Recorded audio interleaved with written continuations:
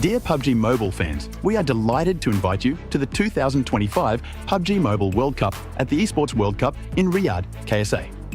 This exciting event will take place from July 25th to August 3rd at the Boulevard City.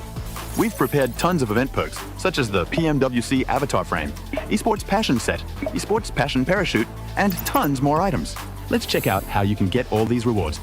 During the tournament, go to the Pandora event page via Lobby, Event Center, eSports to join the event.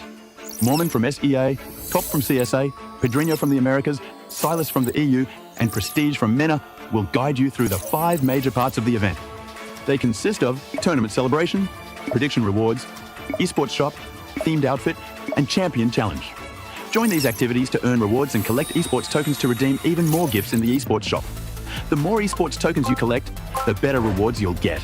You can get up to 2,870 eSports tokens from the prediction event. It takes place from July 23rd to August 5th and consists of 3 stages that coincide with the tournament: group stage, survival stage, and grand finals. During the group stage, get 20 eSports tokens by predicting the 8 teams you think will advance directly to the grand finals. Each correct prediction will grant you an additional 60 tokens. Make a total of 3, 6, and 8 correct predictions to get 300, 680, and 720 tokens, respectively. You'll get another chance during the survival stage to guess the other 8 teams that will make it to the grand finals. The rewards are the same as the group stage. During the grand finals, you must try and predict the ultimate champion. Just predicting will grant 30 tokens, and a correct prediction will grant 400 tokens. If you're unsure about your predictions, you can let your friends' predictions guide you. Find someone reliable, copy their predictions, and wait to be rewarded. The 3 prediction rounds take place on July 27th, July 30th, and August 3rd at 10:45 UTC 0. Rewards are issued the second day after each stage ends at 4 AM UTC 0. You'll receive eSports tokens based on your prediction results. Note, eSports tokens don't expire and can be used in future eSports events. Who do you think will be the ultimate champion? Join the 2025 PMWC event and share your predictions. Invite your friends to join the predictions and watch the tournament unfold.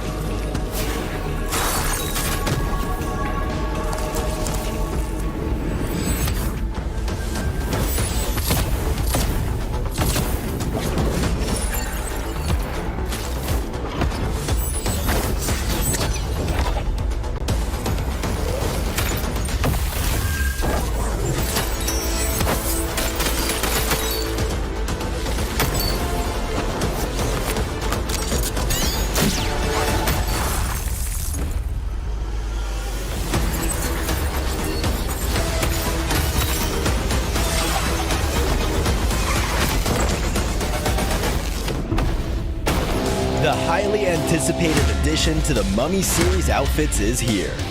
Paired with the new Ice Tube Glider, the Polar Spectrophage set is just what you need to freeze your enemies. Or send them ablaze with the Inferno Fiend set's new upgradable Chain Inferno Uzi. All the Mummy outfits are back. Get them all. Join now and collect the whole series to turn all eyes on the battleground. Event period, July 10th, 2025 through September 2nd, 2025.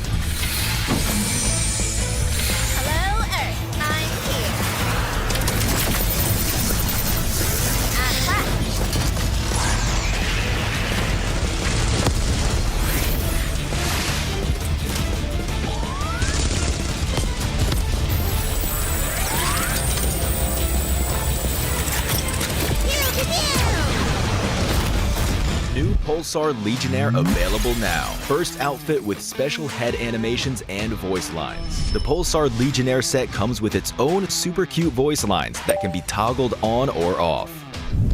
What happened? Bye, friend. Hello, Earth. I'm here. It also features the upgradable Hyperion ship DSR and Jet Reaver glider with special animations. Experience parachuting like never before. That's not all. Even more rewards await. Event period, July 25th, 2025 through August 26th, 2025. What are you waiting for? Get the new Guild set now.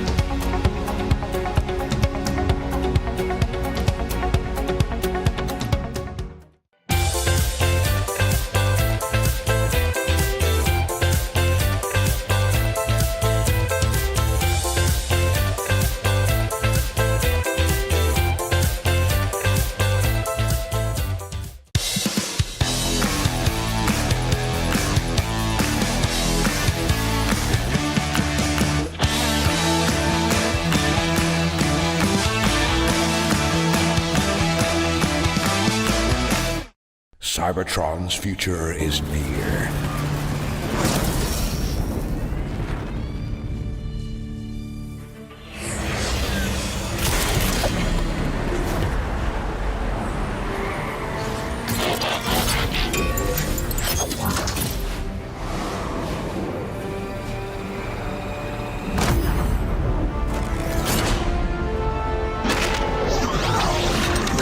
Autobots, roll out!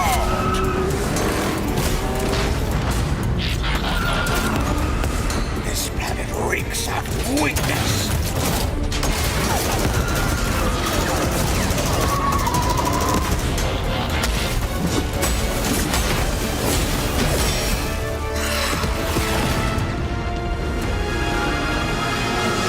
Your courage reignites my spark. We'll crowd a new load of Cybertron.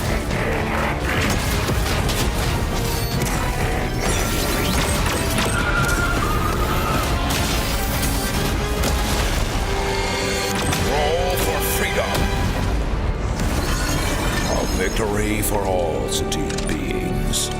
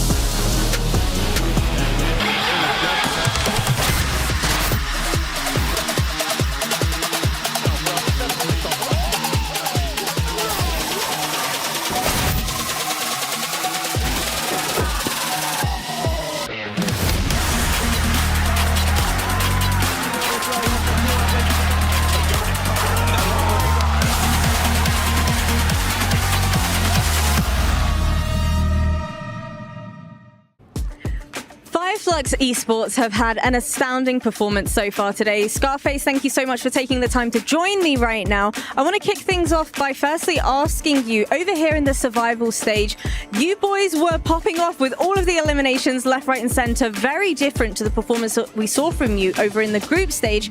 I need to know, was this an intentional plan from the start to play a little bit more aggressive? Bugün Survival Stage'de bayağı agresif oynadınız. Çok fazla skor, kill aldınız. Ve bu sizin planınız mıydı Survival Stage'e gelirken? Çünkü Group Stage'de biraz daha pasiftiniz. Yani bu stratejide bir değişikliğe mi gittiniz? Ya aslında bizim normal kendi oyunumuz bu. Group Stage'de biraz afallamıştık. Pasif takılıyorduk biraz. Şu an kendimizi açtık. Bizim gerçek oyunumuz bu. Böyle devam edecek. So actually this is our real game. And during group stage we just we're more passive and we didn't know where to start, but we definitely started now, and you will see that this is our game. Well, the very first winner chicken dinner that you got today, I need to ask you, do you feel like that gave you and the boys a little bit of a momentum boost heading on? Bugün ilk win'i siz aldınız ilk map'te. Bu size motivasyon veya momentum kazandırdı mı? Tabii ki bizi ilk win kendimize getirdi. Nasıl bir takım olduğumuzu hatırlattı. Devamında zaten iyi bitirdiğimizi düşünüyorum. Kötü hatalar yaptık ama toparlayabildik son maçta. I would definitely say that this win reminded us of what kind of team we are, and it gave us a momentum boost. Of course, we did some mistakes later on, but still we showed our game. Well, speaking a little bit more about those mistakes that were made later on, you kind of started to take your foot off the gas just a little bit, playing a little bit more passive as well. If you could go back and redo it, what would you change? How would you play? Senin de söylediğin gibi hatalar yaptık dedin. Peki yani 3. maçtan sonra sanki böyle ayağınızı gazdan çekmiş gibiydiniz. Tekrardan oynansa bu maçlar bir şey farklı yapar mıydınız? PK'nın yanında biten maçı tekrar oynamak isterdim. Gelen kafayı kesin eksiksiz bir şekilde vurmayı düşünürdüm. Bir önceki maçta da 4. maçta Erangel'da timing tutturamadık. Timingi tuttursaydık o maçta win alırdık. He's saying during the match that ended around Pecado, like they would have definitely played much better if they had the chance, and also on the next match they were really off with the timings. But if it was played out a little better for them, then they also would have gotten a win there, they're saying. Well, the final game, you walked away with another winner chicken dinner. So talk to me about the communication amongst the team, because Ketch was clutching up in that one. Was everybody going crazy? Son maçta yine bir win aldınız. Orada takım içinde konuşmalar nasıldı? Çünkü Catch resmen bir clutch attı orada. Biz ilk başta alan atar atmaz sakın satmayın konuşması yaptık. Çünkü çok açıklıktı. Biz 3 finish yedik. Catch tek başına kaldı. Zaten alacağına inanıyorduk. Bekledi, doğru zamanı bekledi. Bombasını attı, clutch'ını attı. Bize win'i kazandırdı. Yeah, so when we saw the final circle, we were like, guys, focus, we can win this. And then when Catch was left alone, we knew with this grenade like that he is going to get the win. And my final question for you, what's the game plan heading into tomorrow's match is the final day of survival stage? Peki yarın survival aşamasının son gününe geçerken stratejiniz nasıl, oyun planınız nasıl olacak? Bugün oynadığımız gibi oynayacağız. Bizim gerçek oyunumuz bu. We will definitely play like we did today because this is our real game. Hot drop? I think so. What we're hot dropping for? PUBG Mobile. PUBG Mobile. That's not loud enough, right? No. Louder? PUBG Mobile! Survival Stage Day 2! Let's get right into it. Woo!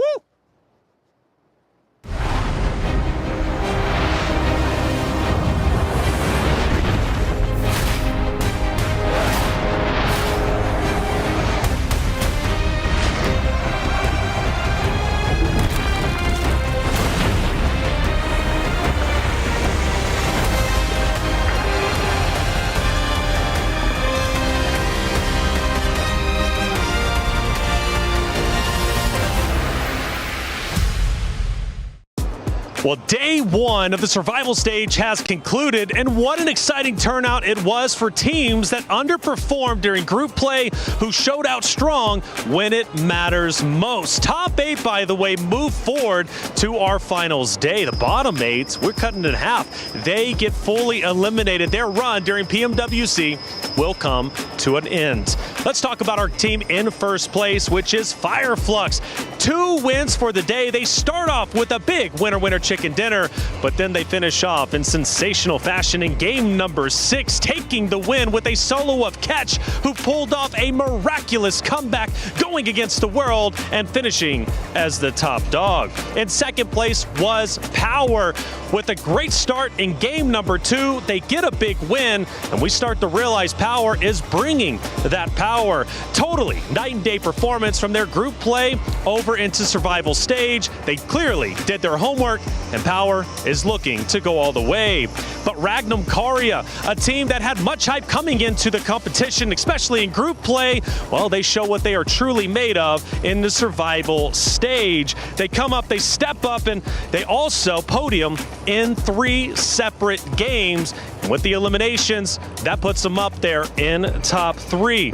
But R8 was the fun one to watch all day long, playing spoiler to so many different rosters, including Team Falcons in back-to-back maps. R8 is a team that refuses to go out without a fight, and in fact, even still in Game 5 Miramar away from Team Power with just 2 players, they took on 2 rosters, and they ended up on top of game number 5. Falcons, a lot was on the line for them, right? A lot of questions of how well they will do going into the survival stage, because group play, they only managed to secure around 20 or so points, desperately missing the threshold of top 8. But for Team Falcons, yes, they did perform, and Narvalo stole the show with a big 1v3 against the roster of Alpha 7, looking to go back-to-back. But let's talk about Alpha 7, because they're currently in 11th place. Their struggles continue from group play into the survival stage. We asked Revo, would the pressure be mounting up? Well, clearly it has been. They are outside of top 8, and they desperately need to claw their way up towards the point threshold. If they can reach top 8, they will go to finals. If they don't, their tournament run will come to an end, and so for their hopes and dreams of going back-to-back will be over with. As well as Vision, who's also been on the struggle bus, currently in 12th place. Look, tomorrow is day 2. There are teams that need to step it up, and there are other rosters who just need to keep doing what they are doing. Let's see what day 2 has for us for the survival stage. Fast and Furious is the name of the day here for Survival Stage Day 2, and it might have FF in the name, but it's all Fireflux at number 1 here, looking to continue to dominate this position. Welcome, ladies and gentlemen. My name is Kalaris, to break down everything that may be going on throughout the day here for the Survival Stage. And joining me to my left-hand side, I have Seven, I have Neptura, I have Max Man. I'm not going to talk to Max, don't really care too much. Well, why you? No, nothing from you. You didn't miss me yesterday. No, you can pick, no. You can pick your pouty face. It's fine. But we've got a lot to talk about here, guys. Of course, Survival Stage Day 2 here, 7. An opportunity for these teams to move through into that grand final or be eliminated, stricken from the roster. That's right. I mean, we had some teams that actually ended up surprising us. They didn't perform that well in group stage, especially towards the top. Power, this is a completely different team, Natur. It absolutely is.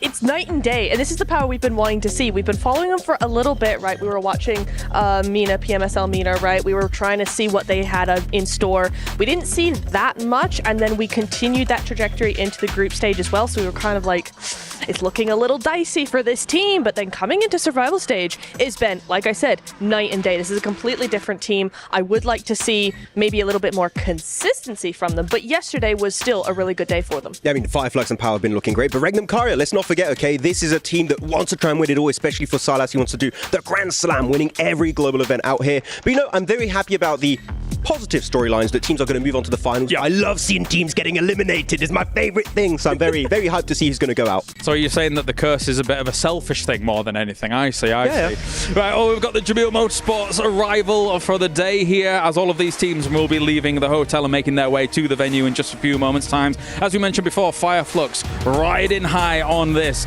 For some of these teams, like Influence Rage and the Brazilian teams across the board, they're going to have to step up quite a bit here. There was a step up, though. Neptura from good old Falcons, who, relative to the group stage, we weren't super impressed with what they were doing, but now here in the survival, they've come out to play. They have. I really enjoy watching them yesterday because that is exactly what we wanted to see from them. Again, it's the same with Power. They've got a little bit more to go, but actually looking back over those points, they had 4 top 5s out of 6 games.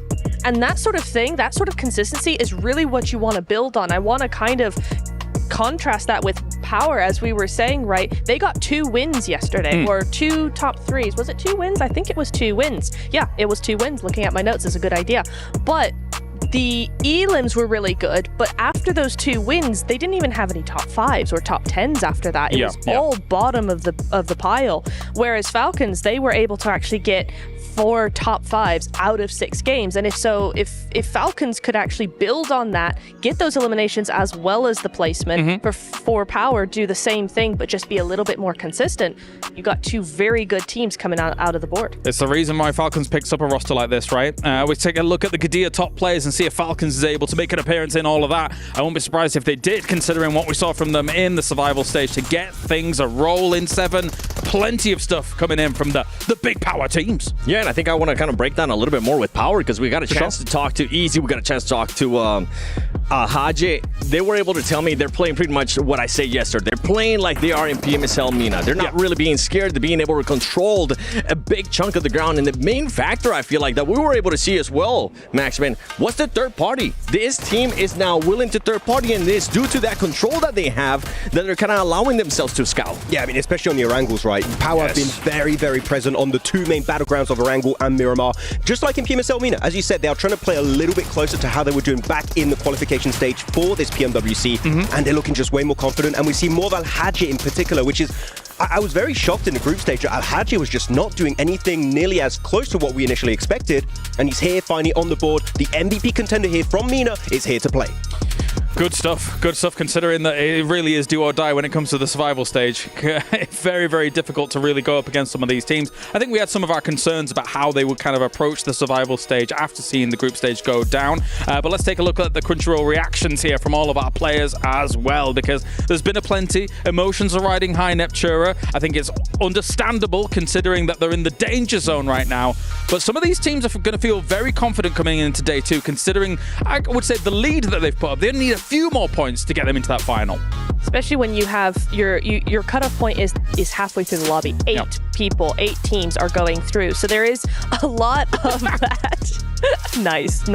No, there is a lot of that sort of more comfortable feeling coming into day 2 for those teams. If you did have a really good day, like the Falcons, like the Regnum Carios of the world, like Power as well, you are looking at these teams going, actually, today is not going to be that bad. We just have to not be horrible, and we should be good. Just don't be Alpha 7.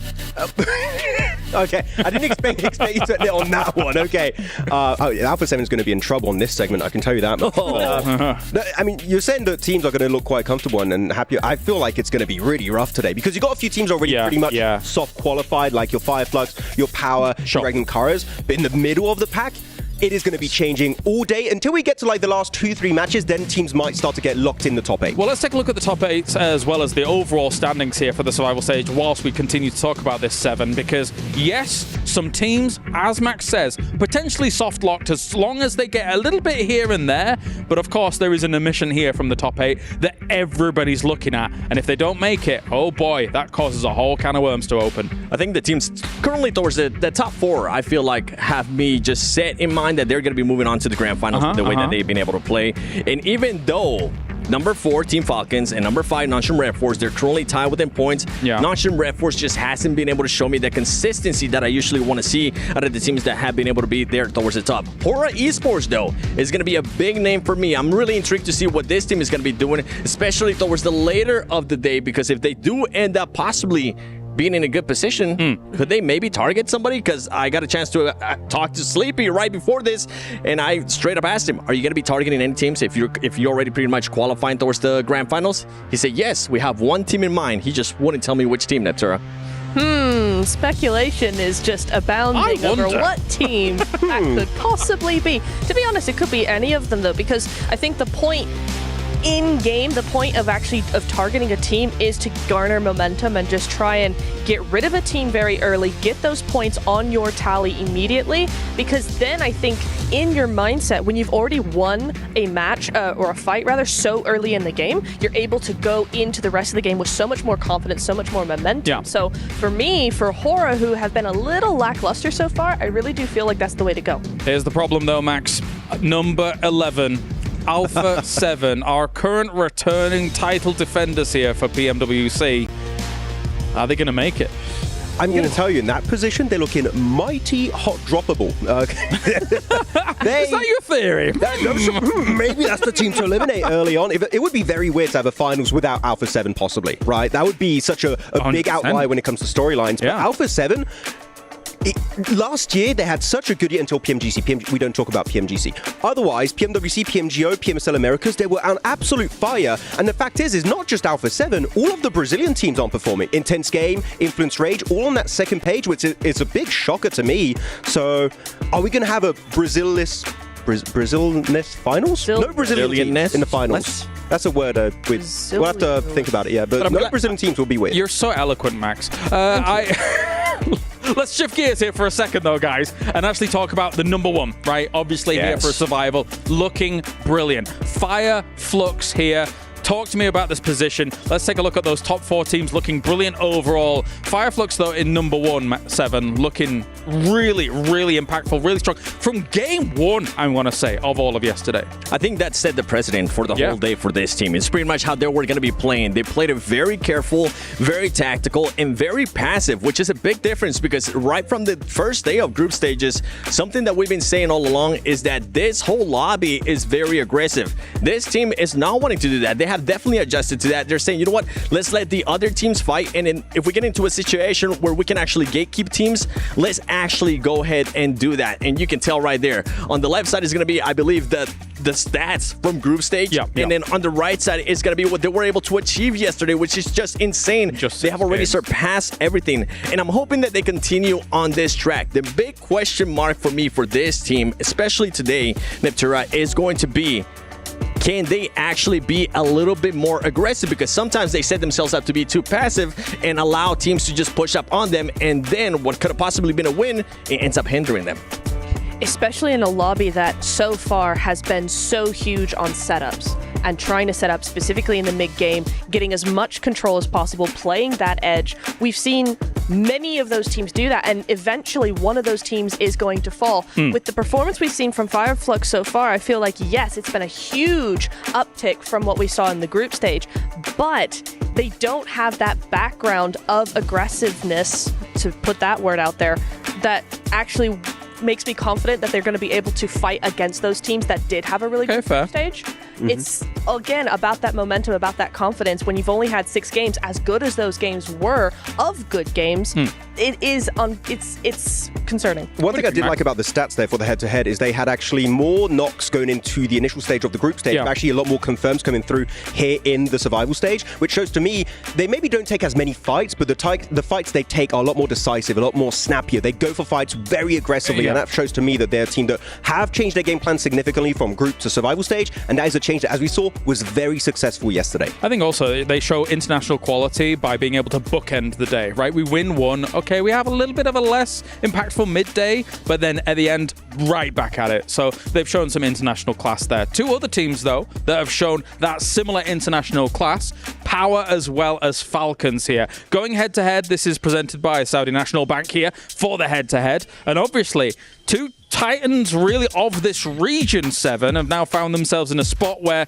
Power's outshining Falcons a little bit, not by much, but definitely in terms of those kills, the eliminations, I should say, doing very well for themselves. Yeah, I mean, in regards to damage, elims 2, damage received 2, Power has just been on point, and it just comes down to what I was saying earlier in regards to just being able to just hold control. Having 1-2-1 splits has been working wonderful for this team. Now, going over to Falcons, something I want to see is better decision making. Even though you do end up with the top 4 finish, this is a team that I'm going to be having going to the grand finals, and the decision was a little bit spotty, even though they had amazing rotations. I feel like we can all agree we saw the best rotation of the tournament yesterday in Erangel. Oh, that Erangel game was just beautiful. The way they moved from the northern side to Rozhok onto Rozhok Hill to take control. They do fumble in the way they do try and engage onto Alpha 7. That was quite unfortunate. But that one play alone showed potential that this team, they're back, they're live, they're ready to make into top 8 and remain in the top 8 after today's 6 matches. Yeah, and I think that is something that I think is the biggest thing they need to improve on, because they do have that foundation of they can get to the top 5. They have incredible rotations. I loved what I saw in Rozhok. However, it's those final few moments when they have to make the last 2 decisions to actually win the game. That's where they end up fumbling. So for today, we need to see that follow through with those really good decision making. Yeah, I think that's astute. I think they obviously are looking at themselves and position themselves today. Hopefully we can see that actually come to fruition. But now we've had a bit of a change up when it comes to the power rankings. As wait a minute, what's this? Hey yo! I didn't. Yeah, I didn't. Okay, I didn't know we were going to have that kind of change coming in. So we've got advanced to the finals, eliminated. And then, you know, Maxman's doing his Maxman thing, 7. He's definitely there. I didn't expect 3 of the same logo, though. I just picked Revo as MVP. I didn't mean for the entire team to be down there. Are you causing problems, Max? I mean, I did cause problems for Phallic in PMSL CSA. It's grown stronger. There's no way you can eliminate our former champion here in this moment. This is ridiculous, 7. He did it at PMGC. As soon as you pick Alpha 7, I was like, oh, we're cooked. We're absolutely cooked. No. I'm just a scapegoat for every team. Like, oh, it's Maxman. It's just... You are actually. It's just too on point. I mean, sometimes. actually, you should be charging these teams a fee at this point. I was going to say, like, I'll send my PayPal information. You guys just reach out, okay? We'll make it work out. But no, some teams said just don't talk about them, and I'm quiet. I have a list of teams. I might bring it out later. I can't predict. We'll see who's on there. I did see that you were messaged by many a team. Neptura, I'm assuming that they're not quite messaging you regarding please don't predict us. They're probably saying, oh, well, you know, we think we've got this chance, we think we've got that chance, etc. Yeah, not yet. I'm starting to get a curse, though. Really? A little bit, but mine is more in the moment. I will talk about a team and go, oh, that plays really nice, instantly eliminated. So it's more of an instant thing rather than a team curse like this guy over here. Nah, hold on. We got to call you out on this. Sure. No, wait. Kino? Can we talk about Kino? No, don't you talk about absolutely Kino, cursed that team. I love Kinotrope. And dare I say it? Dare I say it? I am the reason that Team Spirit lost PMGC. Yeah. No, that was their own fault. That was their own. Wait, did you also curse Team AXTMG? Oh goodness, did I? Because you've been really high on that team too. They're gonna have to do. They're gonna have to do a lot today, that's for sure, to try and push themselves into a position of power. Of course, you can see here as Falcons, the previous club championship winners, placing their key upon the key crusher. However, I'm suspecting their key will not be crushed today, Max. I think that they will continue to be able to position themselves to the top 8. It will be crushed, but in the finals, okay? You think so? Yeah, no. No Falcons champion? No, I don't think so. I don't think so for this one. I don't think Falcons have shown me enough to be a championship contender. I've had other teams on mind, but they could definitely... top 5, I think, would be definitely possible for this Falcons roster. Right, well, congratulations, Falcons, for winning PMWC, because Max has come to a complete reverse.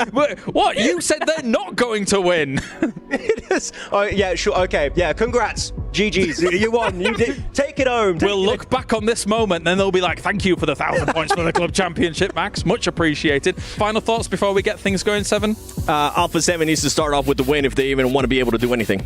How about yourself, Neptura? The same for the other Brazilian teams. Intense game in influence range. R8, Yangon Galacticos, that's happening. I was told R8 are especially ready for this hot drop this time around. They said they eliminate them in 10 seconds. Paradise? You've got to be ready. Yeah. They said 10 seconds, Yangon are out. Panic! All right, well, we are good to go. Thank you very much, guys. It is time to start Survival Stage Day 2 and see who makes it to the final.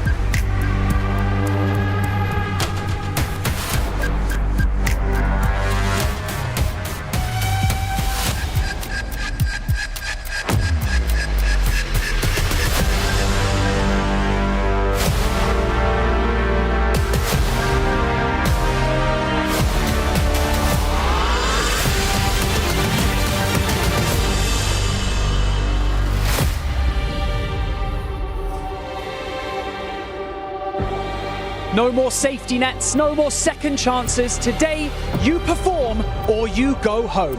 8 teams will have their keys destroyed in this crusher today, along with their hopes and dreams of staying in this competition. My name is Barney Banks, and I am your host for the PMWC at the 2025 Esports World Cup. And it goes without saying that only the strongest teams here will have the opportunity to lift this stunning trophy. So, make every opportunity count. And with that being said, it's time to introduce your teams to the main stage, kicking things off with intense game.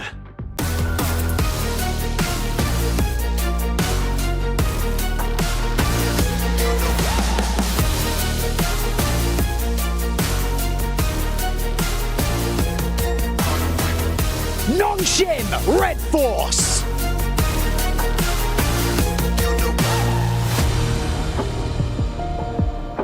Gamax Esports.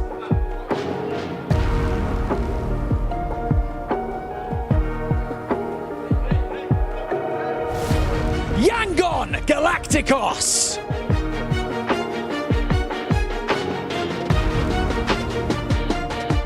Horror Esports.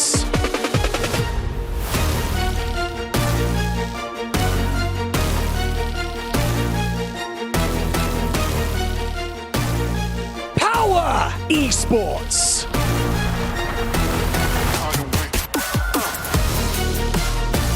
Regnum Carrier Esports.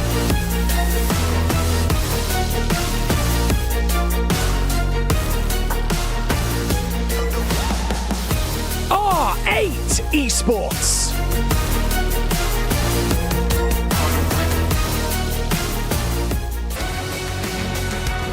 Fire Flux Esports.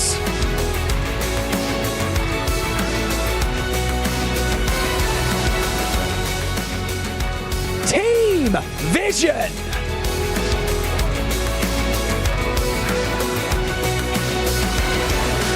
Influence Rage.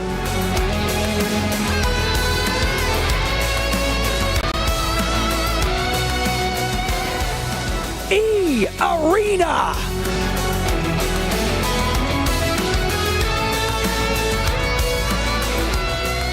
Kinotrope Gaming.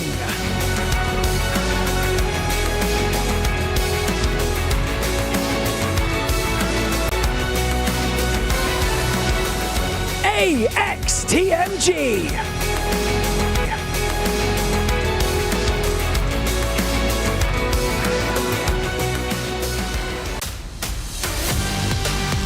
Team Falcons.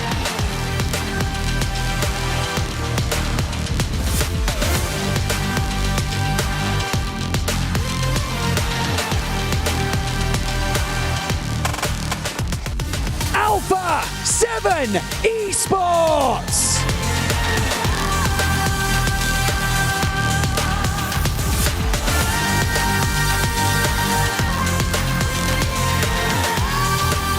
Sixteen teams enter the stage, but only 8 will make it out unscathed. Remember, we have $3 million on the line, so it is time to get serious. It is time for the final day of the survival stage.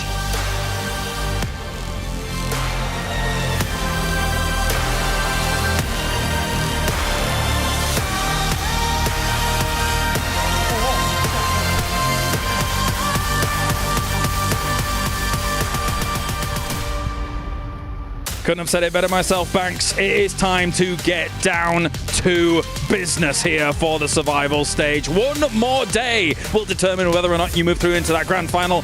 One more day will determine whether or not you are eliminated. So far, so good for Power. They sit well towards the top. However, we've got a lot of teams to talk about going into our first Sanhok. Neptune, I'm coming to you first things first. Brazil is a region famed for excellent hits here in PUBG Mobile. However, they've not been able to get it done so far here. They just haven't, have they? No. I mean, it's such a shock to everybody worldwide because it's sort of part of the esports thing now. It's like, well, Brazil's just going to be in finals always, all the time, and they're just looking like they're not going to. And usually, they're very aggressive, lots of control. We see them trying to do that with those edge splits as well, right? But it's just not working. And as the meta is to go center, I think a lot of the Brazilian teams have kind of just gone, if you can't join them, beat them on the edge. But the rotations are just too slow, the timing's too slow, and they get picked apart. I mean, we called out Alpha 7. I want to call out Influence Rage. Like, 7, we covered PMGC. Such a great comeback from this team that really nobody expected when you have like Alpha 7 and all these amazing Brazilian teams and star players, and your Influence Rage here at PMWC has just been really struggling to have an impact. Yeah, 7, what do you think about these Brazilian teams? Yeah, 7, tell us. I'm genuinely surprised, actually. If we go for the Alpha 7, I feel like it set the tone yesterday, as we were talking about Fireflux setting the tone for their day yesterday on the first match for Alpha 7. They had such a great play. They have won from that position before in PMSL Americas too, but it was just silly plays. Them not being able to clear under the bridge, then also forgetting that there was a non-Shim Red Force player on the South Island as well, and then just fully sending it without any cover. It's just silly plays by Alpha 7, and that's why I'm saying they need to start off with a win. If not, they could be one of those teams that get hot drop. They're a region alongside a lot of the other ones that we are keeping our eyes on here going into Sanhok. I want to talk about more, but I'm getting word that the teams are ready to get into our first game. Sanhok here for day number 2 of the survival stage. Let's head over to the casters for all of the action. Here we are, the last day of the survival stage, the last chance and last dance for 8 rosters. Half the lobby cut in half move forward, half have their tournament lives ended. So much on the line for so many different reasons. And that team right there, Alpha 7, need to perform well. But hey, as the champions, they've got a target on their back, and everybody is going to be gunning for them, looking to eliminate them so they are not a threat, at least to them, in the final stage. I'm Taylor Reflections Double, joined by John. It's time to get today started. We move into map 1 on Sanhok. It's always an exciting spectacle. Maintain pace at the top of the tables. Try and engage those afterburners from the bottom. If you don't make it to the top 8, you're done. You're chucking that golden key into the crusher, and it is going to turn to dust.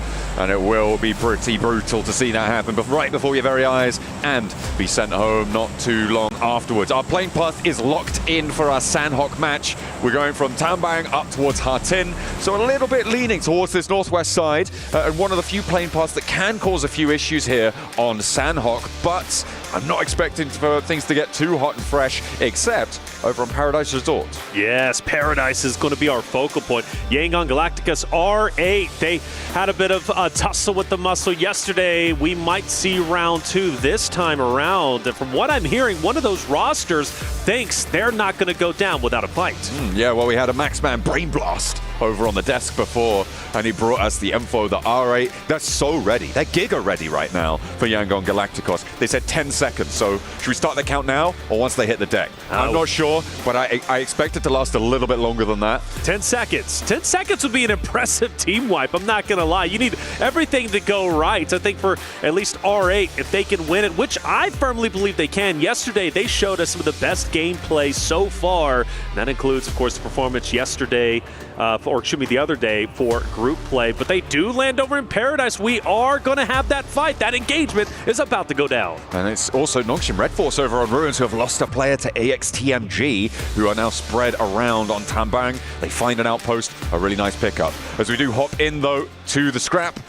This is longer than 10 seconds. I'm getting word that 1 minute and 47 is bigger than 10, and that is going to confirm the R8 are full of hot air. That's it. Well, you know what? Hot air, yes, in the prediction of time constraints, but maybe not in their prediction to wipe out Yangon Galacticus. Now, we'll say they come in with so much confidence, so much reverence, but if they don't win this fight, that's going to be a big blow to their ego. And also, the stakes are pretty high for this hot drop, and the reason why, well, Yangon Galacticus is a team outside of the top 8, but barely, just barely. 34-35. 1 point puts them back into the top 8. That means they're going into finals, and already Kinatrump is actually getting active, surprisingly. And Yangon Galacticus, with their head on a swivel, are starting to rotate out of Paradise and now focus, at least right now, on the solo of Kinatrope. It feels like the play there for Kinatrope was that they knew there was a hot drop over in Paradise Resort. Yesterday, they wanted to try and poke their noses in, maybe set themselves up for a third party. Unfortunately, Yangon Galacticos, they actually just decide to fully disengage. A nice Nice adaptation coming through from them. An early drop, grab a couple of weapons if you can, move on south. So Kinotrope, their outpost, that gets spotted, and instead they are the focus of the pickup. And that point goes to Yangon Galacticos. In the meantime, this AXTMG Nongshim Red Force fight that has been spread around, not inside the ruins this time, seems to be going fairly poorly for both sides. That's right. Yeah, AXTMG got that first knock and full finish. And knocks from Red Force, they lose one, but Red Force has fought back and managed to take down one from AXTMG. They nearly get a second, and AXTMG says, well, we're dipping out, we're trying to leave, but they actually have to park the bus a little bit. We do have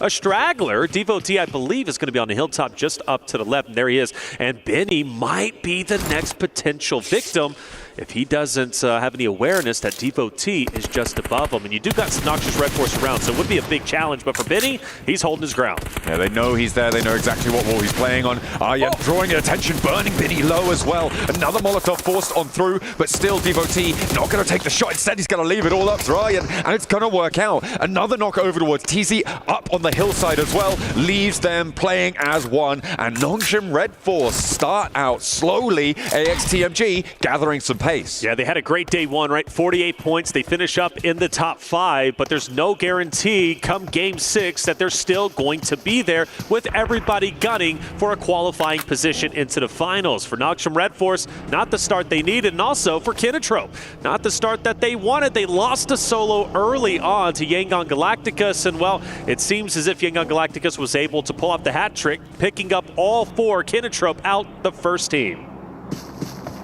Trying to rotate down south, trying to get a little bit fresh and try and third-party that Paradise Resort play. Yangon Galacticos are ready for it. So it's not just R8 who were looking at adaptations there. It was Yangon Galacticos as well. A really prescient decision. And that actually allows them to pick up all the supplies that Kinotrope were able to loot through as well. So even though they had a little bit of a low time looting phase in the south side of Paradise Resort, they were able to pick up a lot because they've been able to leapfrog that one through. As we take a look at the replay, this is how Nongshim Red Force lost a lot of their players. Influence, Rage as well, trying to break out of boot camp. Looks like they've moved into the hillside successfully. Yeah, and AXTMG is most likely going to want to get the final player, Ziz, who's going to be just on the opposite side of Ruins. Big win for AXTMG. Only losing one player in that fight is pretty successful. Team way towards the bottom, getting started early. It's only going to better their chances to making top 8. Team Vision, a roster that performed very well and had stellar moments throughout group play, had a disappointing run throughout day 1 of the survival stage. A team on your screen with all 4 units, still looking to work their way up if they can. I do wonder, intense game with Adrian starts to go out there along with another one of his teammates, getting closer to AXTMG, who starts to fire off some shots. Teams need to respect AXTMG and where they currently are in Ruins. They push too aggressively, they could be losing their lives just like Nongshim Red Force did. The question is, even with good positions and good performances, for AXTMG, it may be too little too late, right? They're chasing a marathon down where other teams are going for a stroll around that bubble. They are on 12 points at the start of this match. Obviously, picking up 5 is brilliant, right? Sure. But when you're looking at trying to get up towards 70 points today, they need to put up over the course of the day, getting up towards, what is that, 58 points? That's right. To be able to get to 70 points, and even then it's not certain. So getting 58 points is almost a 10-point average. That is a top team performance level, and it will be really difficult for them to try and earn that sort of points. We'll have to see if they're able to be up to the task, because we get a replay of how Kinotrope walked into a building and did not walk out. That's right. Solo was taken down very early on. Yangon Galacticos said, well, let's take advantage of this. Let's push into Kinotrope. We know basically where their whereabouts are going to be. And like I said, they pull off the full team wipe. Good on them. So from R8 versus Yangon Galacticos to now the fight for Paradise turns around. Yangon Galacticos are gone, and now it's Regnum Karya taking their place. R8 opposite of them. This is another tense fight to talk about what's at stake here for Regnum Karya, still relatively healthy within that top 3 position. They can have maybe 1 or 2 bad games before they start to get put on high alert. But for R8, this is a must-win fight. The shots are starting to ring out, and Regnum Karya is going to strike first. Immediately getting that flush as well, earning that point. Damar steps up with the DPS, but it's just a little bit out of range to fully connect, and Regnum Karya just keep this unlocked. 2 players almost immediately. They've survived the hot drop here. here, Reflections, but it feels like they weren't ready for the second phase of the game, which is called not staying in your drop location. No, it's going to be up to 2 players from R8, and they pretty much have to fight. I mean, yeah, you can leave this, but I don't think they want to. R8 want to establish Paradise if they possibly can. Losing this could very well knock them out. I'm almost guaranteed, really, to knock them out of the top 8 contention, making them forced to fight on Erangel and Miramar. Ragnum Karya rolled in. They've been on fire throughout day 1 of the survival stage. They clearly are already off to a great start with 2 players down. Prestige, Marth, they are gone, forced to disengage, and now fight the entire lobby as a duo. Now let's take a look at the rest of the lobby as well. The circle has centered up towards the north side of Quarry here, which means that there are teams on either side of the Quarry that are going to be able to be a massive barrier to rotations around this circle. Alpha 7 are actually in a very solid spot on the northeast side of this Quarry to stop teams from moving around that east side. Unfortunately, it's unlikely that they're going to be able to farm too many points for it. Well, they'll maybe get 4 from Gamax unless the Falcons try and roll in behind them from Cave on that east side. It's that west side that's going to get a little bit more fraught, and that is going to be up to Fireflux. It's going to be up to E-Arena to be holding down the west side of that Quarry position. But again, with Alpha 7 being in the position they currently are in the survival stage, a chance to potentially not make it into finals to defend their title, they've got a target on their back. And for Gamax, if they see him, maybe they want to go for the challenge. Hora, you got Fireflux, right? E-Arena, they see Alpha 7, maybe they get a bit more aggressive and put a little bit of extra attention on where they currently are. But I agree with you, John, where Alpha 7 is currently at, I'm feeling quite confident. We look at Falcons, Narvalo with Redox, and Narvalo, that beautiful 1v3 against the roster of Alpha 7 yesterday, put them into the grave in game number 5. But one of the teams that was hurting Falcons the most yesterday was R8. This time around, it doesn't look like they're most likely going to run into each other. Even if they do, Falcons is going to have the numbers, so they might be able to beat their boogeyman. But for Falcons' sake, looking good. You got all the members up. They've got a lot of real estate, not only in front of them, but also behind them, basically a limited line of sight. So for Falcons, I'm expecting a pretty decent game 1, which is historically what they normally start off with. Well, they'll have to try and keep this one going. They're right on the edge of the south side. They're worried about crossings to their west. They needn't be, but they don't know that, of course. They're worried about teams moving down the west side, rotating in late, coming in from that south edge. There is currently no one playing that area, but they are just being careful. They're crossing their I's and dotting their T's at the moment as it goes. You know, you can flip that one around if you want to, but I prefer this way.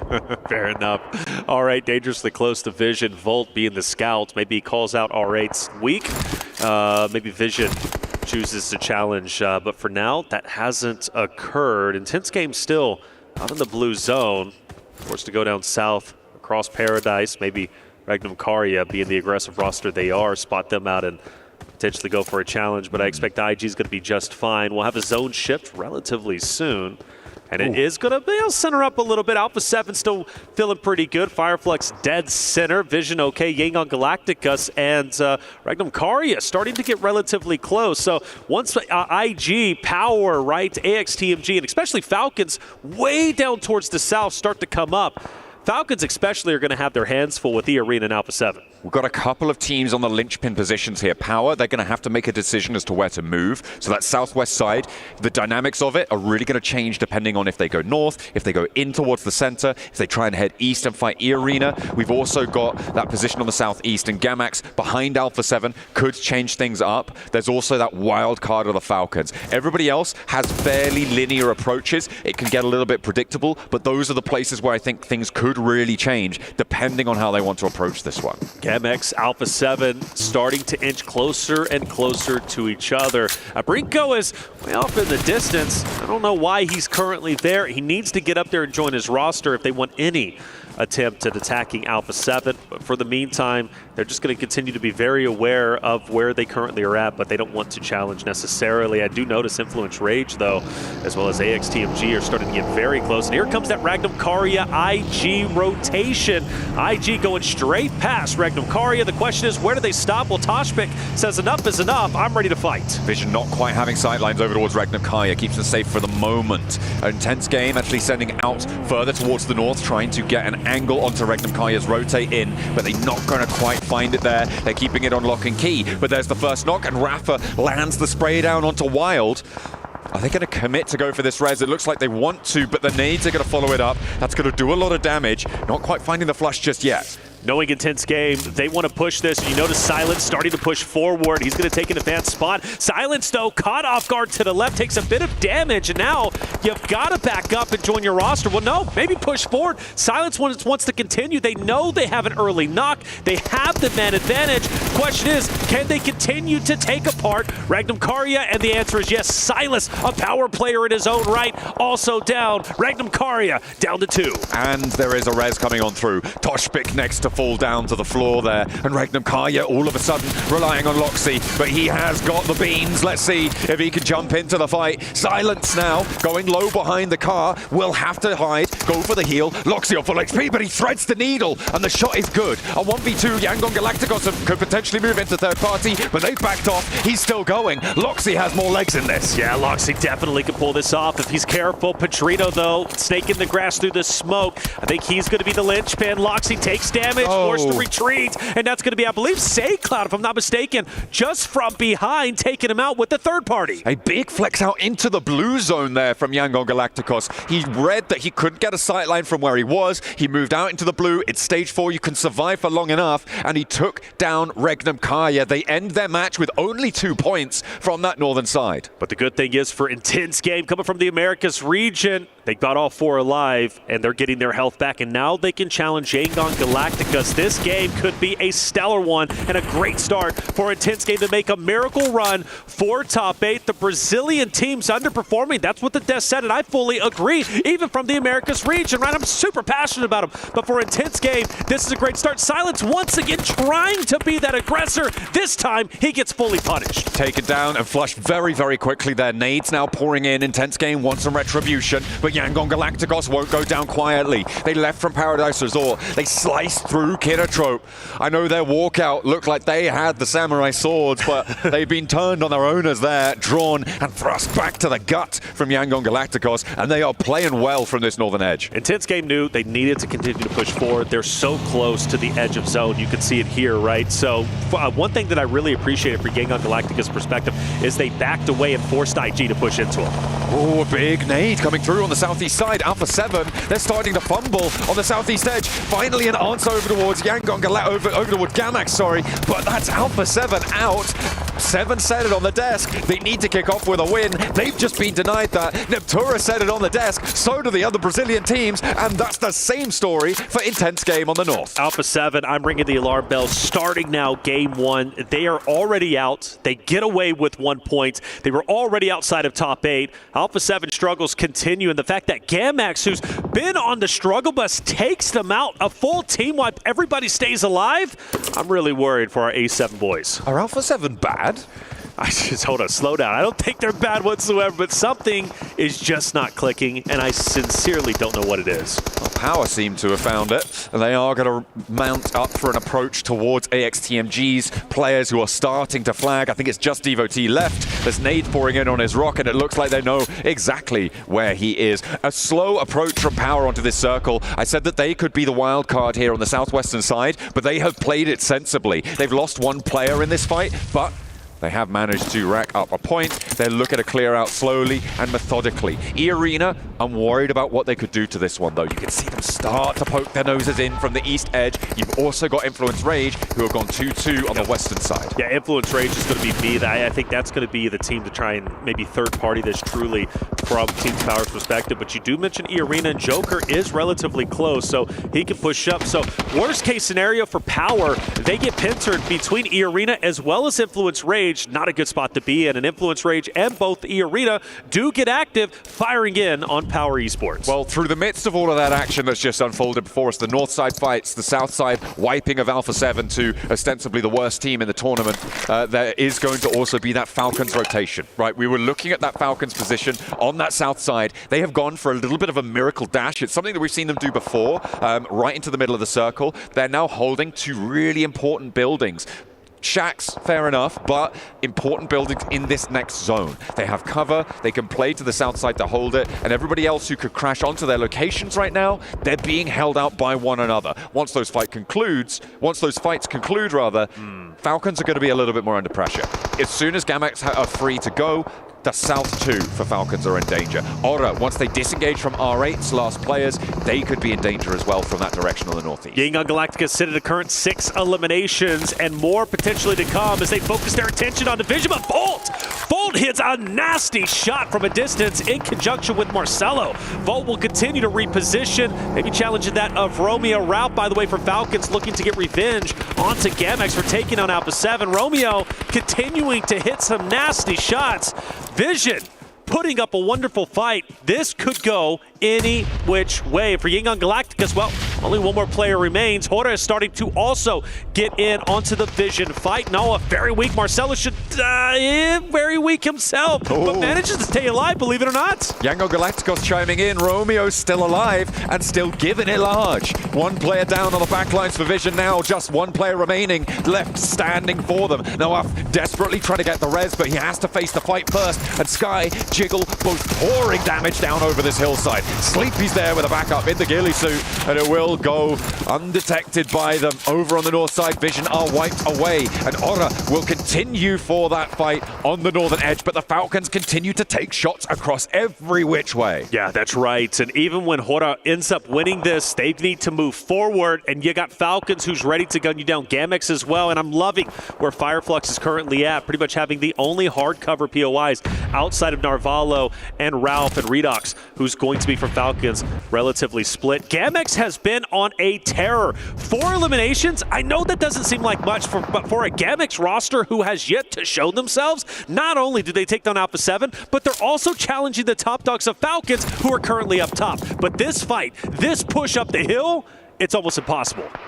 It is very, very difficult when you're dealing with players that are sat up in that watchtower. You need to plant those nades in. You need to be accurate and deadly with them. But Ralph seems to know where he's fighting against. So do they. They bobble a nade over, but don't find the knock. They need some backup here. It is just Ralph on this position. Narvalo is off in the distance. They're playing split right now. And Arthur puts another stone up. Over the top, doesn't fully connect. In the meantime, Narvalo's soloing Aura on that northeast side. And actually, Aura could change the tune of this one. Yes, they could roll straight into Gamax instead of uphill towards Ralph. They absolutely could, and if they take down Gamex, surely they're going to take down the 2 from Team Falcons. Ralph repositions. E-Arena could also fire some shots on his back end. He needs to be very aware of his surroundings and who is currently at play. Ora, nade onto Arthur. Going to be a bit short. They've got to continue to push up. For Falcons, though, continually getting picked apart. Joker takes down another from the Falcons roster, leaving them as a duo. Hora starting to tighten the vice grip, getting closer and closer to Gamex. Gamex needs to be ready for the attack.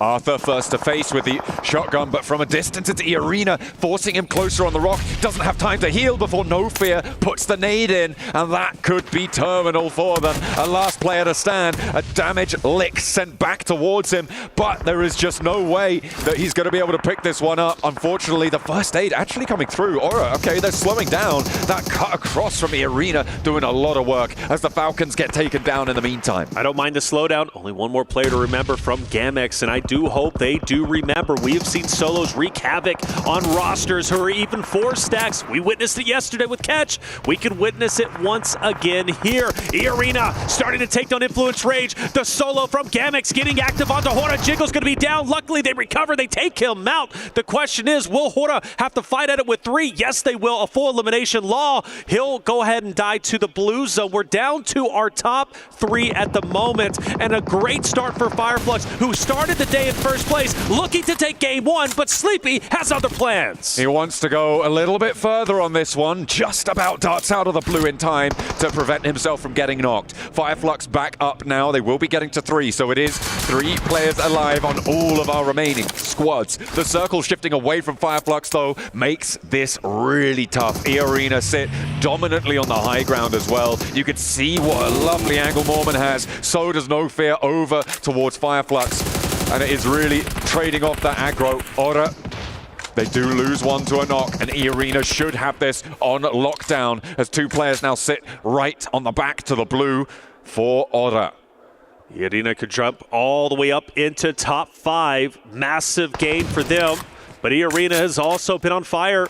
They've been playing very well, with them having 3 players and the high ground. Hora has no choice but to use the natural terrain, aka the rocks, and just kind of bunny hop between them. Mormon, who's been the linchpin for this roster, he has been so very impressive, not only in group stages, but also the survival side of things. Sakura taking some damage. Mormon starting to push up, but no drama here. Arena takes game number 1 in scintillating, sensational fashion, and that should jump them up into top 5. Big news here on this match. Alpha 7 again go down early, intense game. Not a great performance from them. Influence Rage still in 10th place as well. The Brazilian teams are faltering, they are fumbling, and it may be the twilight of the region here at the PMWC. They need to stand up tall because teams like E-Arena, teams like Fireflux, teams like the Falcons and Regnum Kaya will take them on any day of the week. You cannot let off the pace because this is what happens. That's it. Big hits to some top dogs, but for others starting to shine true. Top 8's getting competitive without question. It's still easy to break in. I say easy with an asterisk. Of course, I'm only talking in terms of the amount of points needed to break into top 8 for some of the rosters down below the threshold. But they start to get serious. That's 1 game done and only 5 more games remain. We're going to go to a quick break, but when we come back, game 2, we're heading into Erangel. Coming your way.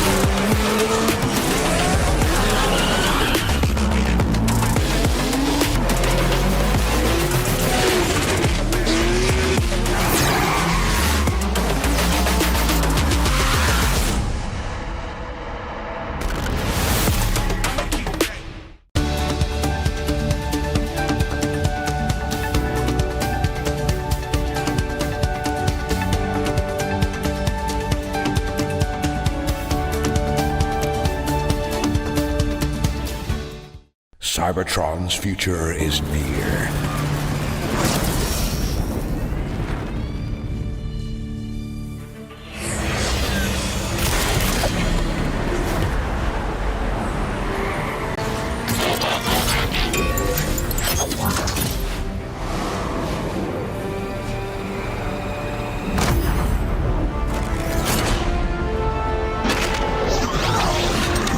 Autobots, roll out!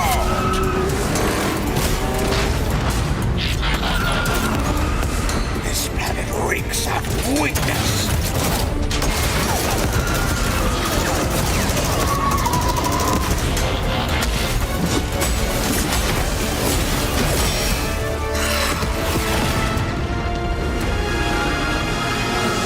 Your courage reignites my spark.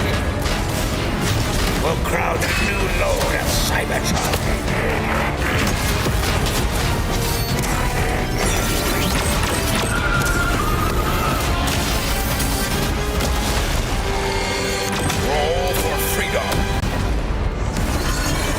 Victory for all sentient beings.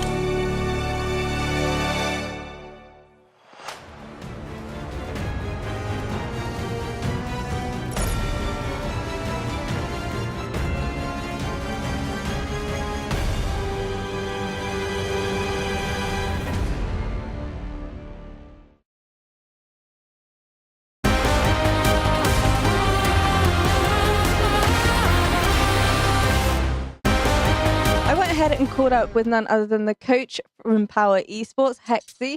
Thank you so much for joining me. I got to ask you, though, coming into the survival stage, having finished second place in many of the MENA tournaments, is there now an added pressure to surpass the Falcons here at PMWC? We don't have any pressure. We just try to be as much good as we can. Our point is not getting first, second place. We just play our games and try to be as much consistent as we can. Do you feel like the Falcons are coming into this event looking pretty strong? Yes, they are a good team. We respect them, but we will try our best, to surpass every team. We don't have a specific team to watch. So we just play our games. And talking a little bit more about yesterday's matches here at the survival stage, you walked away with 1 chicken dinner, which congratulations on that front. However, 2 of those matches, you were the first team that was eliminated. What do you really think went wrong there? One of the games that were because of hot drop, which depends on 50-50. Either you win, either you lose. And the lack of data that we didn't expect them to on our spot. So they landed and we had a fight, then we got a fair party. So it was a tough game, but we tried to fix that and we already fixed it. You already fixed it. Does that mean heading into the final day of survival stage, you're pretty confident you have a little bit more reliable data to work off of? Yeah, every day we play, we get more data about teams and where they go, how the style they play. Yeah. So our style should be and will be the same. So we just try to avoid on the first game fights. Then we will try to play our game depending on the timings and the data the players will get. Well, I want to end off this interview by asking you to give a message to the rest of the teams that you'll be facing here at the final day of survival stage. We are Power Esports and we don't fear anyone. We will try our best to beat every single team. Nice. Thank you so much for joining me and good luck. You're welcome. A Sanhok game, not ending on the Northwest Island. It's Christmas. We've got ourselves a brilliant game coming out from E-Arena, who were able to control the cliff sides, able to dominate the rest of the competition here in the jungle. Welcome back. I'm breaking down this game alongside Neptura, as well as Maxman here. And we have got good old E-Arena with a brilliant little win here, Maxman. Oh, yeah, good old SEA chicken dinner. We love to see it. No, it was a very solid game from them. They were playing a very good compound on the road trifecta next to bootcamp the entirety of the game. It kept shifting away, and they played it very safe, playing on the lower side of the cliff, trying to avoid all of these big early fights, all the early altercations, and because of that, a lot of the teams were wounded, and that's how they can sneak their way into the circle to get the win, especially thanks to Mormon's angle. Yes, Max. No, I'm doing that as a meme. I'm doing it as a meme. No, I did like how they played that. They were able to really effectively use the back of the zone to actually use that and to make sure that nobody else was going to come in. Use that kind of as a wall to just push forward and forward and forward, and it worked out really brilliantly for them. However, they're not going to be at the top of that ranking in terms of points. It's going to be Hora, who did step up in the end game, just trying to third party as much as possible, and look where it's gotten them. Hurrah! No, very excited about that game. No. Oh no, we're doing it again. No, actually, they were on a big sweeping motion onto the eastern side, just clearing all the teams. They got rid of R8. They had a really good compound control. Very strong third party, specifically onto the side of GMX. They were fighting another squad over there. I think it was Falcons, and actually just able to take full control of the east. Unfortunately, it wasn't enough to get the chicken dinner, but it was enough to be the top team in terms of points overall. So Hora really starting to play a lot more aggressive, which normally in CSA they're quite a bit more passive, but here they've really woken up and know that if they want to make it in the top 8, they need to get elimination points on board. Definitely come alive in the survival stage, right? I mean, there were moments in the group stage that I don't think we should really discredit too much here, but for survival, looking brilliant here, Neptura, and considering the position that they were coming in from, considering everything, all the components of this game, I think it lined up really nicely. It did land really nicely, and I think it's been really interesting to see how they adapt to the more global lobby, because you're right, we've seen something kind of very different from them in CSA, but to come into global and not so much control with that more passive just zone control that we're so used to seeing, it is actually controlling with those third parties, which isn't full aggression. It's not a full confrontation 4v4 fight. So it is tweaking it, but it is just making sure that they are more aggressive, able to get more points, and actually reading the lobby really well. Especially in CSA, I kept describing them as a very good defensive team. We take a strong position, we defend until the very end. It's nice to see them be an aggressive team, team looking for breaches and third parties and then being successful while doing so. And I think that gives me really good hype around them as to how they could play going into the finals, of course, if they qualify, but they're looking pretty good. So I think the top 8 is in the cards for them. We have our eye on them. And another team that we have our eye on, of course, is Falcons coming into today, who actually got dispatched of relatively quickly by good old GMX down towards the bottom of the tables here, Max, who are fighting back. Let's take a look at one of these moments here and see kind of how things went down. GMX taking heads. Okay, they take down 2 favorites. So we had at the very start, like, they're going to make it top 8 pretty easily. But no, GMX are here. And actually, the first fight they took was against none other than Alpha 7. Alpha 7, by the way, did not have a bad game here because they actually had a really good rotate. They go from their 2-2 split, regroup on this compound, but GMX, they find one knock, maybe an angle of Alpha 7 was just not fully covered. And I tell you, the speed at which they committed was mind-boggling. They fully sent on the compound, all 4 players, overwhelm Alpha 7 in the matter of 10 to 15 seconds, and the squad wipe is instantaneous. GMX, if they want to do a comeback here to make it in the top 8 against teams like Alpha 7, they got to keep this going the entire day, and maybe top 8 could be possible for them. Another team I want to focus on, of course, here is Fireflux. They've done amazingly here in the survival stage, but just slipping a little bit here in the final moments, Neptera. Yeah, I think we thought they were going to win. You were like, yeah, they're Fireflux, they're going to win. But I think at that point, at the point that when they tried to actually do something, it was too late because they had the low ground and that particular ridgeline or hillside was so open. Yeah. Hora had eyes on them. Arena had eyes on them. It would have been much better if they had maybe one zone before, at least just like 30 seconds before, right before the zone closes. Use that space that's technically outside a zone to wrap around outside and come in behind Arena. I think that would have had a much better chance for them to win longevity-wise because Arena were just able to use that ridge so effectively. That could have been Fireflux if they'd been a bit more proactive. I think there's a big issue when you stay in a compound on the edge for a little bit too long as you become very predictable. Teams knew that they were going to be exiting from that main building onto the southern eastern edge, so they're just like, we hold angles against that, Fireflux, you're not going to exit that compound whatsoever. So Fireflux, again, a team that we know can be very strong, but here a little bit too slow and a bit too passive. I think if they were more punishing, maybe as you said, Niptra, maybe 30 seconds earlier, maybe they just control the entire circle and take home that chicken dinner. I think that's a good breakdown, guys, because obviously they're looking great at the top, but they could be smashing even more here in the survival stage and really making a statement. Well, as you can see, we are getting ready for Erangel. Make sure to check out the map feed as well, which is live over on YouTube. And we can now head over to the casters for the grassy pastures. Erangel on the cards. Thank you very much. I am Taylor Reflections Noble, ready for this game here to get started. It is going to be a scintillating sensation of a game, and I am pumped. Wow, John, that was phenomenal reflections. Yeah, you sound great. You sound proper Texan, I would have to say. By the way, you're in the same room as me. You start picking on me a little bit too much. I am bigger than you. I want you to throw you out. Yeah, but I've got my name on my socks. What? What kind of comeback? Yo, I'm going to take you out. Oh, don't worry. I got my name on my socks. Yeah, they're going to be able to tell which bits of me there you go. left. That's what I'm thinking once I remove you from this room, man. Hey, look, we're gonna put our differences aside for now. We love each other. Because we have a communal hatred for Alpha 7. They're doing really poorly right now. Yeah, everybody in this room hates Alpha 7 right now. They are so bad at video games. No, Alpha 7 are okay. Look, the thing about Alpha 7 is they can come back. They really can, but I can't dispute it. Like, they are on the struggle bus. Things are not going okay for them, and I am sincerely starting to get worried. Now, we did notice yesterday Alpha 7 did land Lapoca for the first time in PMWC. That's normally their go-to spot for the Americas region. Of course, here for PMWC, they've been going up towards Georgia Pole. That's been their location. So I wonder if now they're maybe starting to go back to their default spots that put them at PMWC to begin with.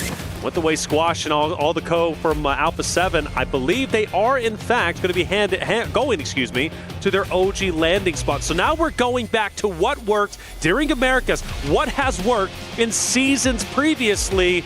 I like this because Alpha 7 are in trouble. They've been trying new things. Now it's time to go back to what has worked, your bread and butter. I mean, this could also be an artifact of the plane path as well, right? This plane path, very eastern leaning from Stalba down to the middle of Sosnovka military base. It feels like a backup drop for Alpha 7. I wouldn't be too surprised over the next 2 matches to see them go back over there. Oh my gosh. This is a pretty nasty sub. Okay, let's kick things off with an eastern plane path and a hard southwest circle. Wow. This is also nasty because it's on the late end of the plane path. There's a hot drop on a vehicle there. I think that's in Intense Game, who have just lost a player. I believe they've gone down to Ora, if I'm not mistaken, over by Yasnaya on a vehicle hot drop there. Our only casualty so far. Ooh. Maybe a little bit more as well. As Power drop one out, Evo T tries to give him the runaround. He says, oh, I'm going to dodge this vehicle. They can't get through the rock. And he's like, yeah, but I've got a gun, mate. He's got a gun, and well, the gun wins over the night. Power, one of the top slaying teams when it comes to Erangel, at least historically here for our survival stage, elimination-wise, averaging, 7 or a little over 7.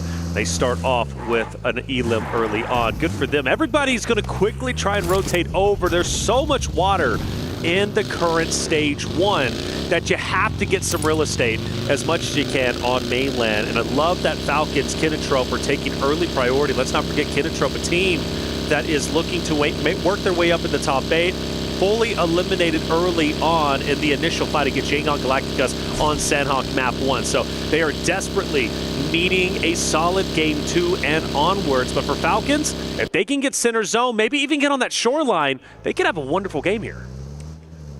We'll have to wait and see. I mean, it is a pretty dramatic circle as in terms of landmass, but what it doesn't do is necessarily put a massive hurry up, because it's on the mainland. These rotational paths will be known, and generally teams will be comfortable getting into this area of the map, right? It's not too different from if it was just a little bit further north and it didn't have as much water on the south edge. The difficulty will start to come on through in towards stage 2, stage 3, after these first rotational plays have been made and moving on through that way. With 2 players going down so far on a hard east plane path, not necessarily unexpected, but the thing I'm looking at right now is Otter and Influence Rage and Yasnaya Poliana. Yeah, they're very, very close to each other. That fight most likely going down. Again, an important one to say the least. For Ora, well, they are towards the top end of the standings. They naturally want to continue to separate themselves, not only for the money, but also for a guaranteed spot in the finals on our next stage. But for Influence Rage's perspective, I mean, truly at the moment, the crown jewel for Brazil, the crown jewel for the Americas region to break at the top 8 and represent Americas in the finals. If it's not for Influence Rage, it's not going to be an intense game. They're a little bit too far down. Alpha 7, so many question marks on them. So Influence Rage winning a fight against Ora here could be massive and bumping them up the standings. The question is, do either team want to engage? Not at all. Right? It looks like they dropped close and looted away from one another. And in general, I would imagine that that is what is on their minds right now. Meanwhile, over on the rest of the map, it's Regnum Kaya crossing the Gatka Fields. Falcons, they've sent a scout out ahead, but Regnum Kaya could potentially pinch that away and cut off that supply line behind them. It looks like Falcons are on a 2-2 right now, I think. It could be a 3-1, I'm not entirely sure on our map feed. But either way, Regnum Kaya seem to be descending on that forward position for the Falcons, and that could be nasty, depending on how fast the Falcons can regroup. Yep. They are about 500 meters out for getting fully on the regroup, but Ralph goes down, and Regnum Kaya wastes no time. That's right, Regnum Kaya is starting to get active. I believe it was a 2-2 split. It was Koa with Redux who were on the advanced position, and well, now he's got Narvalo and Co starting to move through, and Wild is most likely going to be shot at relatively soon, you would have to think. For Falcons' perspective, losing one hurts, though. They were not wanting that, but that's kind of reminiscent of what they've been doing. Falcons love sending a scout player up ahead. Sometimes it burns them, sometimes it works out well. How have AXTMG made their way along this coastline? They've rotated through now 3 teams, and it seems like people are just like, yeah, no, that's fine. That's fine. You guys can just keep going. It's all chill. They dropped around Milta, sort of around that sort of area. They've gone through Nongshim. They've gone through Kinotrope. Now they've gone past Vision. And it seems like nobody wants a piece other than on that hot drop that we saw earlier where they lost Evo T. That's right. Falcons start to move their way maybe towards the shoreline themselves, maybe closer and closer to Kinotrope. There's a lot of activity in one area. I mean, you got Intense Game is relatively close, but all eyes on Vision. Now some Red Force moving in, Kinotrope, all within the same vicinity, and it is getting quite active. Redox moves up, and there's going to be a team off to his right that he's going to have to potentially deal with a little bit later on. For Alpha 7, I said it, they like to let Georgia pull. They go towards Lipovka. Now they've got to make the long rotate down, and they're choosing to take the northern side, which is also quite congested with the arena, R8, Influence Rage, Aura, who are all moving in. And Aura, luckily for them, are the tip of the spear. They're going to be the first team to get inside of the zone, which gives them the flexibility not only for locations, but also potentially gatekeep if they so desire. This is a really ridiculous number of teams actually going for this north side rotate, right? I mean, you know the playing path was deep on that eastern side, sure, but the fact that there's so few teams coming through from Mansion, past School, past Pachinki, is going to change things up. I wonder if anyone's going to draw short and try and camp one of those bridges on the way, farm a couple of points. If I'm R8, I'm thinking about it. Looks like maybe they're going to hop out and slow Alpha 7 down. Revel just about gets away with it for now. Will they unleash more, or are they going to have to try and turnbull through the fights? He slows down. This could be really dangerous here. No. Takes one. The vehicle's smoking. He's low out in the open field here. This is really dangerous for Revel. He needs to be really careful. We're zoomed in over his shoulder. You can see he's keeping it cool. He's keeping it calm. But you can imagine that heart is pumping right now. You know, a lot of times we joke about flipping the cars, bad drivers, so forth, but like, no, that could have been quite devastating. And now into the buggy we go, full health on the vehicle, and they'll continue to separate themselves from R8 and co. Look, R8, they're not playing around today. They're going to take down Alpha 7 as soon as they can. And let's not forget, for Alpha 7, the pressure is truly on their shoulders, not only in the arena, but also for their region. For them going back-to-back, they cannot continue to fumble the bag and make mistakes. That crown-embellished key is teetering on the edge of the crusher right now. For Alpha 7, they are desperate to get points at this juncture. 8th place is a real distance for them right now. They sit on 27. 8th place with Yangon Galacticos right now is 43. We're expecting it to be pushing up towards 70 at the end of the day. And we'll see how they are able to try and clamber their way on through, but that hope is dwindling fast. A hard west shift here isn't super dramatic. Again, it does cut out those Pachinki fields, but I feel like a lot of teams are going to be more pleased about that than if it had been further east on this circle. That west side coast now is going to start to get a little bit more packed. The area around Quarry can be very treacherous as well. Yeah, Alpha 7 start to move straight into the center, well, relatively close anyways, just opposite of Aura and IG as well. And speaking of Aura, just going to be right there neck and neck, and Alpha 7 don't want to pop. Well, they do. I thought they weren't going to pop out and fire some shots, but they want distance. They want Aura to keep on moving. And for Alpha 7, yeah, the short line would be great, but I think they're going to be happy with the real estate they currently have, and especially now, hardcover POI setting up. They will set up their fortress and try and gatekeep anybody else who starts to move in, aka E-Arena, who have now made their way into the zone out of blue. You still got some stragglers, Yangon Galacticus, Power, Gamex, who have been very slow on the rotate, now finally starting to come in. Regnum Karya setting up in the Wizard Tower. You got some great spots locked in. Question is, when the next future zones come, who's going to be benefited? And Alpha 7, no, Mafioso's down the arena challenging. They've just immediately taken down Mafioso, who got way too bold on the angle. As a solo, just had no chance of having backup from the rest of his roster. On the far side of the hill, I mean, I'm slamming a massive question mark on that one. Yeah, that's tough. What is going on? Alpha 7, they had such a good spot. Hardcover POI, like they looked great. Why not just stay there? Why scout? It's not necessary, and now you lose a player. You got to go at it with just 3. That hurts me. It really does. Vinny laying low. Scarface up ahead. Vinny, a talented player in his own right. A guy that wants to truly cement his name in PUBG Mobile history. Had a chance to speak with him, and I love his tenacity. I love his desire to want to be one of the best out there. Noxian Red Force potentially gatekeeping Power and Gamex as they start to move in. Fireflux, who are now on 73. Our first team to have crossed that expected threshold, right? They are now over the 70 points that we're expecting them to need to be able to get on towards those finals directly at the end of the day. So from here on out, it is just a question of solidification. If you could jump up over 80 points, you're looking pretty much guaranteed to be in, right? So if they can earn 7 points this match, beautiful stuff. Turkey will be very, very happy. Even if Regnum Kaya don't make it, they will still have their representatives in those finals. Well, historically, Fireflux have averaged at least 4 eliminations when it comes to Erangel, so that'll put them even closer to that 80-point mark, which definitely would be safe. And with the other team struggling as much as they have been, even towards like Yangon Galacticus at 43, I still feel 73 is most likely going to be safe. But you'd rather be safe than sorry. Take a look at the map once again. Another zone shift towards the south. That's going to force Alpha 7 out of their hard cover. E-Arena hot on their heels, most likely trying to hunt down the remaining A7 members. All-Rate also going in. Influence Rage, Regnum Karia. My goodness, the team's up there, John. Incredible. I'm looking around that quarry area as well. Kinotrope control a lot of the ground on the southwest side. If they can keep that outpost alive, it could be great, but it's a question of doing that, of getting that one done. Alpha 7 now with more danger on their doorstep. E-Arena continue to try and push on through. They want to find a shot if they can make it over towards Revo, who's taking some peeks. Carrillo repositioning on the buggy.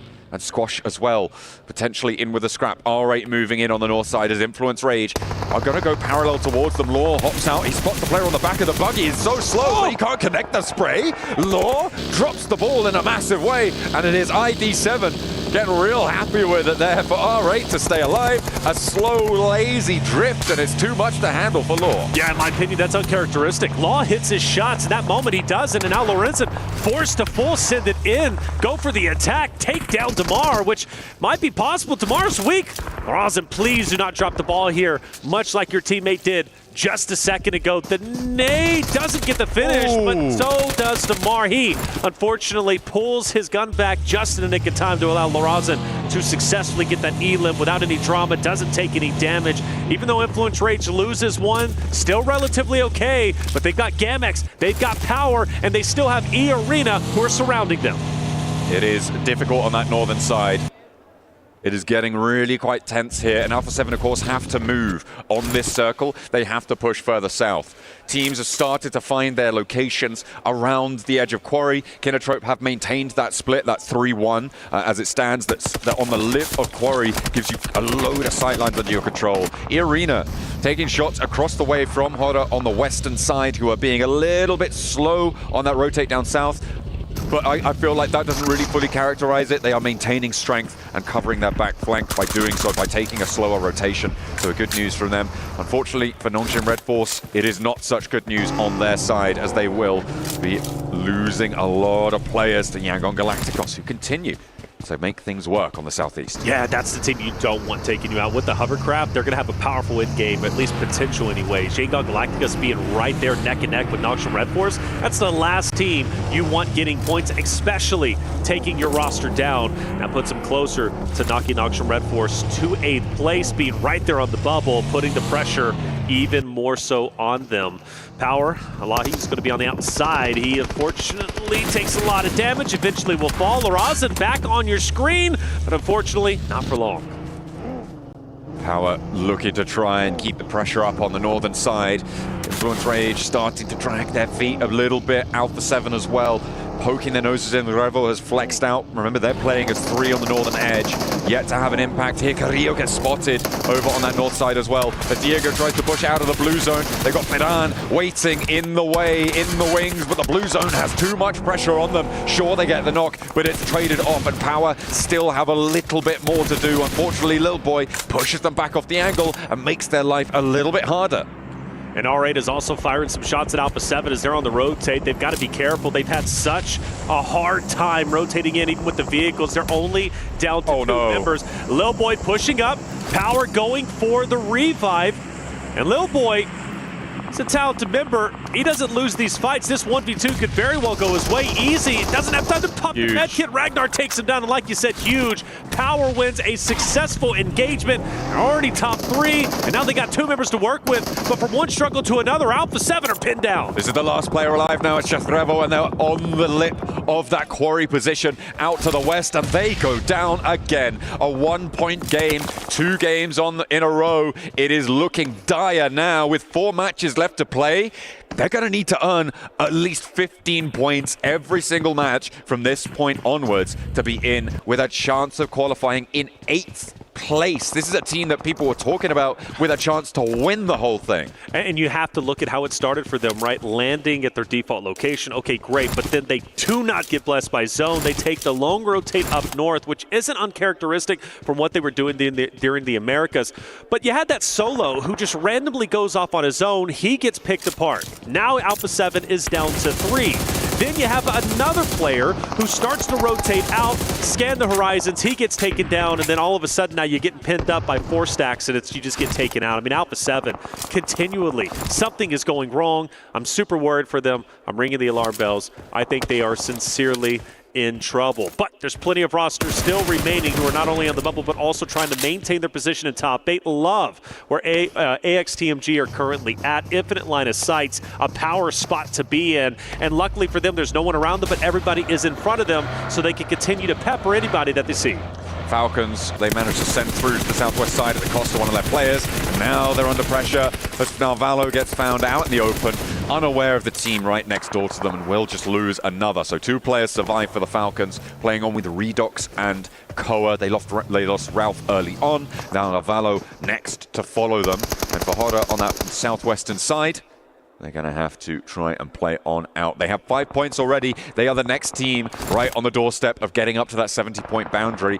They just need 1 placement or 1 more elim, as well as Power up on 8 elims, 2 points behind that boundary on 70 points. Power only a solo though. It's going to be easy. Opposite of Kinotrope, who's just up to his north, I should say. In the moment, Falcons, Ora, most likely going to run into each other again. As Koa and Redox keeping them in their line of sights. IG most likely going to have an effect at least later on for Falcons, depending on how Hoda ends up deciding to push up. Smokes are out. Hoda might be making a rotate already, but the important thing, where do we shift the zone? Well, that's great for E-Arena as well as Kinotrope, who are dead center. Kinotrope desperately needing points to elevate themselves up toward top 8. Final needs to join in and do it unscathed. If he can do so, Kinotrope might very well have a deep run in top 3. They've got a lot of cover over towards Kinotrope's outpost. I was looking at that position, and if he didn't move immediately, I was going to call him out. He needed to regroup here. Binny, okay, on the inside for a 2-piece with a pump action around the shack, but there's more to do. He's got a protective barrier around him, though, because he takes down...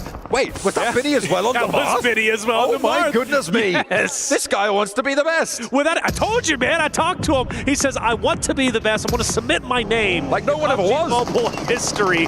Ragnar Garya starting to move up on Hoda. Big fight. Toshpik down. No fear. Firing shot, but can't connect enough. Another from Ragnar Garya will fall. And it might be a clean sweep from Hoda's perspective if they can get Sleepy and No Fear back up. But no worries. Sky continues to fight tooth and nail. Ragnar Garya still having life. If Sky can't pull off the hat trick, Hoda, they're out. Intense game as well on the northern side. Could potentially move in and third party this. A flush over towards Sleepy, leaves Sky as a solo. He's disengaging, sending south. There's a solar outpost in Yangon Galacticos for Romeo. You can see he's off in the hovercraft on the top of the hill here. Staying safe, staying calm for now. Just seeing what's going on. It looks like Intense game, fall back away, and maybe the fight peters out, but I think Sky might just be done for here. Romeo, though, starts to light it up on the hillside. Ragnar Garya, astounding that they're even alive. 3 members up and in the fight, but you mentioned Romeo, who now has perfect line of sights on everyone from Ragnar Garya just in front of them. And you also got IG starting to come behind him. Loxy through the smoke, however, dodges him miraculously, and he has an attempt. He's going for it, but Petrino shuts him down. Will not be able to sidestep and find the follow through there for Ragnar Garya. They'll play on as one, and I was waiting for Intense game to get involved. I thought maybe they were going to send out towards the east, but no, the hillsides are just ripe to be swept on through. And now, with just 1 player left from Hoda, they might turn their attention towards Yangon Galacticos' position further south, but it is all a question of who can get close to Kinotrope. And also for Sky, what he can do as a solo. behind that of IG. He hasn't been spotted, but luckily for IG, they've got, oh no, they're parking the bus, which means Sky, he could have a devastating effect. Here's Benny with the 3, takes down 2, and well, Mark comes out of nowhere, and Benny says, hey, where you going, buddy? And mows him straight down. I was 100% sure that was an off angle chiming in on that fight. I thought there's no way, right? Like I think shots were coming in, and he finished them off. He's got to chill out a little bit, but no. He was like 1, 2, 3. He only needed those 3 shells, and he racked up 3 points. That was really impressive from Benny to be able to connect those shots, especially on the moving buggy, under pressure from the high ground as well, out in the shack. And it's rightly so that they're up in now 5th place with those 4 points under their belt, and maybe more to come. However, for Vision, they've got a choice to make, and it may be that they send for the shack that Benny sits inside of. See where the shift is. Honestly, if I'm Sky at the moment, I'm just full sending an IG. Like I'm trying to do as much damage as possible. And the only reason why is Horda is a bit different, being in 2nd place, already at 70 points. Sky can afford to do this, and I believe they rotate by him, and Sky does manage to fight it out, and he's firing shots. He's connecting a bit. Petrino fell. However, IG managed to recover, and they'll still be a 3-man unit to push deeper into the zone. For Romeo on the hovercraft, he's still scouting the surroundings, seeing what's out there. That hovercraft, maintaining it, so valuable for the end. But with the zone ship, Kinetrup once again still in a powerful spot. My eyes once again fall to them. A big game here would elevate them up the standings. They're at 22 points. Breaking in the top 8 is very doable, and they can honestly get very close with a win in Game 2. Really good information gathering there from Vision. They saw Intense Game leaving from that location, which opens up the position now that Marcelo and Nawaf have moved into. Before Intense Game and all the teams on the western side move, you cannot play the western side of the quarry like this, but as soon as they see that maneuver happen, they are in there. And that is a really smart rotation coming through from Vision. I like to see it. We'll see if they can go further. Romeo taking a little bit of damage. Rafa also shooting the hovercraft, trying to get it relatively low in health. I thought it was on fire, but I can't fully tell from that angle. Adrian with the off angle. Renat, though, sees it. Ready to take him out. If he sows Desire, unless he didn't see it, it goes right straight into Adrian, who takes over a little bit of the high ground that he possibly can, and the push is in. Adrian nade out. Rafa has also joined, and we have a tense game. Absolutely, they're fully committing to the Shanghai Galacticus fight, and that nade looks good. Just about dodging the damage around the cliff. On the edge there, the rocks protect him for the time being. Adrian is low now, though. More nades getting sent back and forth. That is just a tickle, but across the way, Fireflux can really start to get involved now. They just need to step a little bit closer, and they have full sight lines on towards Yangon Galacticos. You can see Solus wants to get a little bit more done, but across the way, you've got Kinetrope to worry about. This open ground around Kinetrope is just so deadly, and no team has really been able to do too much about it. It may have just been handed to Kinetrope on these circle shifts. Well, the hovercraft has been blown up, and Romeo can still use this coverage, and he's putting in great work, peppering the members of IG just up ahead. No one's going to be able to penetrate it. No one's going to be able to shoot Romeo in his current spot. So IG, that's one less member they're unfortunately not going to be able to fire upon. For Rafa and Adrian starting to run on fumes. They can't go anywhere. They need to get up. They need to get out of blue, but there's only open space. Yeah, the buggy is one thing, but you know you're going to get done down. I think this is the end for IG.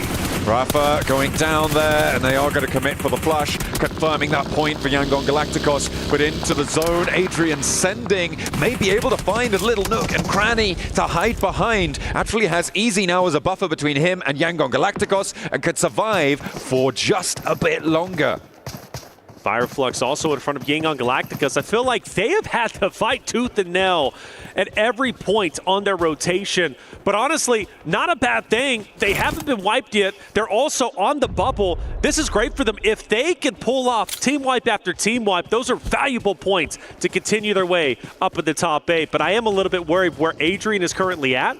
Now he's got a great line of sight on the Yangon Galacticus, who's going to be just ahead of him. Meanwhile, Benny also up ahead. I can't wait to see what he's going to be able to do as a solo. But for Vision, desperately trying to get it off angle, maybe a knock onto Kinetrope. They want that high ground. They want that location because they understand how important it's going to be. Kinotrope again just been decimating these teams around them. Unfortunately, they haven't earned too many points for it. So this is the question that you have to ask towards Kinotrope. What sort of value can they extract from this location? Because they have been nigh on unassailable in this spot for so long. But with 25 minutes on the clock, those remaining player counts are going to start to drop. Yeah, I think they're about to pick up at least 4 or 5, depending on what Marcelo does from Team Vision. They've been slowly making their way up. That drop on Tamra is going to hurt, however. And you mentioned the value. I thought they were going to pick up plenty of elims, but now they're getting picked apart. And you also have E-Arena, who might choose to dip their toe in this fight as well for the third party. But you also got Yangon Galacticus desperately trying to move forward, and Team Vision focused fully on them. Where's the buggy going, though? That was a bit of a risky play. Yangon Galactica have been mowing players out of buggies, out of vehicles, but luckily reposition ends up paying off. They are going to keep things together. I feel like Team Vision have been playing this one really well. They held that push from behind against AXTMG. They open up with a pick towards Kinotrope, which does take them out of the power play quite a little bit. Finally, Binny does go down. He did do a lot of damage, though, during that match. Ladders up to 7th place, and a credit to him. Credit to his team as well. This is the last player from Intense Game who's managed to sneak their way in. It's on to Team Vision, really, to make a move here, and onto Yangon Galacticos as well. But they're staring each other down across this valley. Yangon Galacticos are pinned up. I don't foresee them getting out of this spot.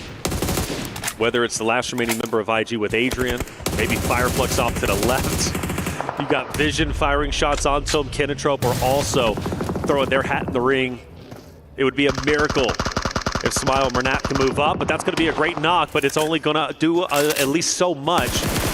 As remaining members should be finished. Great for Plur, but Plur falls. And Vision, where do they go? Do they want to continue to pin Yangon Galacticus or move up? Well, they're moving up. They want to capitalize off the knock and the full finish. They can do both as well if they can do that fast enough, which they do. They're able to find that. Adrian down the hill. They know that Yangon Galacticos are very unlikely to poke their heads in now. With just one player remaining, it's too much of a risk. The nade downhill, he hops in the buggy, but it's actually the backlines there coming on through. No, hang on a minute. It was the spray down onto the player hopping in there, and they will find the last player. Fireflux flexing out. It feels like this should be another Fireflux win as they start to extend their control from the eastern side. E-Arena trying to push up from Quarry, but you could see what Scarface could do to them. There is very few worlds in which they successfully make their way up to the top of this. Oh, but that nade hurt a little bit. I don't know, maybe a couple more of those. You take Scarface out, that opens up the door to continue your progression up the hill.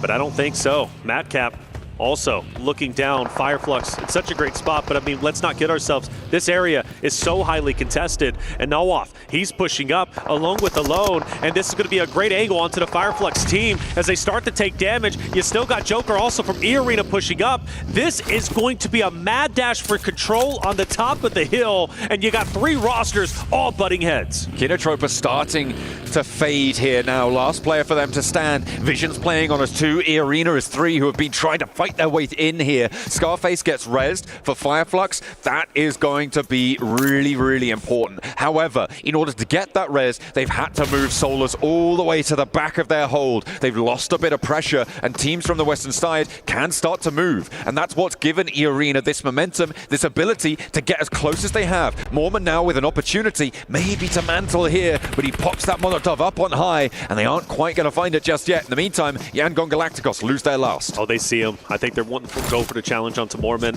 They don't want to overexpose themselves. You got to find a fine balance here. Too aggressive, it turns into recklessness. But if you do it just right, you could dismantle a roster. Vision onto Kinotrope. You mentioned the solo, and Kinotrope ends up falling. And now things start to get serious. It is all up to if Fireflux can hold the hill on the top here, with Soulless going down again to that nade. E-Arena are starting to put more pressure on, and it's going to be Madcap to fall next for Fireflux. Never Alone tries to go for the low road and catches him out on it. Looks for the shot, but Nawaf with a 1-2 punch up on high. As Soulless gets flushed, it's a pincer maneuver onto Fireflux, and there, left down to 2. Catch now down, and E-Arena may have just been able to mount the impossible assault towards the top of the ridgeline on Quarry. But we've seen solos provide a dominating effort for Scarface. One player down low. He's been spotted, however, so the cat's going to be out of the bag, at least from Vision's perspective. Now, the question is, does Mormon Joker Sakura from E Arena know where Scarface is currently at? It should very well be a dominating win from E Arena where they currently are, but Scarface can dismantle this push, can dismantle the hopes and dreams of E Arena from taking a victory, and the shots are fired and Mormon is down. Scarface catches the backline for E Arena, and he's looking for more. He's looking healthy. He got a helmet refresh there, a fresh level 2 over onto Scarface. He knows never alone's down the hill, and he jumps straight into Vision. Now in a 2 versus 2 though, Vision can do a little bit more. They've got a little bit more firepower here. No up on the face. Oh, he turns his attention away just at the wrong time, but a nade from the sidelines keeps him alive. That's it. Team Vision desperately trying to fight, and they do get a knock. This could be a takeover attempt from Team Vision. Sakura firing shots, but it's not enough. Is Vision pulling it off? Can they do it? Or will Sakura lock it in for the back-to-back for Arena to start the day? And it will be Arena back-to-back victories on the day. They look as if they are poised to go to Grand Finals, and they won it. Last time around, they went out a little bit quietly towards the end for the chicken dinner. This time, it was bombastic from E Arena. They held their nerve. They moved up those tiered positions on Quarry. It is so uncommon to see a team win from inside the Quarry. Fireflux dropped the ball in a big way from that eastern side. It felt like Kinotrope as well could have done a lot more in that situation, but a massive credit to E Arena. This is a display of skill that you do not often see. I've become a bigger and bigger fan watching them play throughout the group stage and into the survival stage. The way they hold on to a power position is impressive and truly phenomenal. E Arena, a team that I very well think going into the finals, once they make it, can make a huge impact, potentially take this entire thing. Don't point the camera at these guys. Oh, come on. A little shrug from Alpha 7 to close us down for the second match of the day. Our first Erangel is out of the way. It was E Arena to take a big chicken dinner. Fairly low elim count, but still important where it matters. We'll head to a break. We'll be right back with match number 3 of today.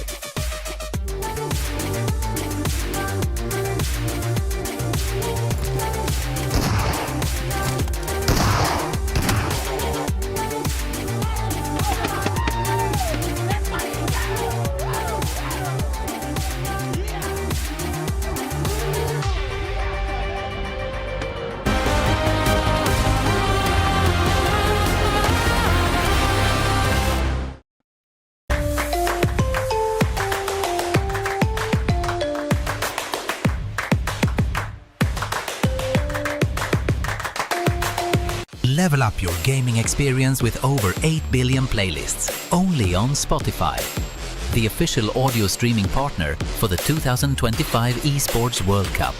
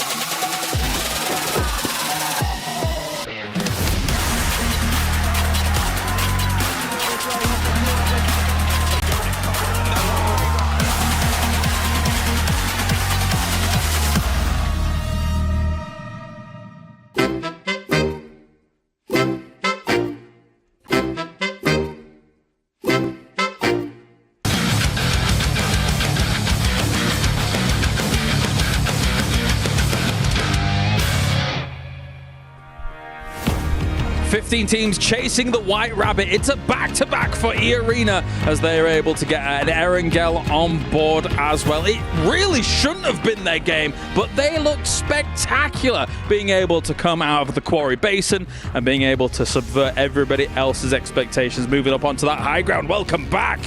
Whoa, a back-to-back for E-Arena. Max, man, this is them doing the business. Oh, yeah, the White Rabbit in the hole of Quarry, getting out and digging out a chicken dinner. He loves it. Done. He loves that one. No, great to see a back-to-back again. We looked at the SEA teams. 2 teams already qualified. We have Team Secret, we have Ultra Ego. 1 team was missing, and it is going to be E-Arena that pretty much they're in, right? After 2 wins like that, you're looking very comfortable in the top 8. So now they can maybe start targeting other teams that we theorized could be a thing later on down the line.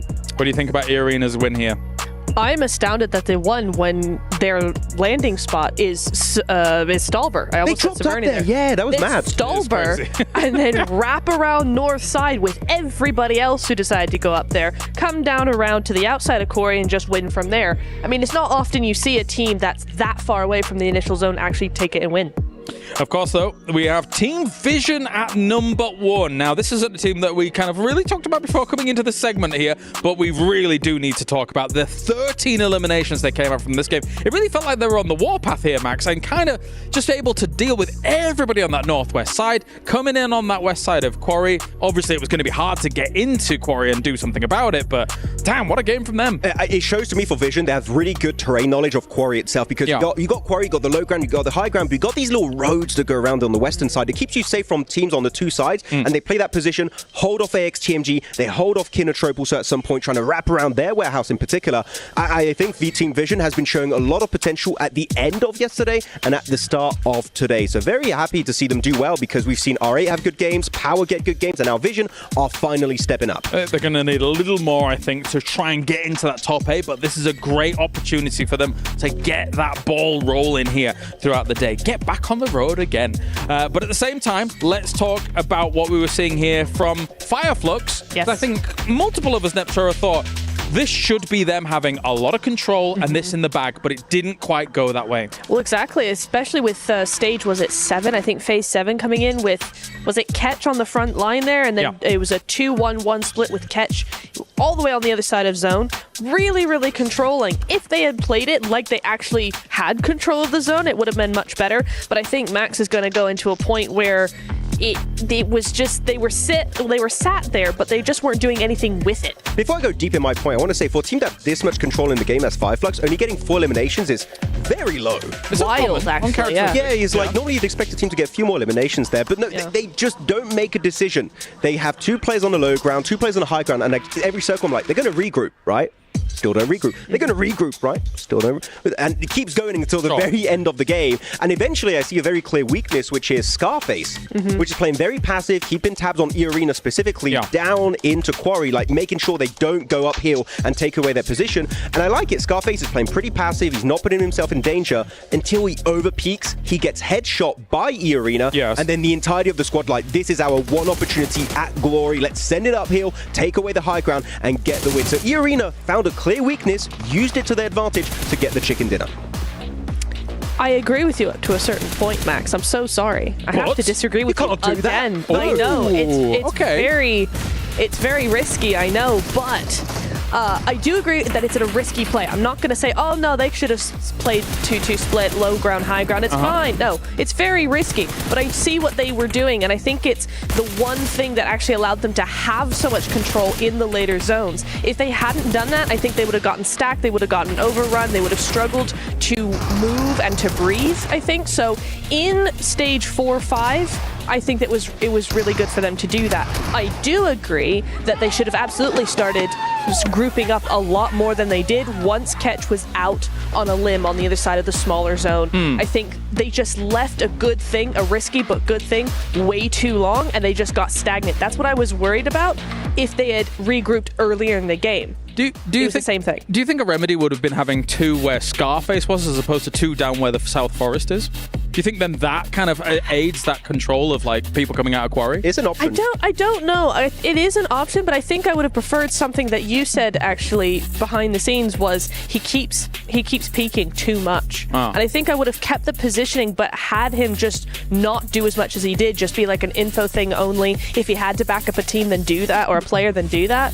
But I think he was just doing too much on his own at that point. He went rabbit hunting, and the rabbit got him at the end. It was very unfortunate. That's one scary rabbit right there. It's a big rabbit. Yeah. I mean, Mormon, the rabbit is called Mormon. You run away. You don't want to fight Mormon. Don't want any of that. I do think still it was a very good showcase of what Fireflux can do. Maybe a bit hesitant at times, but overall I think they'll look back on this game like, what can we do better and hopefully improve for our next 4 matches. A lot of matches still on board. Still rough to see who's going to be making in top 8. All these teams are going to need the holy hand grenades to try and deal with what E-Arena is bringing right now. 2 wins to start off the survival stage as they find themselves now in 4th place. A huge leap on up. And now look who is in the danger zone, Max. Uh-oh, Team Falcons. You don't want to see Team Falcons at the bottom of the first page. That is, they've been slipping. Again, holding their splits a little bit too long, losing players. That's the good old Falcons typical. But I kind of want to look at the points here because you talked about the point threshold to get in top 8 and to be comfortable to make it into finals, Niptura.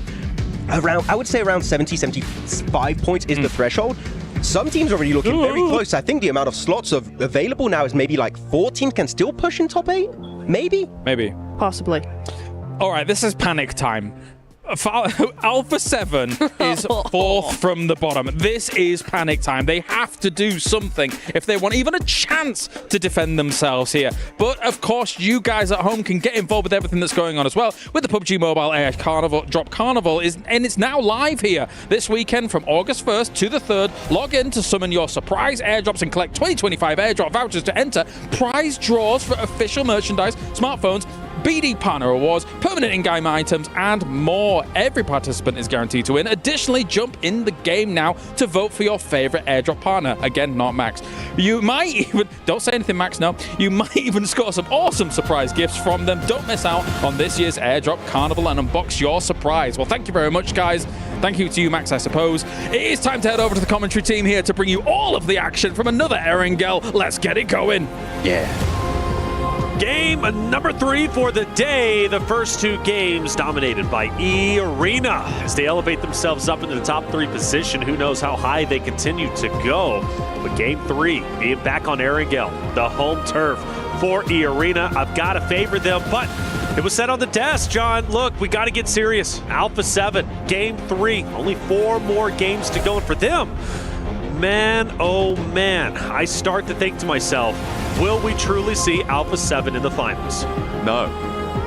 Come on, be dramatic.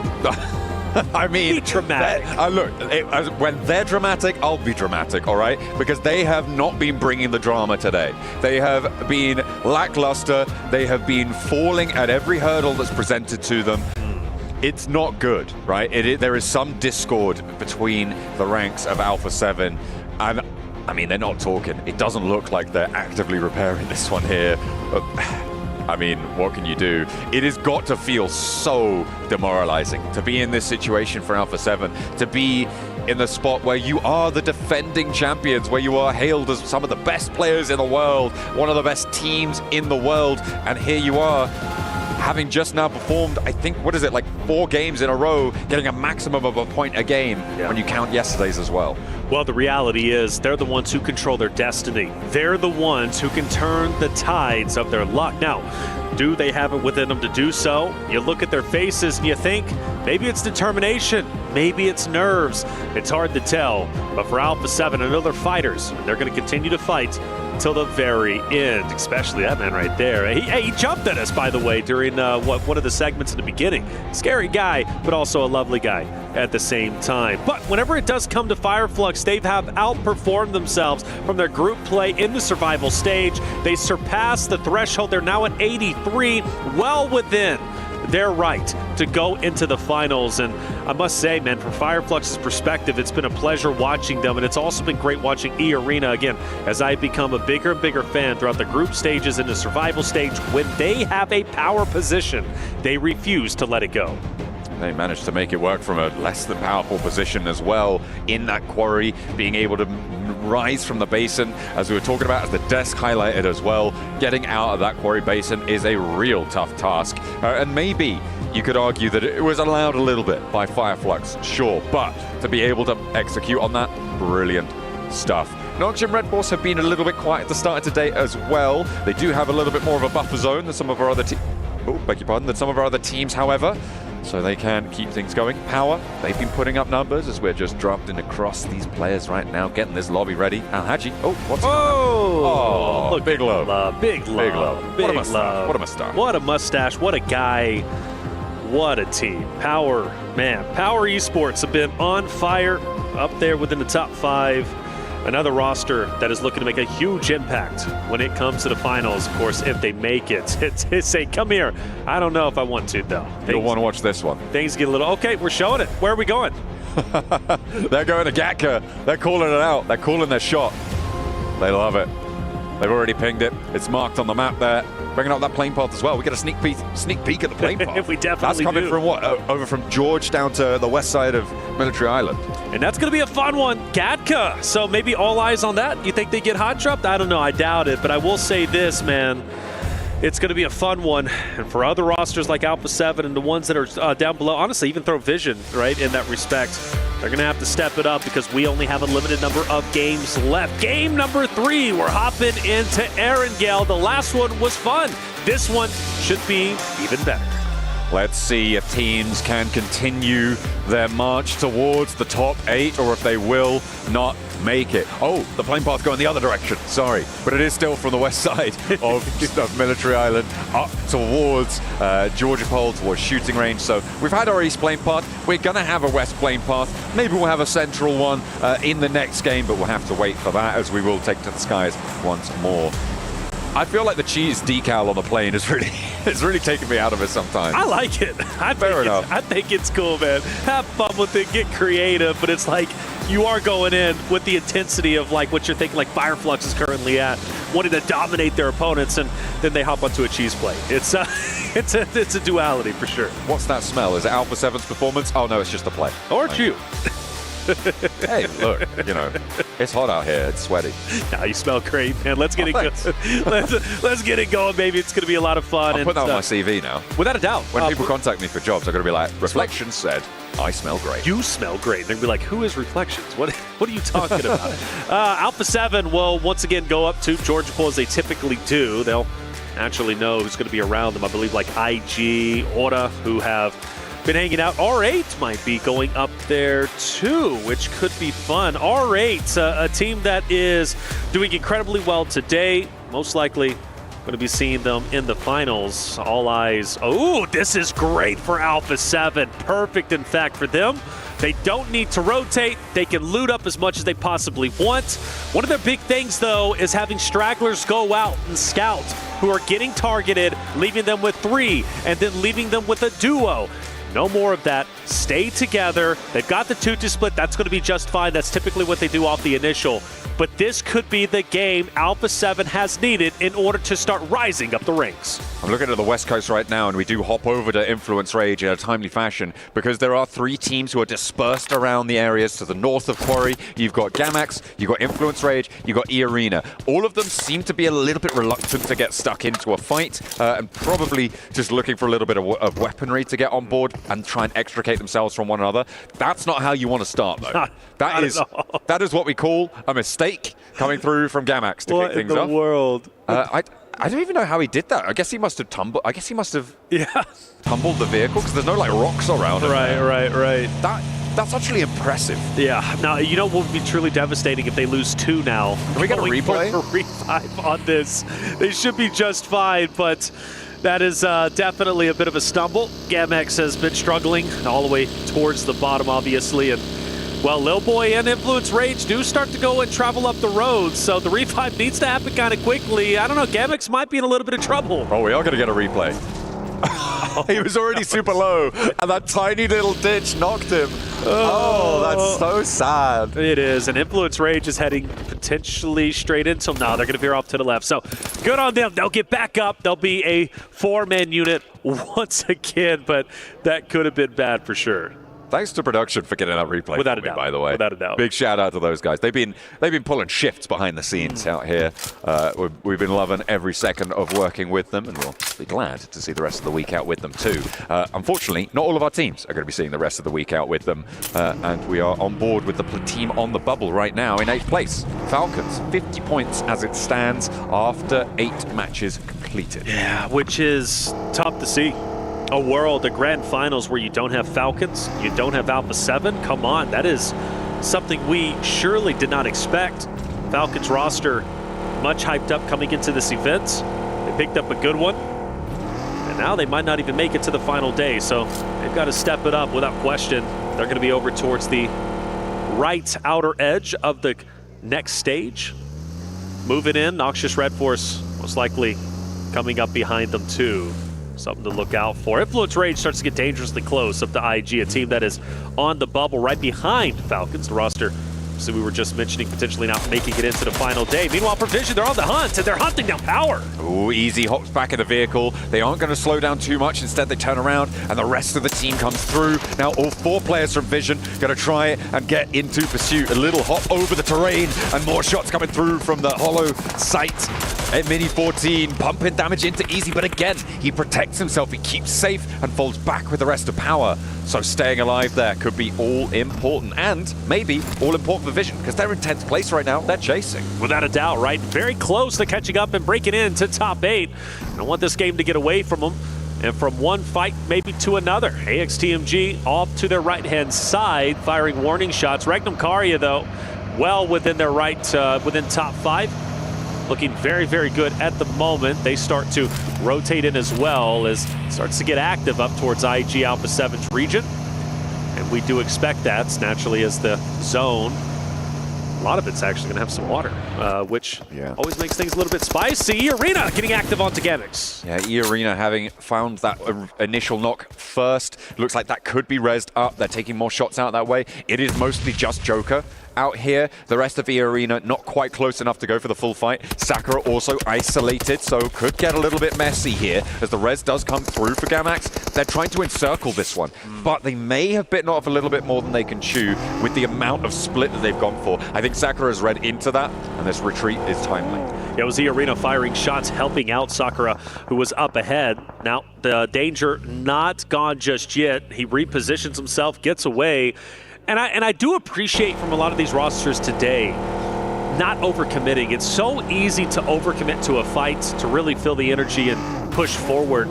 Teams aren't scared to disengage, and I think that's going to be very valuable going into the final stages. Sometimes disengaging and not fighting the fight is the best course of action. And for Arena, they decide to do just that because Sakura, even though he was in a 1v1, he did have help from a distance. Once it became a 2v1, he read the situation correctly and decided to dip out. Gamex going to hold on to the shoreline as much as they possibly can. Arena, though, continues to kind of encircle them and tramp them, and I do wonder if Gamex is truly going to be able to make their way down the shoreline, or if they're going to have to go south and maybe towards Quarry and reposition. They will be able to survive for just a little bit longer. The question is, how long do you spend doing this, right? Because all this while, teams are getting closer to Everest, to Hospital, to South George. They're getting ahead of the curve in terms of that rotational pace. So chasing down Gamax, I mean, is it really worth it for Arena right now? I'm not sure if it's the wisest investment of time. If they get one Elim, okay, they have managed to find that knock. I imagine they're going to turn around now and start to head into the circle. Anything more than this, I think, is a bit of an over-investment. They might just try and prove me wrong. You know, I think it's just a matter of respect. I mean, Gamex, let's face it, they've been getting pushed. When teams see them, they push into Gamex. They take advantage of the situation. Focus now onto Kinotro. Finale is down, unfortunately. Plur has to be the gatekeeper now to try and protect his position. But Scarface is coming up from the backhand side. Ketch tried to do exactly that too, but he gets taken down. Fireflux with the recovery should get the pickup, but Scarface, I believe, is going to be the linchpin if I'm not mistaken. could be important here. Matcap has to go in for the res over towards Ketch, but the off angle. Ozzy-san clocks him again, and that's going to force another player from Fireflux to have to respond to this. Stage 1, reses are possible, but Ozzy-san has been so important for Kinotrope in making this one work. By the way, this Gamax E-Arena fight could crash into this engagement. Remember, they are still going over towards the south side of Quarry. It's getting a little bit nuts. As well as Yangon Galacticos, who are on the other side of the bridge. They're gearing up to try and make a crossing themselves. Looks like Fireflux still trying to get the reses as they possibly can. Solus has made his way over to start at least one pickup. Ozzy-san can't get the read, can't get the vision to clean up the remaining members of Fireflux, so they do recover just a little bit. Remember, this fight so impactful for Kinotrope to work their way up, and they now have to do it as a duo, which is never easy. Ozzy-san, potential disengagement, or at least for sure a reposition. Now the question is, will Fireflux fire on his position? Yes, they will. Ozzy-san, just a matter of health. Fireflux get the finish, and now they're down to 1.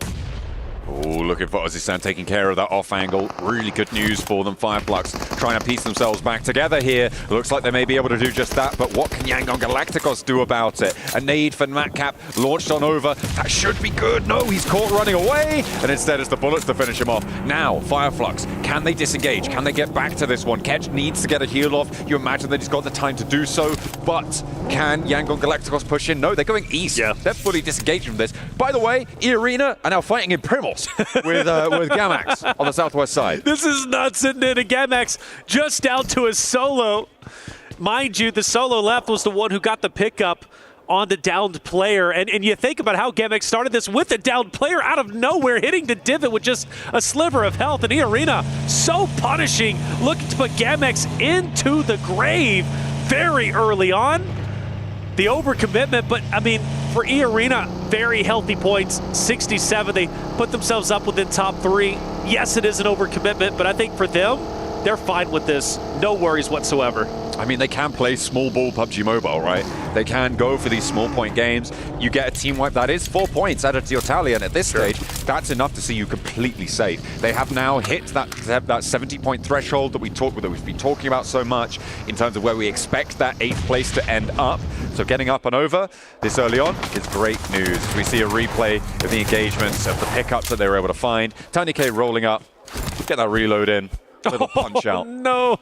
Leaves him punch drunk, and Arthur's down for the count. Well, with that clip, we can see it's a little bit personal. If not, they're having fun, but I know Gamax isn't. Gamax is definitely not. Solo still last up. I'm actually shocked. I'm floored that E-Arena is staying around this solo. Meanwhile, you do have a couple of other engagements taking place, and well, naturally for E-Arena, they finally get the finish. They go to the box, and they're all shooting the body. Why is this so personal? What storyline did we miss? I don't know, man.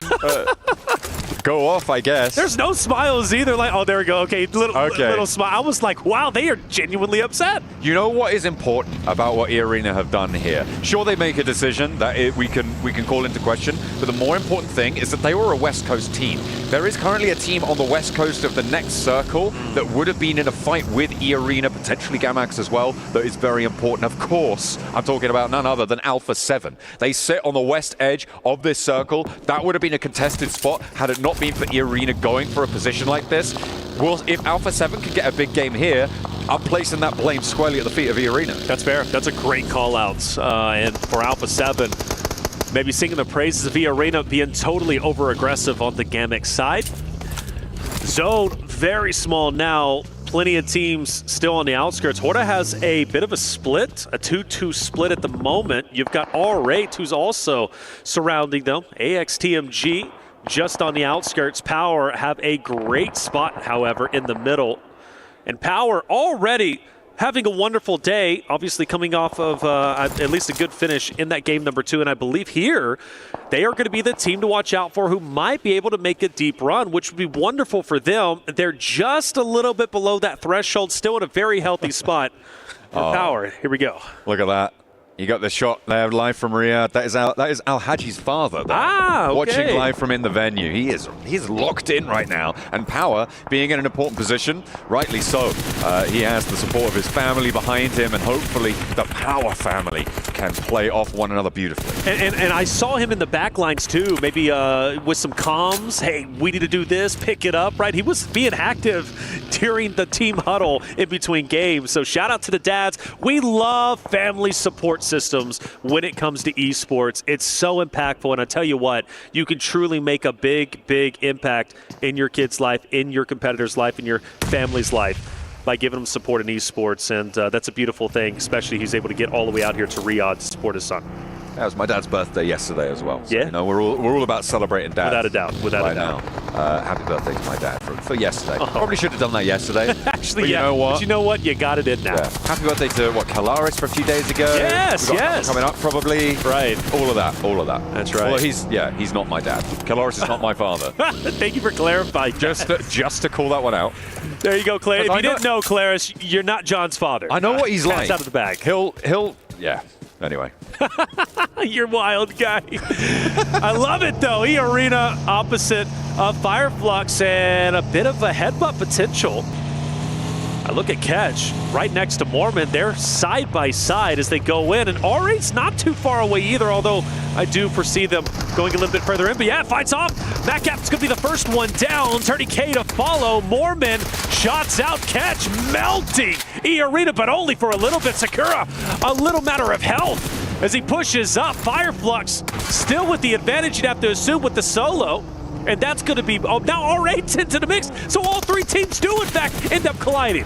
Oh, E-Arena on the rematch with Fireflux from the end of the last match get interrupted, but R8 are turned away at the door almost immediately. They try and push in, and immediately the shots ring out. Mormon rolls on forwards in the threatening presence of this hovercraft. Tries to take another player down, bipping the horn, giving it large. Prestige now to the backlines. ID with the backup, but two players now are stepped up to fight them. Prestige, though, with a spray down onto one, is traded, and the hop out wide. Prestige now the last player alive for R8, and the hovercraft still moving around, slow and threatening. The pace is there, and they sweep them aside. Fireflux are out of there. E-Arena stay alive with 8 elims, and the rematch continues. And even though they only have a duo, they have the hovercraft, which could be critical later on. Now the question is, does another team come into the fold? Will we see Adrian with Intense Game now start the challenge onto E-Arena up ahead? Again, a very, very talented roster, but also can get aggressive when they want to, and there is value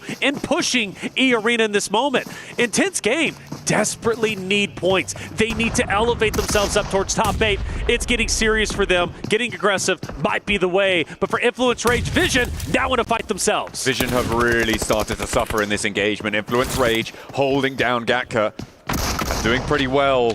But they have got Little Boy down on the floor here and are likely to get that one flushed away. Nothing really to do there. And in come Power. They might look to third party this. There's not too much that anyone can do about it. Playing this southeast building is going to play very, very well for them. You've got to imagine that the supplies are running low across the way. You can see the underarms coming on through. Al Haji cooking it, trying to chef it up perfectly. Pops it in through the doorway. Don't think that's going to connect, but he does get the bounce around the corner. Unfortunately, doesn't quite find the shot. Now, there's a little bit of time right now between these two rosters to kind of take their time. However, I believe Hora is going to come crashing in for the third party and the cleanup. That's something they need to desperately be aware of. Narvalo is also scanning the areas, but my concern is Hora coming in to this Influence Rage. Power engagement. Al Haji down, unfortunately. Diego firing blind. He doesn't know he's in front, but he just wants to get any shot he possibly can, and he will eventually fall. Law through the window. Fahim, easy, also pushing up. Easy, nade's being put. It's going to be thrown. That's going to be a grenade. And Yank mentioned, Hora also starting to crash in just as Power starts to get control. Law dropping the nade at his feet, trying to stop people from walking in through the doorframe uncontested. Will give himself a little bit of time here. Finds Sleepy and connects for the shot. Easy's there, and Sky goes down. Hora's crash is going abysmally wrong now, as Alpha 7 are lighting them up from across the way as well. There is no angle that's safe, but they connect onto Vidan first. And if Alpha 7 somehow comes out of this fight, even from a distance, with the victory, this could be huge for them because they control a significant portion of the map. Narvalo has been hanging out towards the northern side of this entire engagement, and therefore Falcons potentially making a play call for Redux to come over and also fire down on Power, on Aura, on Influence Rage, who's currently embroiled in a desperate fight for Power. But Power are still alive as 4. They are all up and live and kicking. They've got a lot of pressure into this area. You can't imagine that the Falcons are going to be able to do too much against them. On the inside, it is only small teams to try and go for this. A long nade comes through from No Fear, though, over towards Easy, and that is a little bit split from the rest of Power. Getting this cross successfully could be dangerous. The Falcons regroup. In the meantime, you can see Narvalo and Redux both moving back over to the north side of those chopsticks. They're going to have to try and fight off against Rectum Kaya now. Power. I feel like I've gotten 2 or 3 lives in this fight. They've had so many downed players. They've managed to recover, and they stay a 4-man unit. If they can get Easy back up, which I have no doubt they're going to be able to do so, because Law just doesn't have the line of sight needed in order to get the cleanup on the down player. Actually, Law takes a little bit more damage himself off from Alpha 7, I do believe, if I'm not mistaken. Now, all these rosters now have to shift into the next zone, so this fight can still take its time, but eventually, Blue, it's going to start hurting. This is the benefit that Power have for having crashed onto the east side of this compound, right? It's closer to the center of the circle. You have those routes away that are going to be a little bit less contested. The difficulty is that there's not really a good space to go towards. At the moment, the compound that sits just to the west of Gatka, of the Chopsticks, is going to be unoccupied. The question is, do they know that? And the second question that you need to follow that up with is, do they have the vehicles and the utility to make that crossing successfully without getting shut down? Alhaji Easy now start to push forward. They're closing the vice grip onto Law. This nade could be big. He throws it out. Law can't reposition at the moment. Alhaji, another nade, not wanting to overcommit. They don't want to get up close and personal in the CQC fight. Law has finally fallen. Now you can start to push up. Focus on Jiggle. Focus on No Fear from Hora. Influence Ranger now out of there. You know there's only one more team you have to deal with. 2 players from Hora are there, and Alpha 7 start to make their approach. A 2-2 split as Alpha 7 start to ferry players across the open ground in the vehicle there. They leave Rivo at the forward position. Power crossing the open ground now against Hora. No knock sent towards Power, and Jiggle gets taken down to half HP. Alhaji's now up to the wall with Easy following up nicely. They're up into the top floor as well. They're starting to overwhelm Hora here, and there really isn't any resistance that's finding them. A really disciplined push there, and shots being missed by Hora allows them across the open yard, and they will control Gatka, sweep through it. 5 elims found, and they're on for more, but the rotation needs to happen fast. And just to really say how impressive that was, they had so many down players, and they take 2 teams out while keeping 4 up, but now the struggles really start to begin. Alpha 7 take advantage. They knew this fight was going down the entire time, and they are now punishing Power's rotation, but Alpha 7 isn't out of the woodworks just yet. IG might be sneaking up behind them as well. Can they ruin it for their countrymen?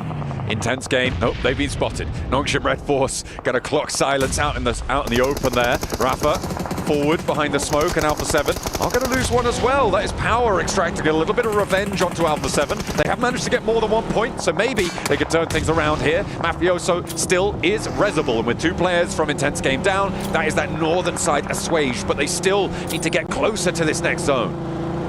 7, can they recover? They've lost their down player, which honestly is pretty good. I think they would have committed to most likely trying to get Mafioso up, which would have overexposed themselves to more shots, and we could have witnessed a collapse. I'd rather them go at this as a 3-man unit than a 4-man, but still overexposed out in the open, forced to try and challenge Power. That nade will split the difference between the 2, give a little bit of damage to Easy, but not much. Power can still desperately hurt Alpha 7 in this moment. Ooh, Vidan found by that nade. Career finally connects with it. Bravo steps forwards for some information, but there's an answer. Easy again with that spray down, but more nades invested, and Alpha 7 do win the fight here. With 3 players alive, they're playing on the northwestern side. They'll have to go further, but there is a compound that sits ahead of them. Those buildings they can survive in.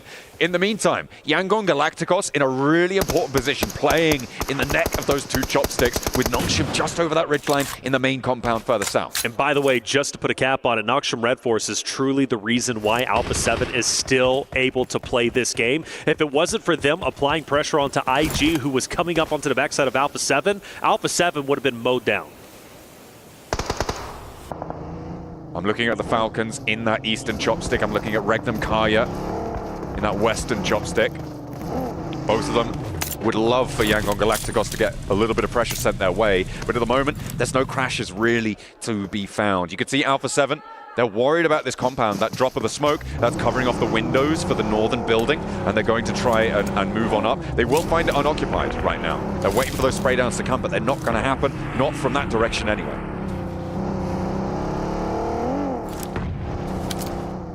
I think they'll find out now, yeah, it's going to be unoccupied. I don't mind them taking a leisurely pace to the compounds, throwing smoke, keeping your head on a swivel. You don't want to get caught by surprise. Let's face it, Alpha 7 has been non-stop caught by surprise, taken down one by one. So you can tell all those previous experiences weighing heavily in the back of their mind. AXTMG starts to move in. Ralph from Falcons wants to get these shots connected if he possibly can. You don't want AXTMG to be where they currently are. Falcons are looking to punish them. Koa will be resible there. Navalo holding it down as well towards Yangon Galacticos. AXTMG not taking more casualties is a bit of a miracle, really, on this crossing, on this swing out to the northern side. They will be able to get these reses done as they were able to find that shot over towards Koa, which is really good news. Intense game do fall as well, and now Alpha 7 are up to 5 elims. Remember, this is all the Arena's fault. Their Alpha 7 are alive. Well, Arena as well as, like I said, Noxium Red Force helping them out just a little bit. So you got two teams who unintentionally ended up helping Alpha 7 in their desperation attempt to make it to the grand finals. YG up ahead. Falcons starting to move up. Regnum Karya still within the chopsticks, as you mentioned, trying to continue this battle. They've been having to try and fight one fight up top, fight the fight down below. YG, though, also has to worry about Noxium Red Force, who's going to be just behind them. And Say Cloud has managed to make his way up. But Falcons, is it realistic that they can even leave this spot? Because as soon as they apex the top of this ravine, they're getting mowed down. It's difficult, right? You need to be sure that you have a path forwards. Getting access to the buildings that Yangon Galacticos play in would be beautiful. AXTMG going down is actually a massive bonus for them as well, because it means that now they only have to worry about their western flank. They will no longer be overexposed when they go for these peaks, and they have a little bit more leeway. The circle goes away from the chopsticks, so this fight now will have to take place. But the same is true on the other spur of the chopsticks. With Regnum Kaya needing to push in from that northern side, they have to make a move, and Yangon Galacticos don't want to be anywhere near this. Yangon Galacticos shooting at Noxium Red Force up ahead. Regnum Karya are also moving in, potentially to crash into Yangon Galacticos. Falcons is going to take advantage of this, and I think it's about to culminate into a massive square-off between three rosters. Yangon Galacticos will get an early down. Noxium Red Force has started to attack, and Falcons are also getting active in the attack. Regnum Kaya also chiming in there from the opposite angle, and they catch Yangon Galacticos going for a really strange retreat there, I have to say. They didn't really have the cover to go for it, not yet, and they do manage to stay alive as 3, sure, so maybe they're just playing for placements, but at their current standing on the table, they are in 8th place. They don't want to let these games get away from them when they have a dead central position. A nice spray down from Silas connects through the smoke. That should be resible. They have got the cover to do so, but that means Regnum Kaya can move into the main basin at the base of the chopsticks. Yo, I love the aggression from Silas. Nade cooked, but they get away just in the nick of time. Silas has to make a decision. Push up, back up with my team.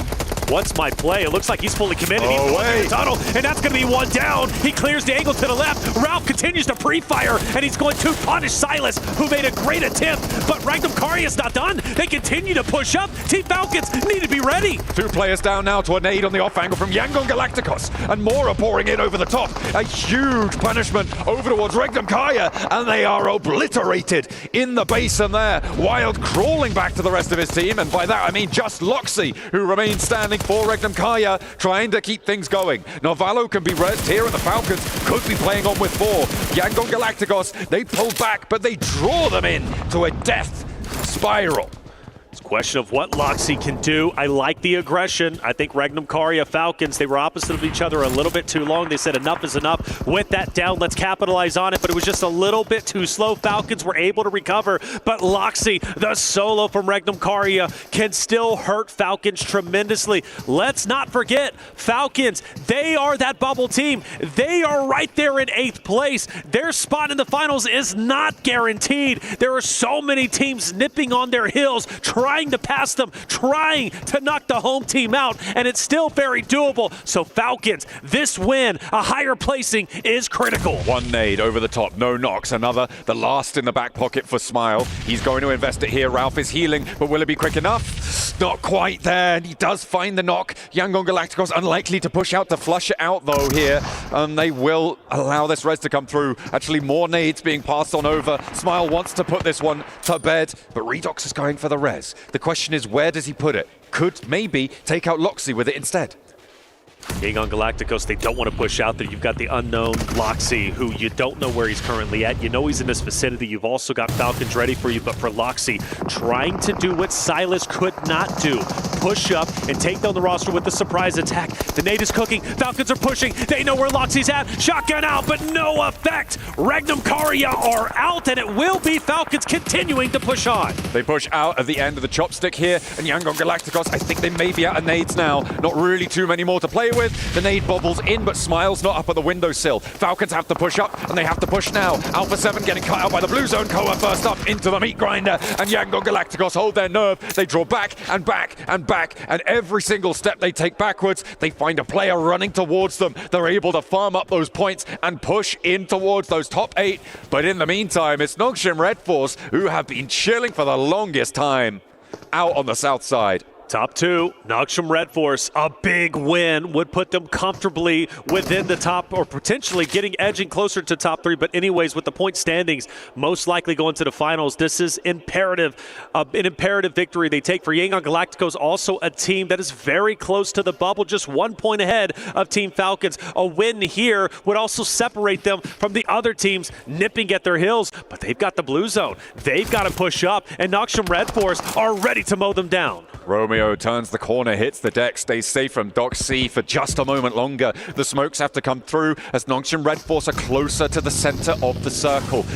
This pace needs to be coming out from Yangon Galacticos, and SayCloud's going to breach out into the open. This is bold and very, very dangerous coming through. Needs to stay safe, falls back into the smoke here, and looks to unleash a little bit more, step him a little bit closer to this Smile, playing on the south side of the building, and these shots aren't connecting for Yangon Galacticos. They still have nades and mollies and everything to play with. Yangon Galacticos very exposed out in the open at the moment. They continue to push up through the smokes. The nades are going to hurt. SayCloud is going to be down. That's going to put Yangon Galacticos with just 2 members. Smile also gone. Is this a victory for Nongshim Red Force to add up to the total where they currently stand? Yes, it will be. Nongshim Red Force will take the victory. They dominate in fashion, and that is so critical because it puts them well within the top 5 and well on their way to grand finals. There are over 70 points now for 4 of our teams: Fireflux, E-Arena, Power Esports, Aura Esports as well. They are on 71 or higher points. That puts them safe over that threshold. As long as they can keep this pace, they may have done enough already, but it's teams like Nongshim Red Force who now are at 61 points after that match, where they will feel a lot safer. As the camera pans over Alpha 7, they didn't do enough that match to put themselves back in the conversation. Sure, it wasn't a 1-point game, but they are still down towards the bottom half, barely solidly, and they still have such a long way to go. They need to keep themselves together. And you can see he's even missing the camera shots sometimes. Revo has been good with it, but will they be good enough? That is the question. Well, there's only one way to find out, and that's to get on with the rest of the day. To do that, we're going to head to a break. We'll be back with our final Erangel of the survival stages. Make sure that you stay tuned.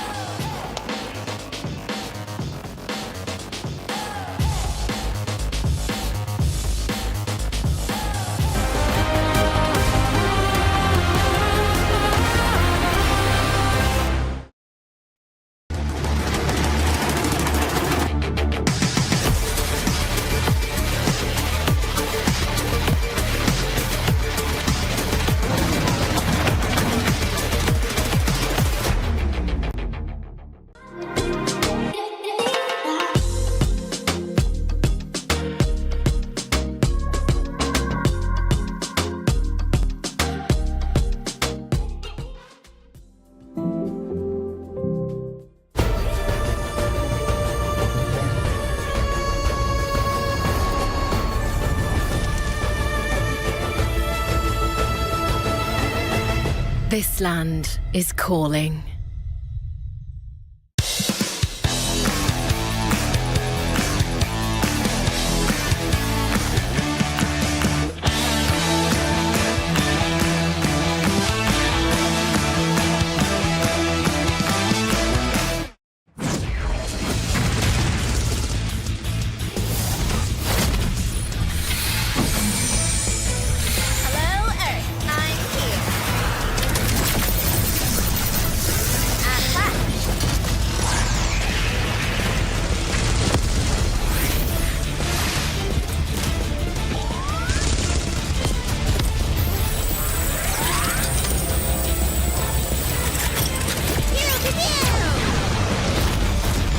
Pulsar Legionnaire available now. First outfit with special head animations and voice lines. The Pulsar Legionnaire set comes with its own super cute voice lines that can be toggled on or off. What happened? Bye, friend. Hello, Earth. I'm here. It also features the upgradable Hyperion ship DSR and Jet Reaver glider with special animations. Experience parachuting like never before. That's not all. Even more rewards await. Event period, July 25th, 2025 through August 26th, 2025. What are you waiting for? Get the new Guild set now.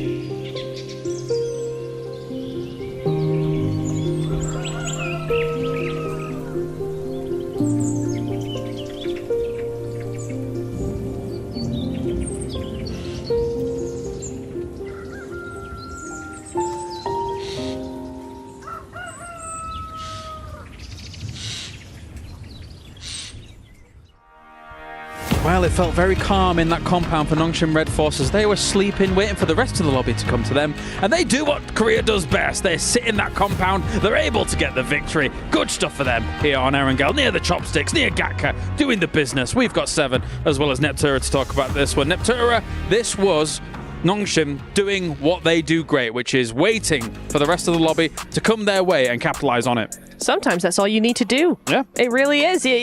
Why do anything different? If it ain't broke, don't fix it. That's the saying, and I think they adhered to that really, really well. I will say they would not have won if it wasn't for those incredible roof angles, because that initial nade coming in over to Yangon behind the bale was amazing, and that just turned the tide completely, because Yangon, I still think, could have done something with that, right? They were trying to be maneuverable, trying to be mobile, but that one nade just was like, okay, game over. So a very, very nice sort of end game for them, and 7 eliminations is actually a little bit more than I thought they got, but 17 points, it's a good win. Good stuff. But Yangon could have had 100 smokes, but the fact that Nongshim Red Force had like 400, 556, as well as all that util 7, it was going to be very difficult for them to make any transition. Yeah, for Nongshim, I mean, they had nades, and for Yangon too, they've been fighting 2 different teams at that point, so they really didn't have that much left. On top of that, just having to now rotate from the fight between, they were having Regnum Karya, Falcons, having to focus on Nongshim Red Force. It was just going to be a little bit too much for that squad. But I'm going to be looking here towards the bottom. I was actually a bit surprised about Hora overcommitting to a third party between Power and Influence Rage. That was a bit surprising for me, because I felt like they could have just taken their time and just paced it out a little bit longer. Instead, they just saw a fight, they saw an opportunity, they went for it, and it ends up backfiring.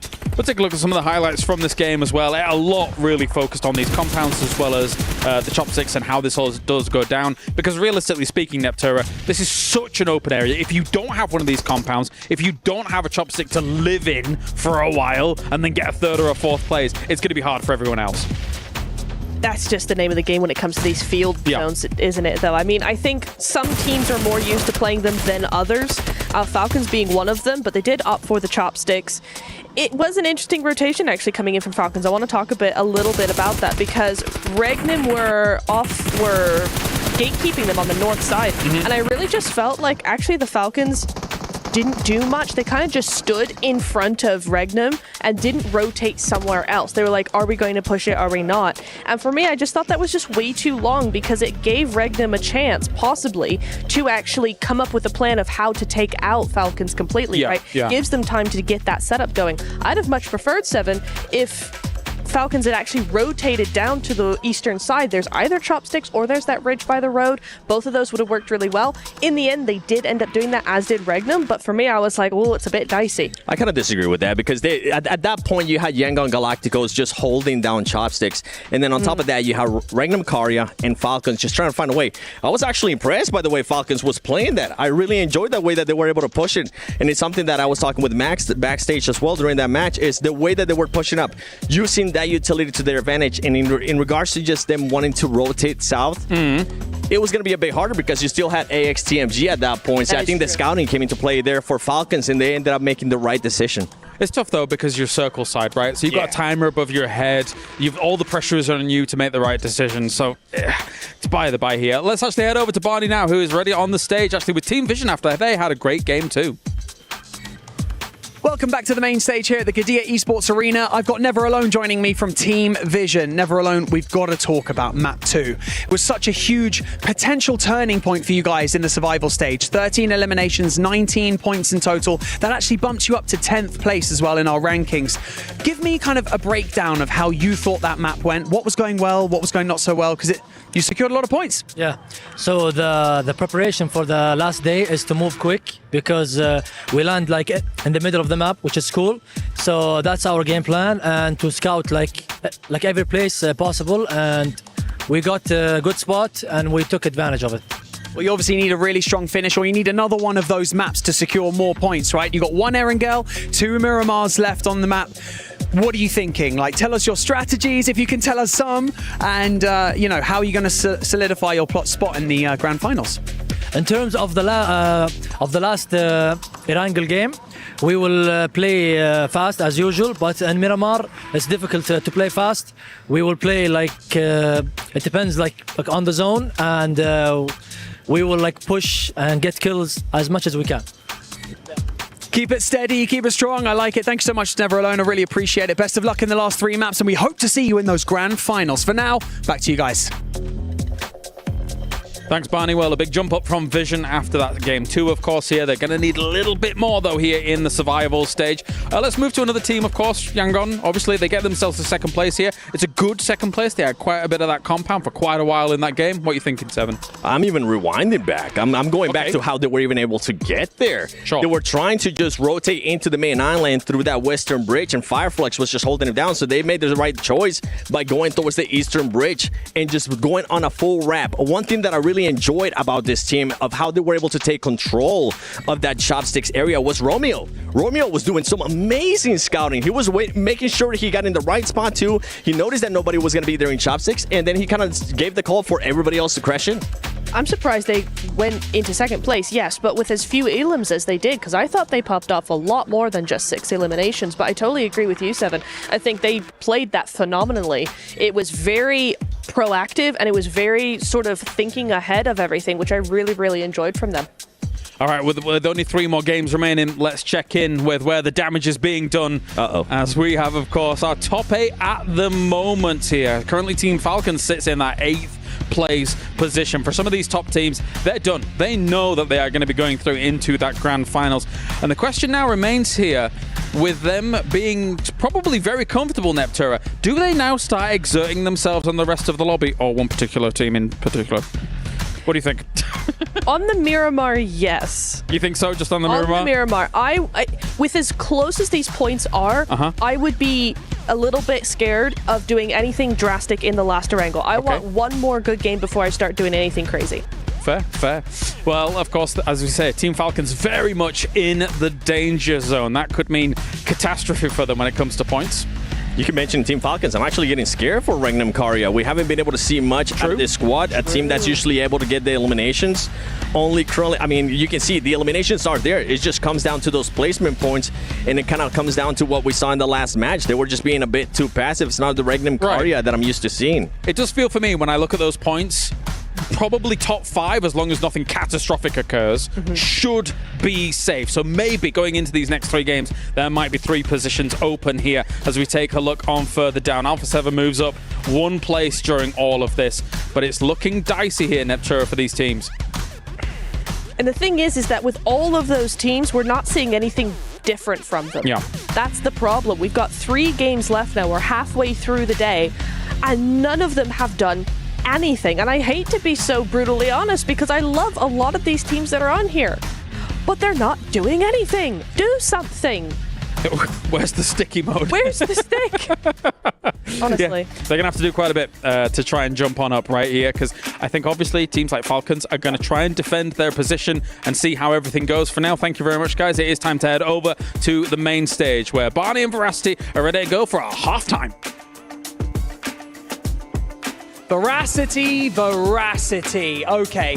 You know what we're going to have to do? It's getting heated out here, right? So I'm going to call a truce because we need to focus up. I don't want to see any of these floorboards moving, okay? Because it's getting very important out here. 8 teams are going to be sent home after the next 3 maps. So let's talk about the opening 3 maps of the day. We had back-to-back chicken dinners from E-Arena and then Nongshim Red Force securing the 3rd. Impressive. Impressive to say the least, but the thing that we're really focusing in on, Barney, is our overall standings. Fireflux Esports walked away with 2 top 3 victories so far today, in itself impressive.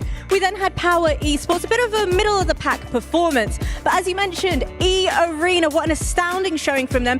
2 back-to-back chicken dinners. Whew, it's looking pretty good. It is looking good. We've also got to talk about the teams that are on the brink of elimination, right? 9th, 10th, and 11th spot. Influence, Rage, Team Vision, and R8 Esports. All really need to pull something together for these next 3 maps. But also, speaking of make or break, it's Alpha 7. They've got to pull it together. One thing is for certain, Barney, myself, everybody watching at home, and certainly all of the teams here, had a giant target on their back of Alpha 7, but unfortunately they've not been able to really give us what we were hoping for. Only time will tell whether or not they'll be able to pull it out the bag this time around for match number 4. It is now or never. It is do or die. Let's get the show on the road. Thank you very much, Jasmine, and of course the wonderful Barney Banks down on the stage. It is myself, Jackie, joined by the one, the only Blancamus Prime. How you doing, bro? It's me, Blancamus Prime. I'm in my prime time here to watch these players shine. That's a rhyme. Yeah, we're on the grind. And there will need to be some point-based crimes out there on the battleground today, of course, as we are getting close towards the curtain call for the survival stage. And man, it has been intense already today. We've seen some players that look incredibly frustrated, some squads that are looking to excel, and it all really comes down to these final 3 games of day 2 of the survival stage, here live from Riyadh, Saudi Arabia. Yeah, there's a perfect metaphor right there for the Falcons as well. It's like, for the 3 players, and Ralph, Redox, and Koa, they're all playing the game on the phone. Not Valo. He's knocked. Yeah. Specking. The Observer. They've got to fix that. Yeah.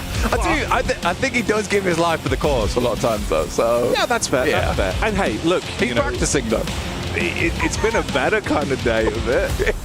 You know? It has been a better day. But like we say, mate, obviously it all really comes down to this. Other teams do have the possibility to lap you. We've seen certainly the bar rising inside of this lobby. 16 teams going in, only 8 will make it out.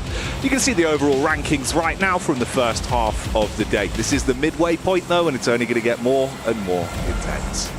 Fireflux at the top. Sort of surprising for me, actually.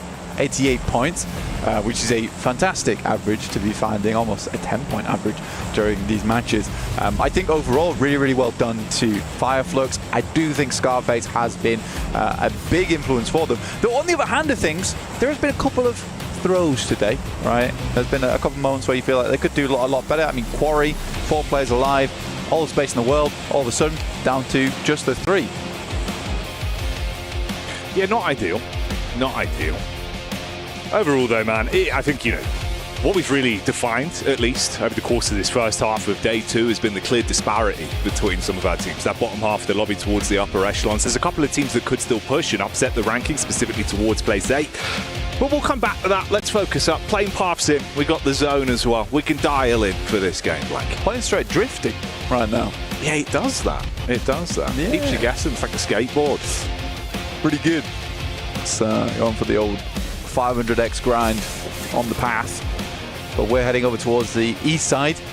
Yangon Galacticos very over towards the center. 61 points as we head up towards 5th and upwards, around about that 70-point region. Team Falcon still in trouble in 8th, but it is a little bit of a drop down right over towards Influence Rage with 47 points. For Alpha 7 Esports, we're not going to talk about a lot that much. They don't have a lot. They don't have long. No. It would need to be a meteoric rise, and then you also need the teams above you to really struggle and absolutely fumble the bag for them to be able to make it back in. And of course, you think about the major talking point that comes with that. If they do not make it out, which at the minute seems like a very real possibility, we will have a guaranteed new champion crowned this year. Absolutely. Now we take a look at the middle side of the bracket, because I think that is probably most important for us to take a look at. It will be fantastic when we get through to the end of the day and we can crown the winners of the survival stage, who will have the privilege of whacking those keys in the old grinder. But if we look towards that middling section, which is the main contention point, right, for who's going through into the grand finals and who will be leaving us.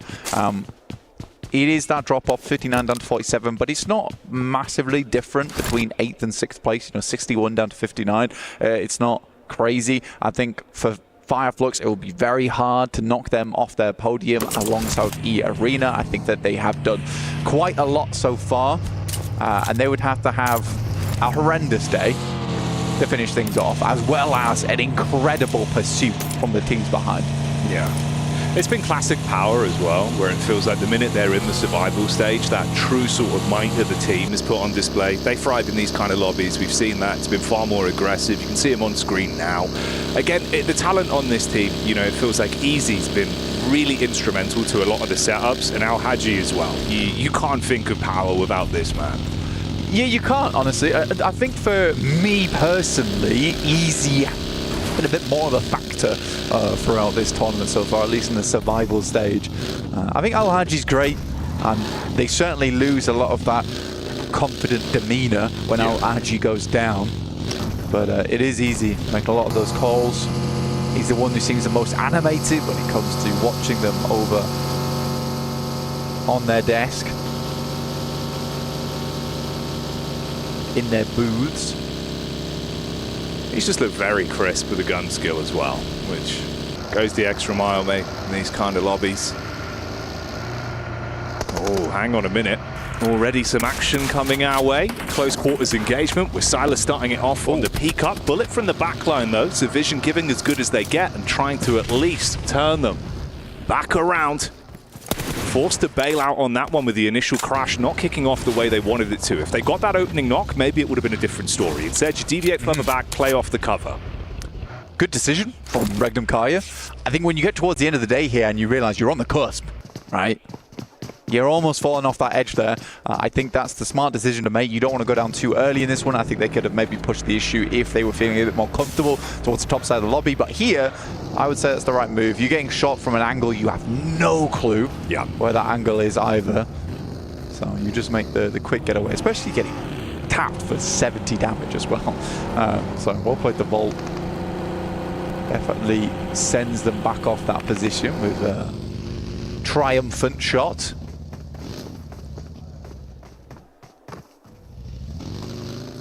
This is where those more influential decisions of knowing when to call it quits on a fight as well is really going to come in the early game. You'll see the difference in decision making for all these teams. Nongshim Red Force again there, they catch whiff of Power immediately. You do not want to run the risk of not being able to really keep accruing points inside of this matchup with the last few games of the day. So just bail out on it early. Think about the bigger picture. No reason to stay around. Both of those teams in similar positions, 75 and 71 points between the both. There's still opportunity for a crazy run-up. I mean, Influence Rage could get themselves like a 20-point game or more, suddenly be in the running for sending upwards, and could be that case where Nongshim Red Force, as we saw in the final day of groups, slips away. And it was post-game 3 where that started to occur. So for Nongshim Red Force, I do think that right now, aim of the game should be placements. Sometimes that idea of pulling things back a little bit can come back to haunt you, though. in that desperate moment of let's just make it to the end game, let's just get those points. You're leaving games with 1 or 2 points getting towards a 7th place, but with only the 1 elimination, doesn't really cut it as much as it used to. Yeah, won't realistically cut the mustard this late into the survival stage. R8, very, very close to Alpha 7. Already ahead of them in the rankings. Want to stay that way and at least go home with a little bit of pride, a little bit of reputation. They could go for a hunt down over towards Alpha 7, but I'm pretty sure they're quite clear on their position. A little nod over. Push it back, but Ida actually heading further this way. Not allowing Alpha 7 to get away without a little bit of a sniff coming through from R8.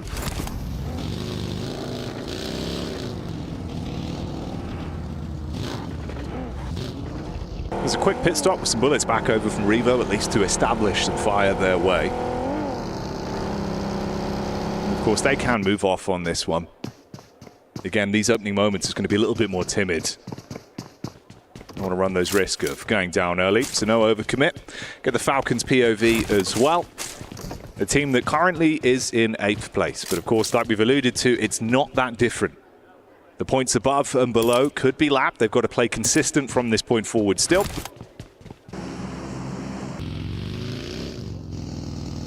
They had a good change of pace yesterday, in my opinion. Towards the end of the day, making much more aggressive rotations. I was a bit disappointed earlier today looking at the Sanhok. Up until the moment when they made a pretty bold rotate through. I wish those rotates would come a little bit sooner, or at least give themselves a springboard closer to those areas earlier in the game. But they are being much more confident to make those plays. Now I'm hoping that now you're getting closer and closer and you see that finish line on the horizon. That doesn't worry them too much. Right now they are passing by Nongshim Red Force, or at least the backline of them. Kino Trope not too far behind either. You got intense game over towards that south side as you saw, and we head over towards the eastern area of the map. Intense game. Potentially they might actually run in to the Yangon Galacticos squad.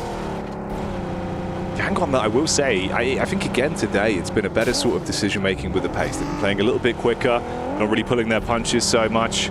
Feels like their team's got a ton of talent. Like we were seeing it in some of the fights they were getting stuck into yesterday, right? You know, they were able to actually go head to head with some of the better teams in the lobby. And they're in a good spot, man. If they keep this up again, you know, we were seeing there is certainly a lot of potential. They could make it out, keep this run alive. Distance firefight on this one's with the Falcons catching vision back over towards Kina Trope. That was the late flank in that you brought up. A couple bullets fired out that way. My only issue with Yangon Galacticos is just the variance in ability. Right, there's multiple times where we've seen them either get like a massive game or go out fairly quickly with not much more than the whimper. And I think that's my issue with Yangon Galacticos, is not quite consistent enough for me, where it's even now hard to make a full read on them. But you're right in the sense that there is potential there, right? The ceiling on that team's quite high. Unfortunately, a lot of times they're lower down towards the bottom floor. More literally here towards the bottom floor. Clearing out towards the bunker side, Sky's POV, Hora Esports. Again, a team that you could probably paint with a bit of a similar brush there. Feels like there is a ton of talent. Obviously, they've been really warming up again as well. Tied right now, 71 points between them and Nongshim Red Force. That's been good. Oh, yeah. I think we had like a lot of, in fact, I think most of the teams that went through to the finals absolutely deserved it. I do think, obviously, the big question marks for a lot of people were Falcons and Alpha 7, but I personally don't think they played well enough in those group stages to even have a chance to get towards the grand finals, personally. I think both teams absolutely do belong here in the survival stage to reprove their worth. If anything, I think Falcons are almost appreciative of the extra time they get to figure out what their playstyle is going to be going forward. We even heard Revo talking about it, saying that, you know, something's got to change. Something has to change. We've got to figure it out. I think for Falcons, there are clear areas that could do with improvement. For Alpha 7, on the other hand, it's a bit of a puzzle. A bit more of a puzzle of what's going wrong on that team. Yeah, he keeps you guessing an awful lot more in reality. But hey, like we said, you know, we'll sort of keep up to date with how it's going for them over the course of these last 3 games, but at the minute, they're in very dire straits. On the bridge crossing down towards Yangon Galacticus, we did see a fight from the backline there from E-Arena that have been looking absolutely stalwart in today's gameplay once again. Great rotations, taking chicken dinners, heads-up calls. It's looked fantastic to watch. Regnum Caria once again making their appearance on the broadcast here, down towards R8 of course. Set up in the tree line, quick vision over, Toxic looking for the shots. Meanwhile, backstab there onto the Falcons. It's a bit of a hybrid fight. 3 teams going up against each other, Power, Falcons and intense game. Yeah, Falcons just losing one right off the bat. I mean, they're able to find one elim back their way. The Fireflux playing what I would call kind of 2022 European gameplay here, which is just very central every single game. They're not being punished too much for it. We moved over to more of a edge style in the past, but that's ever changing, is that meta of how teams want to expand out towards the outer edges or keep it cut over towards the center. And it's really just picking your moments of when you want to go for that one. For right now, Fireflux has had some fairly good rotations to get here, fairly clean. Some good homework's been coming through on their end too, in terms of picking those rotations and when they can go for them. For the Falcons, on the other hand, it is just a case of going for those rotations and making the clear decision from everyone on that team to follow on it. The Falcons down to 3 now. This would be a good game to get further up those steps inside of the leaderboard, see themselves a bit more safe going forward. Gamax currently over towards the eastern side of this circle, but still fairly central. But down towards Milt is where I'm most worried for a lot of teams. Crunching through that area of the map, not always easy. E-Arena currently right on the back lines of it though. Likely one of the first teams to find troubles getting out from here, especially because Yangon Galacticos know their location and Alpha 7's expecting a team to make that wrap through the fields on the eastern side. Yeah, they had the double hovercraft when they were able to bonnet away the solo player from Yangon Galacticos. Since then, one of them was blown up. Still got some vehicles to work with, though, and have been advancing further forward. Squash is the one just peeking out the top floor window, trying to get a read in the lay of the land as they make their move over. Nongshin Red Force down in the compound here as well. Quick peek up towards the ridge side. Doxy, seeing if he can spot them out. Regnum Kai is a team that I'm definitely looking at. 7th place, but I think they're a team that should be going through or should be at least hoping to make it through. I don't think it's a bad team whatsoever. Loxy, Wild, Silas, all very strong in their own right. Toshbik's had a good addition to the squad. And it's been close each time, right? Even in those group stages, it was close. They got knocked out in the final game when they were playing at I think it was 7th place. And it was Thunder Talks and was it DRX or... which team was it that managed to get ahead of them? Either way, it was Ida. Yes. Ida, there we go. Ida was able to overlap them as well in that final game. It was only a few points here and there. So for Regnum Kaya, this is a team that I expect to make it through the survival stage, but in 7th place, it does look a little bit shaky. Yeah, we get the push in here from Kinotrope. Ooh, shots in the back line. Good from Ketch for the opening damage. Easy. Scarface is up close to clean up as well, so the Bizon's put to good use. Accrue those points and just leave the one man who's running through the tree line to try and close the gap between them. Horrific position to be left into. Yeah, so kind of just trapped there. Yeah. It's nice as well. I think that Ketch is seeing how Scarface is playing and I'm pretty much having that notion of I can't sit on the back lines anymore. I used to be the star on this team and I've got to bring that energy back again. I think he has been doing very well to support Scarface here. I think right now they're the 2 highest damage players in this lobby, with Ketch actually taking the 1st place there, which is really nice. Sometimes you do need to have a teammate step it up to give you that extra kick to be like, okay, I need to do my teammate proud. This is a messy one. Hora with the split. Behind the rock and up on top of the ridge with vision. In the middle of the gulch there. Nades being thrown out from either side. Fair amount of damage translated onto either one of the teams. Smoke to play with, tucked in. Sleepy looking to try and engage from this, but quick peek from Marcelo over the top of the smoke. And he's able to grab that one. No fear going down to the follow-up nade as well, so it's really looking rough for Hora. And in come Noxian Red Force, able to dive on top of this. Doxy now. Going to see what he can steal away. The nade could be absolutely massive as well. Close quarters engagement on this one. Into the back, it detonates. And Vision are being blinded by the shrapnel. Oh, this is brutal. It gave Horror a slight opportunity to get away from this as well. Doxy on the top side will find one with a very clean spray down. Using the UMP here, now just Volt remaining. Sensibly the best player on this squad. Looking to finish off Horror at least. Caused them such problems in the past. And it's not a fun area to play this around Shelter. You have a lot of these positions that sit around, which is not always the most comfortable bits of cover. You can't fully commit underneath into the Shelter underground because you lack information, you lack knowledge. Someone can send over towards you and then just hold you out with nades or even vehicles to block the stairways. It's unenjoyable. It's quite an elongated bout between them as well. I mean, Volt's been trying to find an off angle to peek back round. Ooh, did Tizzy spot him on the angle there, trying to peek back down? Got Tizzy on the ridge side, peeks up into it. Yeah, Tizzy knew. We'll shut down Volt, so that's Vision removed. Obviously in 10th place going into this one. No chance to really build themselves further up the standings. And Fireflux could still guard towards that as well when Nonshin have to reposition. Meanwhile, we get the fight in here between R8 and AX. Nades over the top, vehicles in play. We push back down towards the south. It's an unfortunate assumption there coming through from Henry. I think he tried to at least go for a decent nade behind the tree. And I think that without the little information, it was pretty well placed, honestly, if the player was there. Ida finding Zizzy. Horror does finally go down to Doxy, and Nongshin Red Force on a bit of a tear here, despite, you know, probably going down to R8 in the next couple of moments. I still think a 7 Elim game is very good. And it will just keep them up towards the top side of the lobby. Power did lose one earlier, if we remember. E-Arena manages to get quite far through, at least with a couple of players, but Power immediately will snap down on top of them. Oh, Yangon pushing up. Sakura close towards the action, but it's Mormon that throws out the first stone. Dive over the top as well with the movement, assisted by his teammate, Sakura. Smooth moves for the battle back, and they're able to handle themselves quite nicely on that one.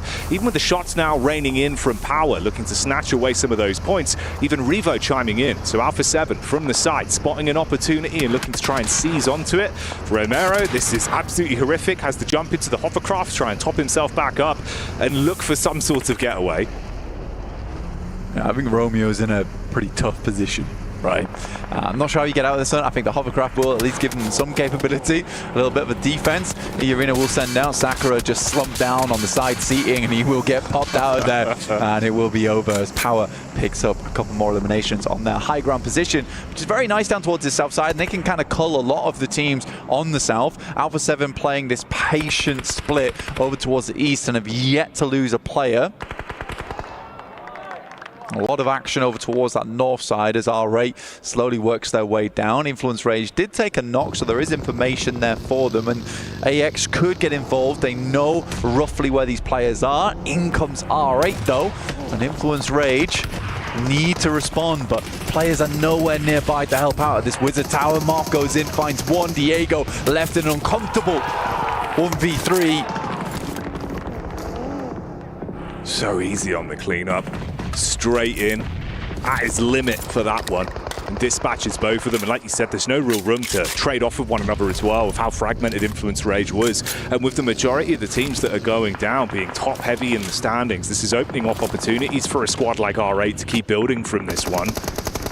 So being able to at least find what they need in the moment, but Ida from the sideline gets hit by AX that are now pushing up onto it. Laura's in as well, taking a face now with their attention turned. The bonnet of Arian, that's going to connect back onto R8. Yeah, at least like that from AX, who decided to get involved on that. They saw the fighting happening. Fireflux have made their way over towards this western side and looking to sweep on through. Ketch already finding the first over towards Lorazin on the Molotov. Now looking for a little bit more here. They're continuing to rack up those points and see themselves further solidified over towards that first place spot. Currently running with 93 points to the 79 from E Arena on this game. Gamax Judo finding Carrillo. This is happening multiple times. Gamax are able to find the shots over toward Alpha 7. A proper nemesis on their hands. It's Turkey versus Turkey, though. Regnum Karia up close onto Fireflux. Silas firing off shells from the DBS. Good damage done. Meanwhile, the Elim feed showing us the tail between Alpha 7 and Gamax. Scarface with a quick reposition. The Orgle hit heavy. Another man down. Sideline shots as well from AX. Still third partying. Man, is that Regnum Kaya just down and out there? Yes, it is. Fireflux brings the heat straight to them. They can hold this team under. R8 still holding versus Influence Rage as well as intense game. Fireflux as well as Regnum Kaya go down in mutual destruction. Nade's out.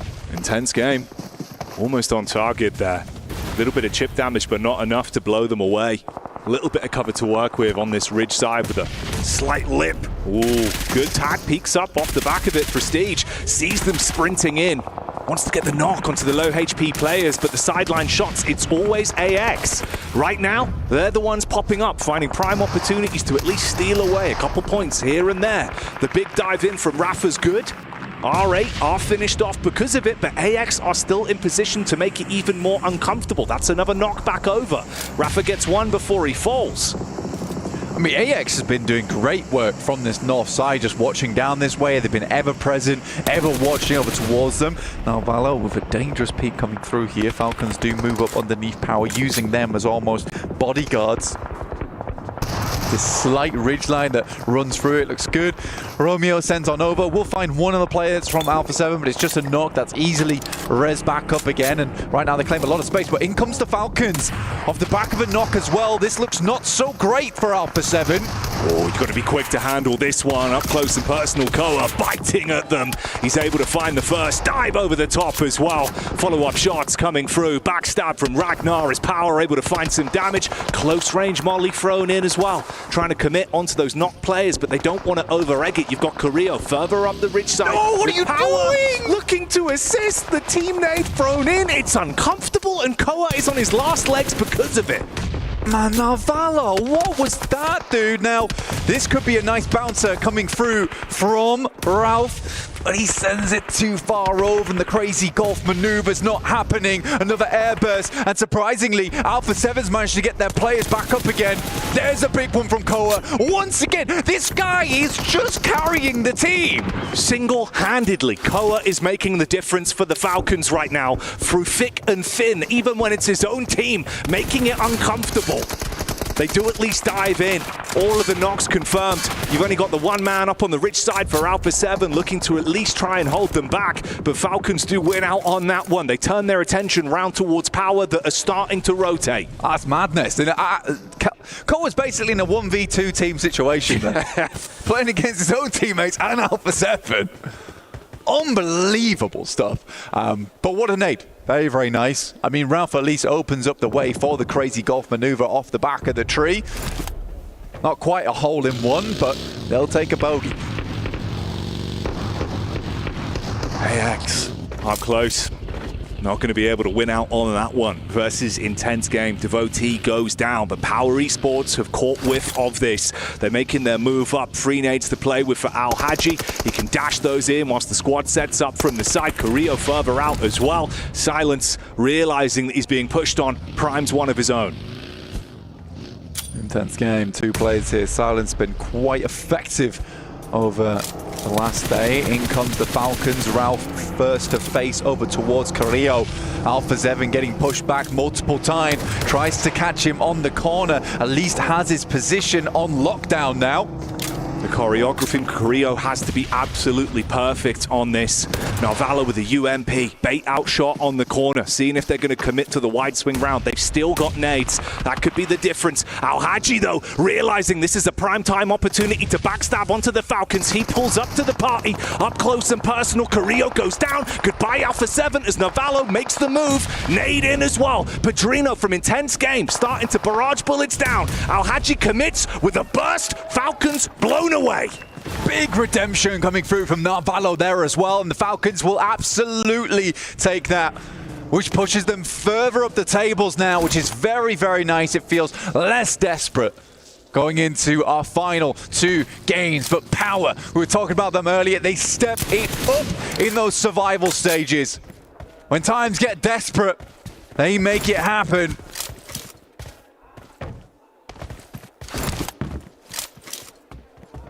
With the communication looking so clean on this one, the rotates have been good, the engagements have always been in their favor. A 3-2 split in the battle of attrition, the final 2 squads here.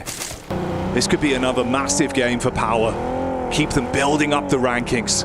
And like we said, they thrive in the survival stage. They don't just survive blank, and they're showing that once again this year. Now look at the finish off, Intense Game. Over towards the lumberyard. Power looking to hack through them. We'll see if they can call timber, or if Intense Game can stand tall like the Oaks in Canada.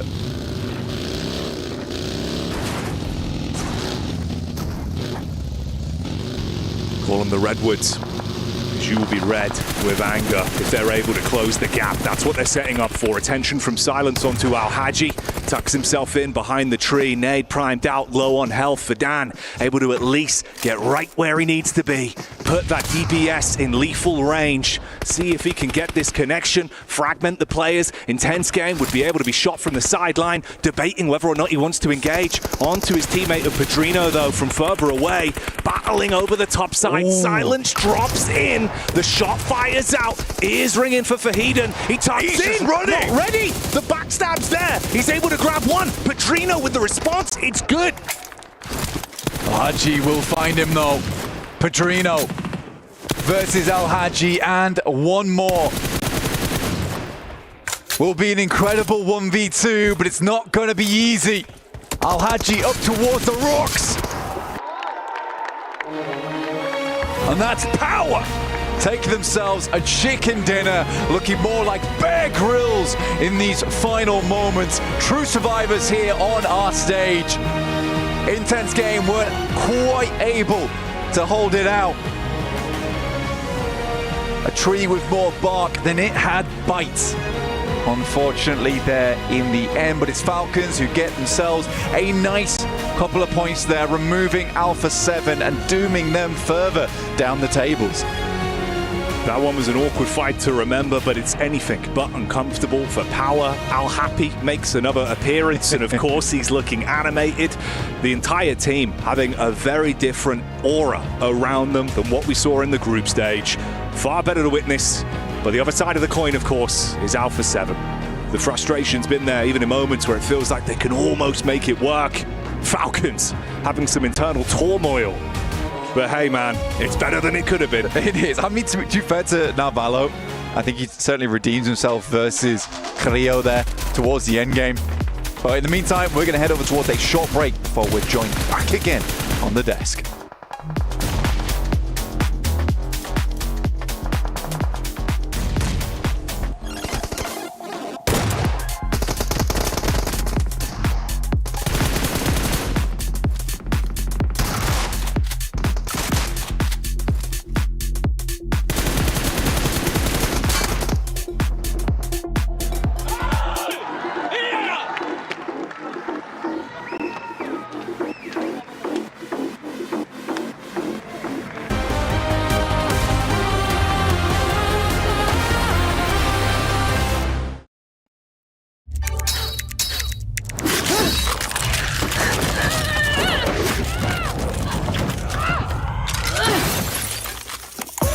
Reach your impossible. Lenovo Legion.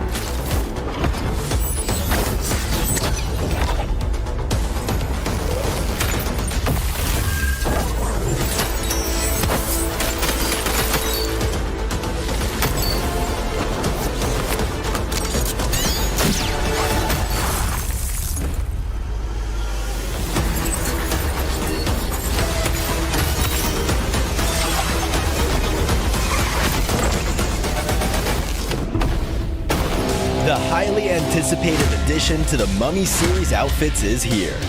Paired with the new Ice Tomb Glider, the Polar Spectrophage set is just what you need to freeze your enemies. Or send them ablaze with the Inferno Fiend set's new upgradable Chain Inferno Uzi. All the Mummy outfits are back. Get them all. Join now and collect the whole series to turn all eyes on the battleground. Event period, July 10th, 2025 through September 2nd, 2025.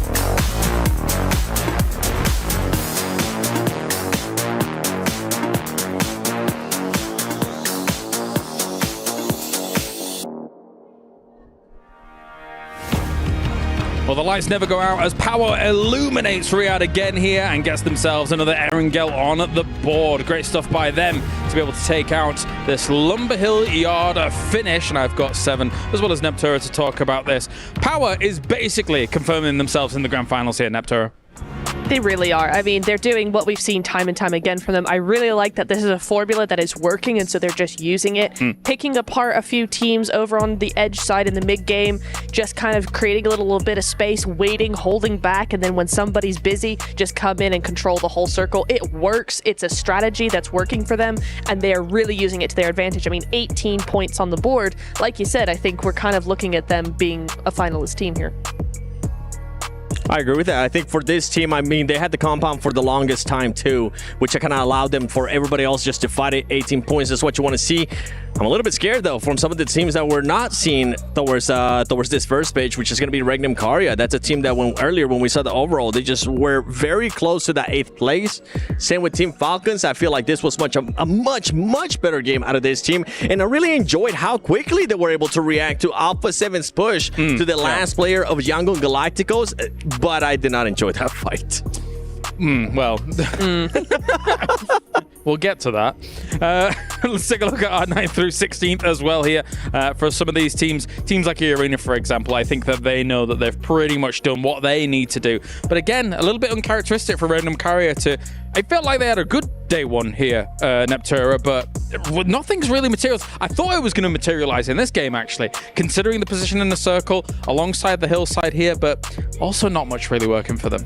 I think it really just goes to show you that even if you have the position, if you don't do anything with it, nothing's going to really happen. Oh, agreed, yeah. And so it's like, I almost feel like they kind of think they've already made it, and so it's like, oh, we're just going to have a quiet day, and it's like, no. Oh, you got a lot of teams right next to you that think they haven't made it and are going to work very, very hard. So I would like to see a little bit more from them, but maybe, you know, coming into that Miramar, they're more confident on Miramar. We could see a big thing. For Regnum Karya, they ended in a fight with two different teams. They ended up against Fireflux, and then they just became overpowered by R8.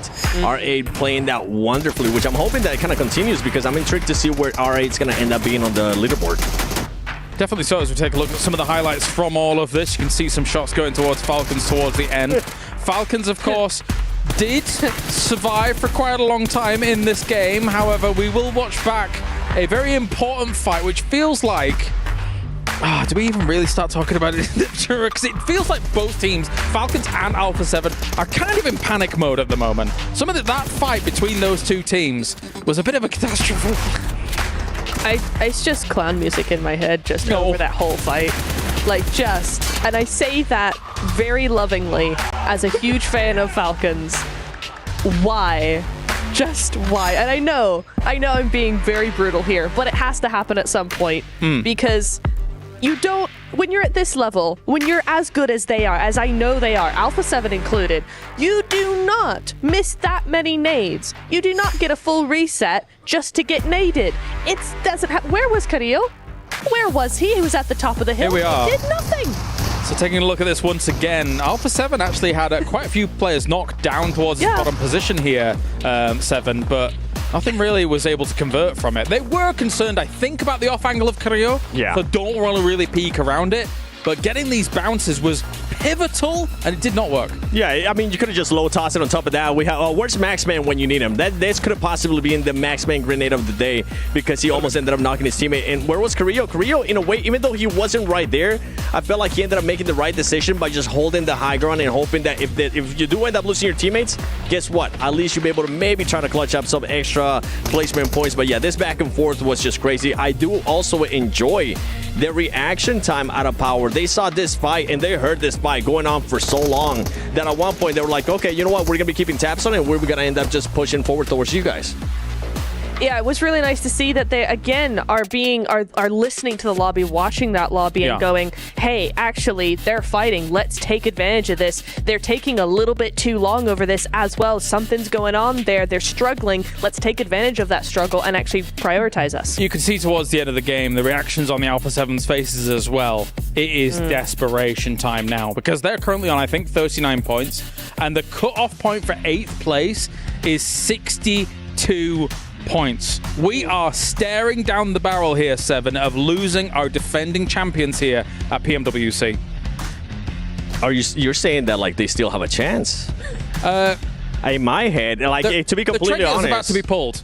Yeah, I feel like, and I even said at the beginning of the day, for Alpha 7 to even have a chance at being in the top 8, they would have to get the win, because now going into this fight, guess what? Even though Team Falcons create the tiniest of cushions, all those teams towards the top, I mean, Fireflux, we already saw it in this past match, especially earlier into the Erangel. They had a 1-1-1 split. That team just really didn't give a damn.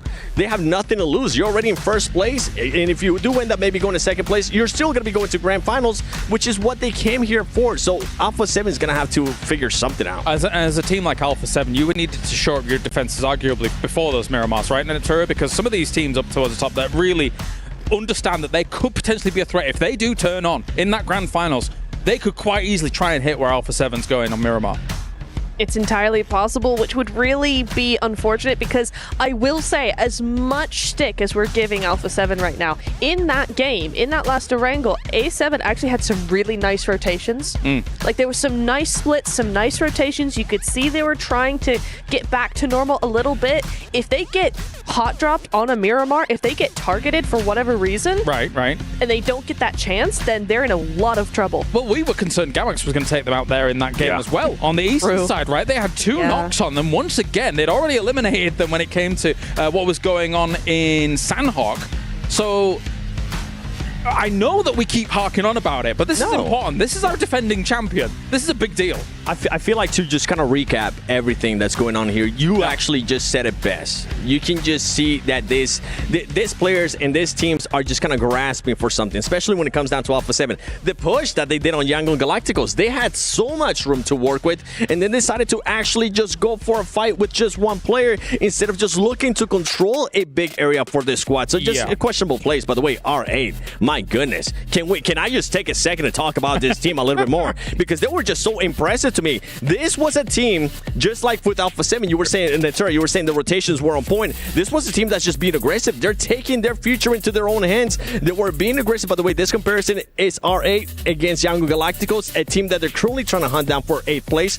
And I really like the aggressiveness that I saw of RA in the last match. Of course, this head-to-head brought you by the Saudi National Bank here between RA and Erangel Galacticos.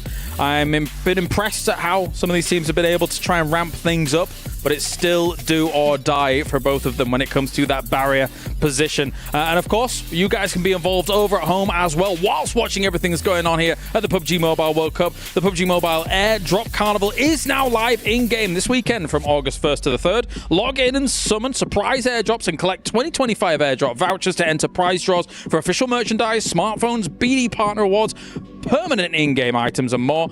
Every participant is guaranteed to win, so get it going, guys, out there. Additionally, if you jump into the game now, you can vote for your favorite airdrop partner. You might even score some awesome surprise gifts from them, so don't delay, get that going. And Neptura now with Miramar on the cards. What are you looking out for?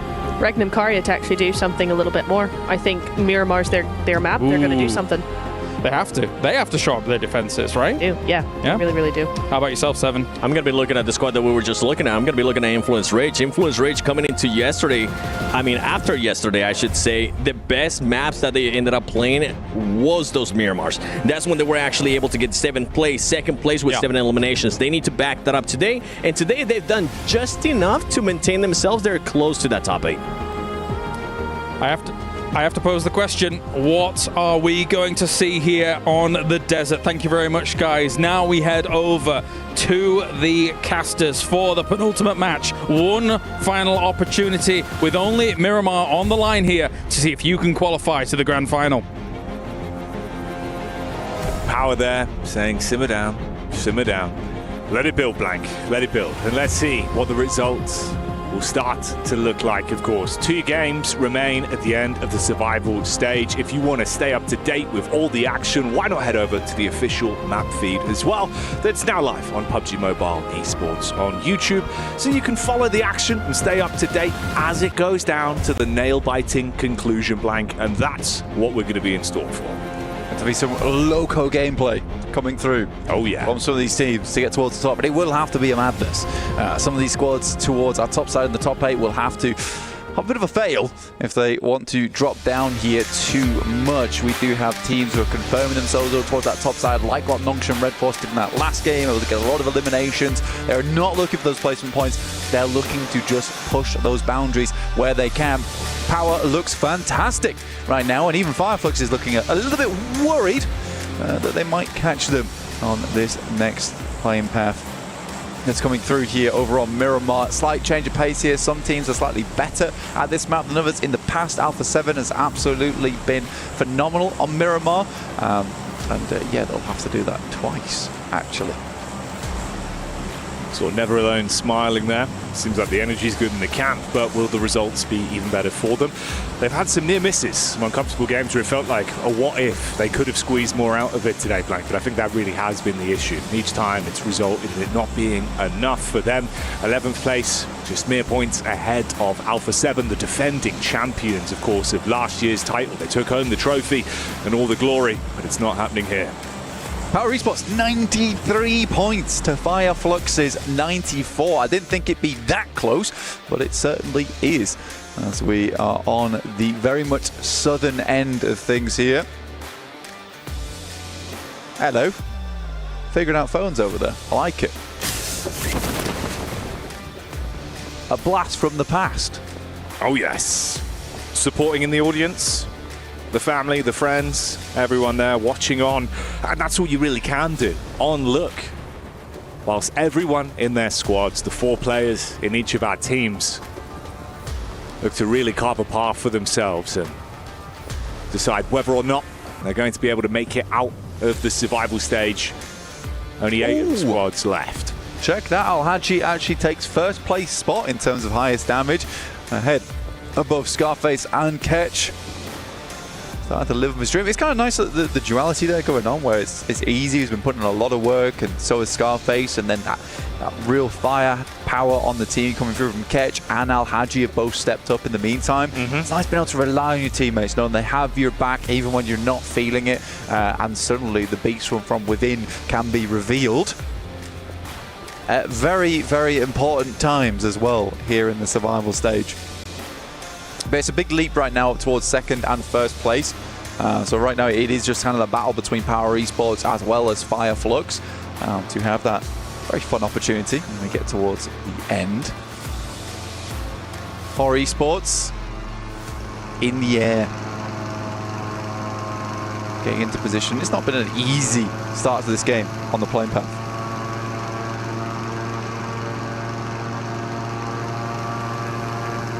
They're soaring, they're flying, and it's Sky, of course, that's up in the air. In reality, you know, it's probably for the best that Sky's the one flying. You wouldn't want a sleepy pilot. No, you would not. Goodness me.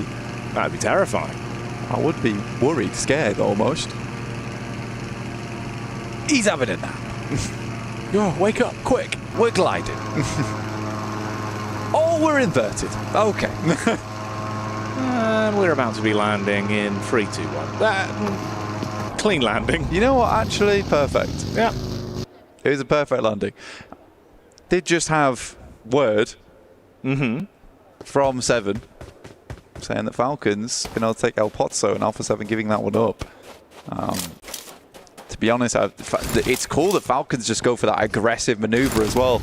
Alpha 7 forced to a case of, well, do we really want to take the chance here at going down early? I mean, even if they lose one player, they cannot afford to have that. They need to have a 4-man finish if they want to have enough firepower in that end game to clean things out smoothly and also have the chance to sweep. So for Falcons, I think that's a very cool maneuver, because you are preying on the mentality coming through from Alpha 7 there. Intense game here as well. Up against Vision. Bit of chip damage exchanged between both squads. Seeing if they can actually find a way to get a read on this, not expose themselves to both the angles that were in play with the 2-2 split, but never alone, being able to get the adjustment shot off onto Silence.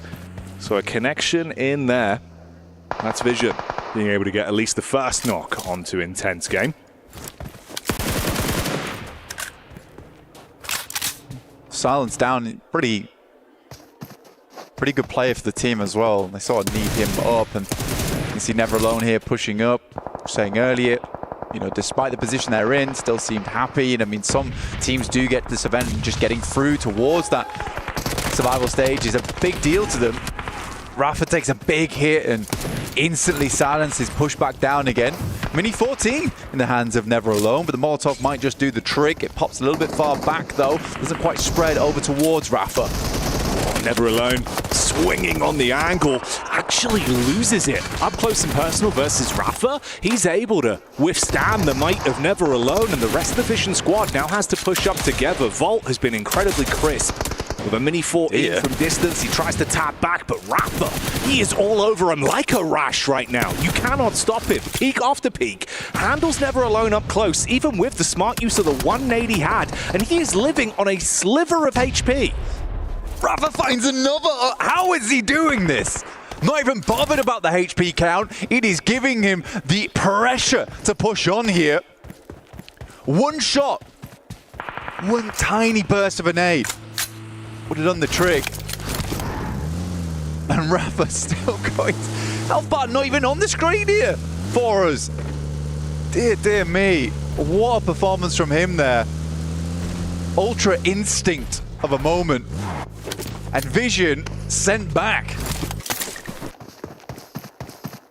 Realistically limping away as well. I mean, it's just Marcelo, that's all that's left.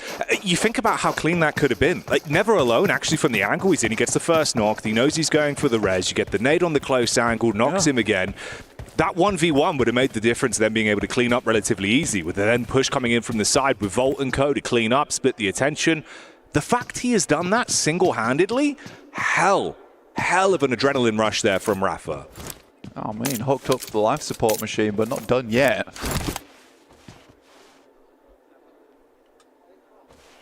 The circle head over towards the western side. I think most teams will be happy about this as well, purely off the back of that plane path.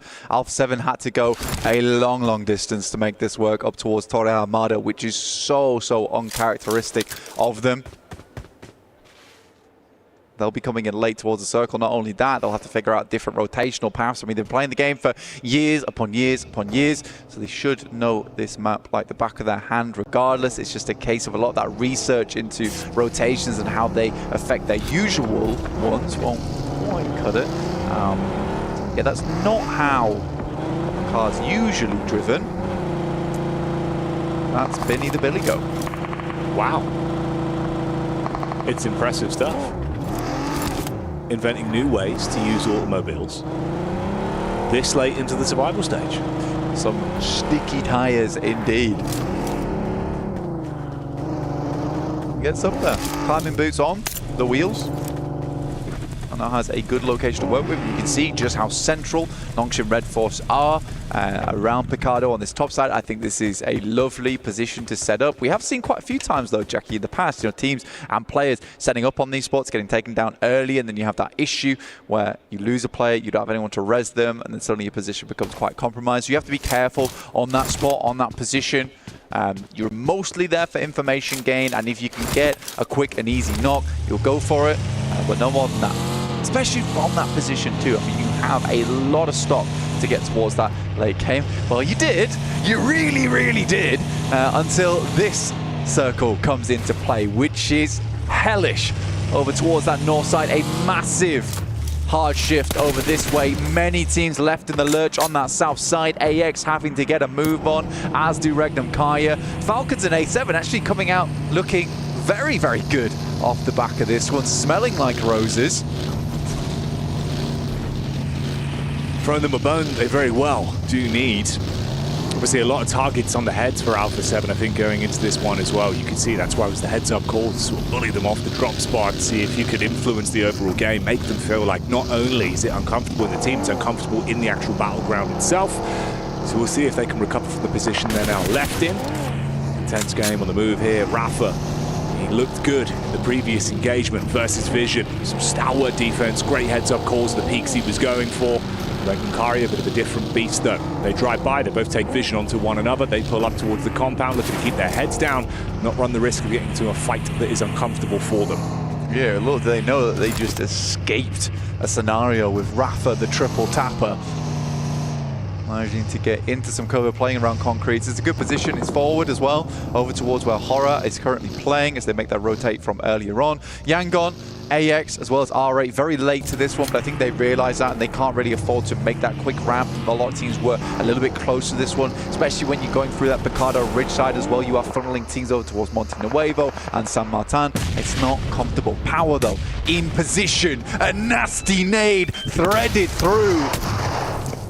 Al Haji has been on the money with these nades. Ooh, backstab though. Set up from Padrino. He's able to hit that one heavy. Al Haji down. Adrian as well, pushing in close. Missed shot on the first peek through the doorway. Back up in there. Ragnar with the DVS. Withstands the push. Nade in. Danger close. Forced to heal up now and play off one another. Fireflux off in the distance. Padrino goes down stairs and will pick himself up. A lot of elims off the back of that. It was a clean engagement, a great backstab, an assassination of a play, but the Fireflux team is heading inward. Padrino finds an early knock over towards Ketch, looking to hold this one down. They don't have Rafa up. And now he'll have to hold his own versus the full squad. The tag goes through, so they have a rough idea of where he's playing, and those nades are not going to stop anytime soon. We had Rafa looking very talented earlier, but now, like you say, it's up to Padrino to be the punisher, to keep his team alive in this one. No opportunity to get his mate back up. It's all on him as a solo to withstand this crash that's come in from Fireflux. They had the timing to backstab and third party onto power, cleaned up there, bursting through the door. They shut down the opening man in Rafa, nade through the top. That's nice, and they close it out. Fireflux won't lose a single member off the back of that one, getting 4 points, so succeeding where power failed and cementing back towards that first place position. Gamax holding off versus Influence Rage. This is fairly central. A very interesting circle here as well, Jackie. A lot of high ground to work with, which is going to isolate a lot of these fights until very much in the late game when we head through to stage 7, stage 8. But there is a lot of opportunity to find positions on the map which you feel comfortable in, and then sit around there for quite some time.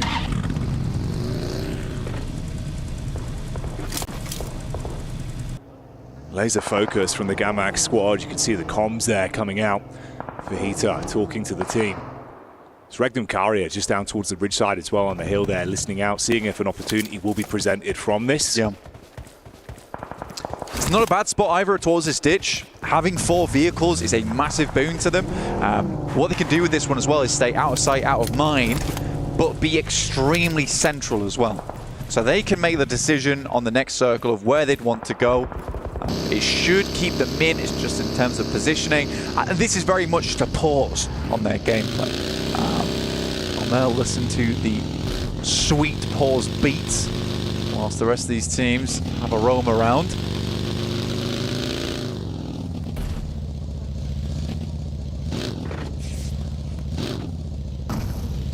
It's interesting as well that obviously Marcelo, his entire squad going down instantly to open this one up, with Rafa handling them very easily. He's been able to keep himself alive and just out of dodge, barely in the back line behind Fireflux. It's a 2-2 split from them, with Scarface further down, catching the back line. Always feels like he's so useful from distance as well. It's his preference being able to support the team, set him up. Scarface, he loves to get aggro. It's kind of funny, right, in the way that that's happened, where Scarface in the past has been absolutely the long-range specialist for the team, but we're seeing a lot more where Scarface is moving over towards that front line and Ketch is playing the back line for them. So it's a complete role reversal into this one. But it's also nice to see that they're comfortable to switch those roles frequently, because that does hamper you. Because you lose Scarface, what are you going to do? Yeah. Suddenly you lose a long-range player. So having both your main fraggers on that team be interchangeable, that's an indispensable characteristic for a squad. Yeah, having that level of dynamic gameplay that can keep squads guessing gives you the extra oomph you need, especially in these kind of lobbies that are global like this. Can't afford to be one note in reality. Much prefer that double quaver, quick off the beat. That's not going to be the case for a lot of teams here. It's going to be a slow rollout. Circle doesn't really confirm onto anything too drastic here. Still that high ground towards that south side is open. The ditch that Regnum Kai is playing is nice. Quite a few open areas in terms of the rows that cut through here. In the meantime, AX has taken a knock. That's potentially from R8, who are watching the overlook here on that northeast side. You can hear there is plenty of fighting. And is that Regnum Kaya losing player? No, finding shots over towards Kinotrope. A lot of the players from Kinotrope who made a big old dash over their way with little to no information either. Yeah, went for a bit of a stab in the dark and ran straight into Red and Kara that, of course, have been playing for this latest setup. They were waiting for a fight to be instigated so they could push up towards Influence Rage or Gamax clean up on that one. They've been gifted a bounty of eliminations off the back of that. And of course, the last player is miles out of position as well. Ridgeside Angle up on top, effectively trapped on an island. And it's the Falcons that are underneath, slowly skulking their way further forward. They were a little bit more split. They've grouped up now. Finale could be a bit of an issue for them, though. He's hidden. Closed off, squared away. See if he opts to take shots. In come Nongshim Red Force versus Fireflux, and there's one. Narvalo, I think he took 2 shots there. Should be down? No? Yeah. So Narvalo once again goes back to a spectating position. And Falcons play on with 3. Tell me if you haven't heard that before, but I need to stop beating that horse at this point. It was the quick crash in as well from Nongshim Red Force. Obviously, that's worked out relatively easily for them. So the duo from Fireflux that were further ahead have been caught there. Oh, even Catch just barely getting away. Sliver of health as he'll try and duck down. Bullets whizzing over the top, offering up a short back and side. It's a free haircut, but he's still breathing for now. We'll drop some smoke. He's very exposed. Fireflux, not ideal. Right? Nongshim Red Force, they saw an opportunity and did absolutely go for it. Fireflux was a little bit slow across the road there. Nongshim Red Force took a couple of knocks, but it was a 4v2 advantage. A pretty easy cleanup. But now, Valo, I think that there is an instance where if you know someone's up there, you kind of want to send another player with him.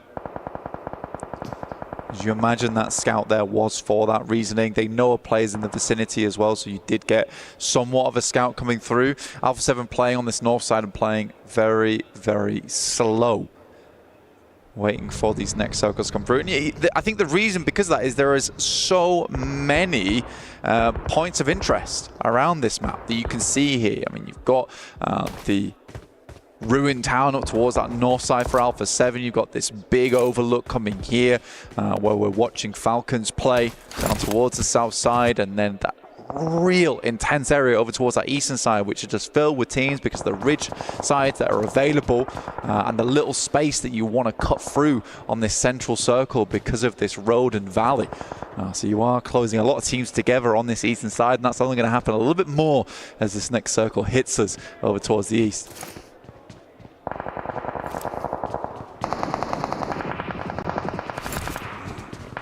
AX there, thrown into the battle versus Gamax, obviously sharing those close compounds for quite some time. You can see Nongshim Red Force as well, committing to find follow-ups on the Fireflux. Handling them easily. Solus was the first to fall. Follow-up onto Catch, so both down and out. The team is removed, so the squad unable to accrue much more from that one. 4 elim game for them, bring them up to 98 points overall, and the battle continues with Yangon Galacticos being cleaned up, split between 2 squads. AX as well. Really in position here where E-Arena are going to be looking to go from strength to strength, and this could give them some good momentum in the standings if they can find the play off this one. But E-Arena already on 3 elims playing on this eastern side. It's going to be a bit of a brutal rollout for them to get over towards AX, but they are hurting. They're definitely hurting. They've sent a bit of damage over their way. Looks like the resources are a little bit rough. Joker looking to send another nade over towards the top side there. Did find Ariane. A bit more damage poured in, and R8 looking to backstab on the eastern side. Regnum Kari has played a blinder on that ditch, by the way. That is some good knowledge of the map and where they wanted to go early. They held out Kinotrope when they tried to make a big crash over their way, and they have just been sitting pretty since. Yeah, it's worked out very well for them. A team that we know can offer so much in a lobby like this. And for AX, it's not only from the front with E-Arena casting out nades to course the backstab from R8 that now look to swoop in off the damage done with those nades landing right on target, hopping out the vehicles. Joker further down, belly on the ground as well to assist. Still nades in the back pockets thrown in. AX must be so uncomfortable. You are just pinned in here. Henry with the smoke, at least trying to buy time as they get close. You've got the Shoddy to work with. The entire team just looking fragmented. It's only Henry that remains. Quick bandage to try and top himself up. Yeah, there's the pump, which is not great for multiple targets at a time, especially when you've got no cover to hide around on that delay between the shots. Henry will just watch RA move a little bit further forward here. This is a good game, though, for 9 through 12, right? With Yangon Galacticos out and currently in 8th place. It's not a massive jump up that's required to challenge that position from Yangon Galacticos. Regnum Kaya would like for a big game here to confirm themselves further up and secure that position as we head over towards our last game. Mormon finds Henry, and Henry is found wanting. With Henry going down, that's AX removed. And E-Arena hoovering up a lot of the points as well, so still gives other opportunities for further squads to move up, like you said. A bit more literally here. They already found one knock over towards the Falcons, and they just keep adding, piling onto this. Koa's down. Redox as well takes a hefty hit. They can convert onto those. Vinny goes in with a DBS, so for the Falcons, it's so rough. That vehicle's going up 100%. He has to get out soon and find some kind of cover. He holds it, though. Yeah, a little bit further forward. Don't wait for that thing to blow up, though. Has to get back. To blow it up himself. Can't really go too far back at risk. Opening up an angle. Vision, Marcelo holding off RA. Dropping the smokes in, give him a little bit more room to play around with. Nongshim Red Force, love the playstyle. Love the playstyle from them. In every single game, at least trying to get above those 5 elims. And yeah, they're taking a lot of damage right now, but that's enough each game right now from the point standing they sit on to keep them inside that top 8. Yeah, they're not going to be disappointed whatsoever with how this has flowed. Good elims, taking out some important teams as well. It's an ideal scenario for them. Hello Marcelo as well. The fact, obviously, he's still alive with Vision going down in like literally the opening 5 since this game, and even being able to fully commit onto one of the R8 players, dip out like a bandit, make it off to the loot crate and set himself back up for potentially something a little bit later. Meanwhile, the battle continues with Hora diving in onto Alpha 7, squashed from the side, slapped upside the head. Non-Shin finished off in the end there by Regnum Kaya. Carrillo realizing there's no opportunity for that one. He's got to jump back in the vehicle, try and create space between. But it is rough. Again, I mean, Sleepy just finding the prime target on it. It's such a slow game from Alpha 7. It is so different from what we're used to. It's a nice nay, but not quite close enough. We'll drop him down to 10% there. Regnum Kaya, I think there's a case to be made that they got lucky, right? But still, that initial rotation was really nice to get themselves a ditch, and that ditch has been super influential, but they haven't just been sat in there the whole game either. They have been taking shots where they can. They've been scouting their surroundings and ensuring they have a setup for the late game while still getting plenty of eliminations on board. They currently sit with 7 this game, which is fantastic to see for Regnum Kaya. Oh yeah, they're still being proactive. And you can feel that shift in the standings. See how far they can go with this one. Good positioning, great crosshair placement as well. Prestige for the Rid side, peeking back down onto Alpha 7. This is R8, triple threat of players that are still alive. Taking that peek down. Carrillo.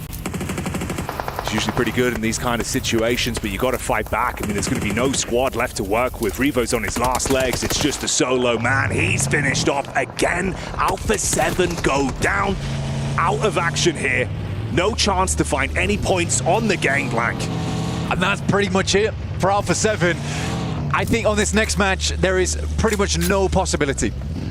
They need to get 27 points alone to get towards 60 points and challenge against some of these teams. And with that elimination on towards Carrillo, I think it's pretty certain the defending champions will not be going through to the finals. Absolutely insanity. You think about the form we saw from them last year, the way they played, the blood, the sweat and the tears. Every game, they put it all in. Nothing was left before the lobby. This time around, it's been a very different team and it has not gone the way they needed. Survival stage. It has been just that, surviving for Alpha 7. And in these kind of situations, they just can't. Nothing left for them. Yeah, you're right. Last year, PMWC 2024, they were scraping, screaming, shouting towards victory. And it's unfortunate here to see them go out with such a quiet finish. Horror over towards our northwest side of this arena.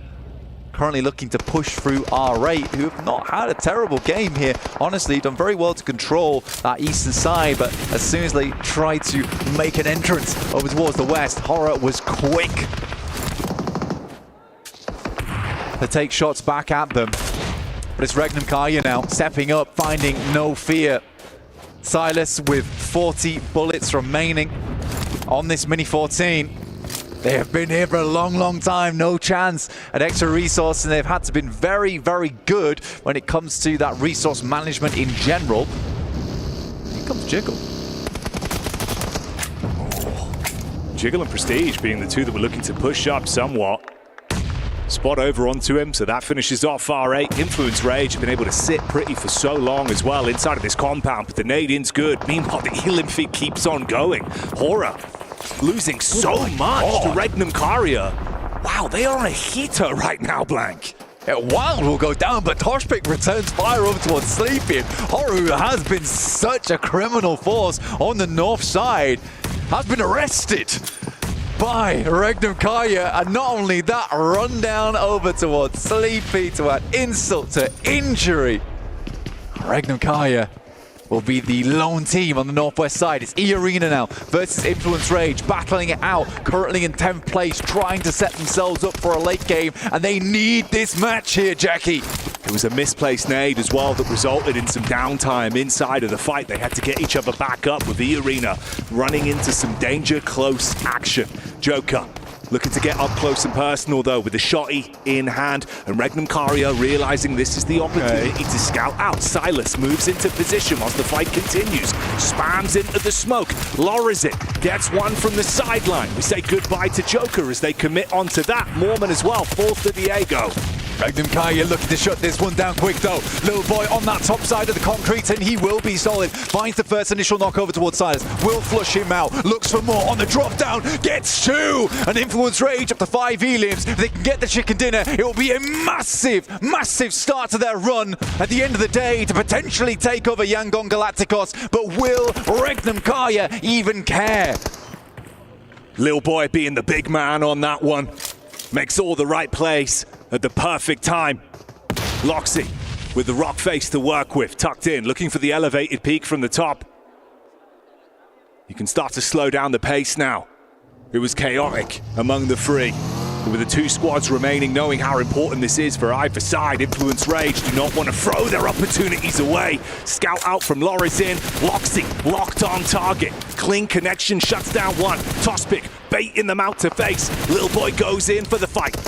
The nade, the only thing to keep them in this one. One sent out, Little Boy extremely low, will be taken down. Diego on the backside, there's at least a nade to keep this one going. Wild walks up, and it will be an easy finish from the ditch. They were down low, but they end up on high for Regnum Kaya, and that game will secure their position in the top 8. For Influence Rage, they were so close yet so far. Getting that 10 point in that game would have made their game so much easier going into our final match on Miramar. But they have much, much further to go now. Fought hard, but that's a memory that could come back to haunt you, potentially leaving your fate up to other teams now, whereas Regnum Karia, they set it for themselves. Massive game. Great positioning, but still, like we said, even though you had such a good angle, they were being able to be proactive on so many different fights, just hoovering up points after points, and then going on to close it out with a chicken dinner. That's a great game. I think they finished on around about 15 elims, so that's a 25-pointer on that match is unreal stuff. Fireflux goes down early, gets a few points, but as does Power. We'll see how this all ends up in the final match on Miramar. But in the meantime, we've got to head to a break. We'll see you soon.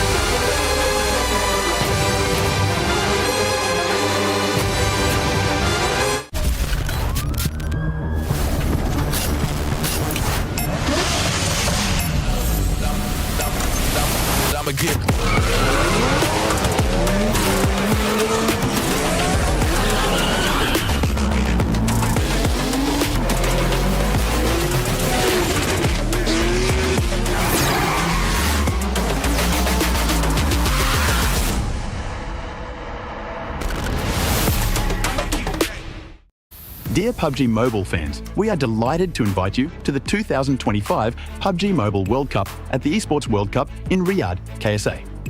This exciting event will take place from July 25th to August 3rd at the Boulevard City. We've prepared tons of event perks, such as the PMWC avatar frame, eSports Passion set, eSports Passion parachute, and tons more items. Let's check out how you can get all these rewards. During the tournament, go to the Pandora event page via Lobby, Event Center, eSports to join the event. Mormon from SEA, Top from CSA, Pedrinho from the Americas, Silas from the EU, and Prestige from MENA will guide you through the 5 major parts of the event.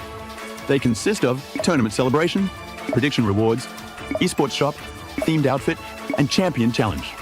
Join these activities to earn rewards and collect eSports tokens to redeem even more gifts in the eSports shop. The more eSports tokens you collect, the better rewards you'll get. You can get up to 2,870 eSports tokens from the prediction event. It takes place from July 23rd to August 5th and consists of 3 stages that coincide with the tournament: group stage, survival stage, and grand finals. During the group stage, get 20 eSports tokens by predicting the 8 teams you think will advance directly to the grand finals. Each correct prediction will grant you an additional 60 tokens. Make a total of 3, 6, and 8 correct predictions to get 300, 680, and 720 tokens, respectively. You'll get another chance during the survival stage to guess the other 8 teams that will make it to the grand finals. The rewards are the same as the group stage. During the grand finals, you must try and predict the ultimate champion. Just predicting will grant 30 tokens, and a correct prediction will grant 400 tokens. If you're unsure about your predictions, you can let your friends' predictions guide you. Find someone reliable, copy their predictions, and wait to be rewarded.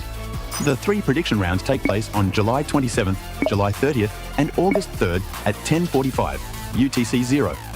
Rewards are issued the second day after each stage ends at 4 a.m. UTC 0. You'll receive eSports tokens based on your prediction results.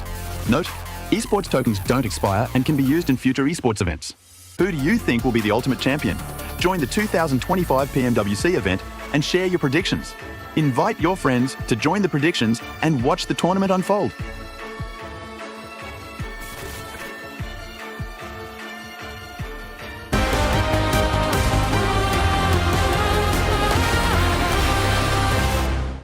What pushed? Stój.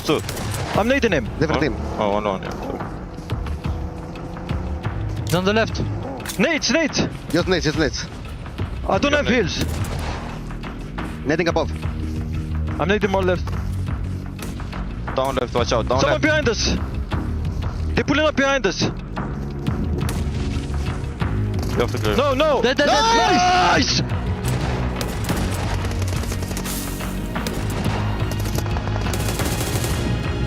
ماشي نايس باقي بعيد بس حجي اطلع يسار اطلع يسار حجي اطلع يسار خذ الصخره اطلع يسار خذ الصخره تسكه اطلع فوق ترى ما اشوف بدك تطلع فوق حجي من فوق تسكه يسار حبه الدو بس هذه هي وينه شوفه السكه بس خلاص حجي بيطلع نايس هيال لا وحش يا حجي واحد نايس يزي يدك هذا حجي.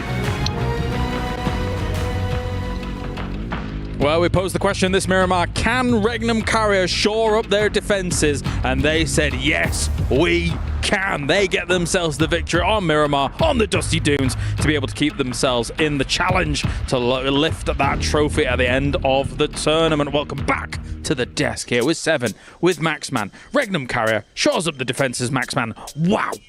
To be honest, they just got center very early on and they just held down the fort. It was a pretty straightforward game for Regnum Carrier, which you have games like that. They kind of played the Korean way, just like central compound, we defend. This time it was a dip though, a little bit different on that side, but very good to see them because they were like in the middle of the rankings for a big portion of today. That's going to, again, solidify their position in the grand finals. 24 points on board. Regnum Carrier, Silas, the dream is still alive. He can take home this PMWC trophy. Wow. I think with those 24 points, easily they're going to be going to the grand finals. As you mentioned, they were there towards the bottom. Now they're not going to have to worry about that. One team, though, that we saw something during that match, Hora Esports, as soon as they ended up eliminating one of the players from Alpha 7, they just fully sent for it. So yeah, Alpha 7, your chances are absolutely gone. A team that might actually have a chance here, though, Max, Influence Rage. They've turned it up, especially in Miramar. Oh, I thought Yeah, sorry, I'm just sighing because in 16th place it's Yangon Galacticos, and we could have almost seen Maxman's zipline of the day. I was It was this close. I thought they were going to drive it on the. I say zipline of the day. It would have been zipline of the year because nobody ever takes ziplines. No, only a Mina they call zipline plays, and it did not work out over there. I remember Marcelo had a really bad time. Yeah. But to go back on your point of Influence Rage, actually, they had a very central position, just like Magnum Kari, right? Yep. But the defense they set up was really strong because they understood eastern side of the compound, we're just going to give it away. E-Arena, RA, all those teams want to take it. It doesn't matter. We'll hold on to the western side, which is closer to the center of the circle, and because of that, we can get a bunch of eliminations. Little Boy in particular stepped up big time. Well, of course, we have our head-to-head presented by the Saudi National Bank. It's Yangon Galacticos and Influence Rage, and for one more game here, 7, they have got to step up.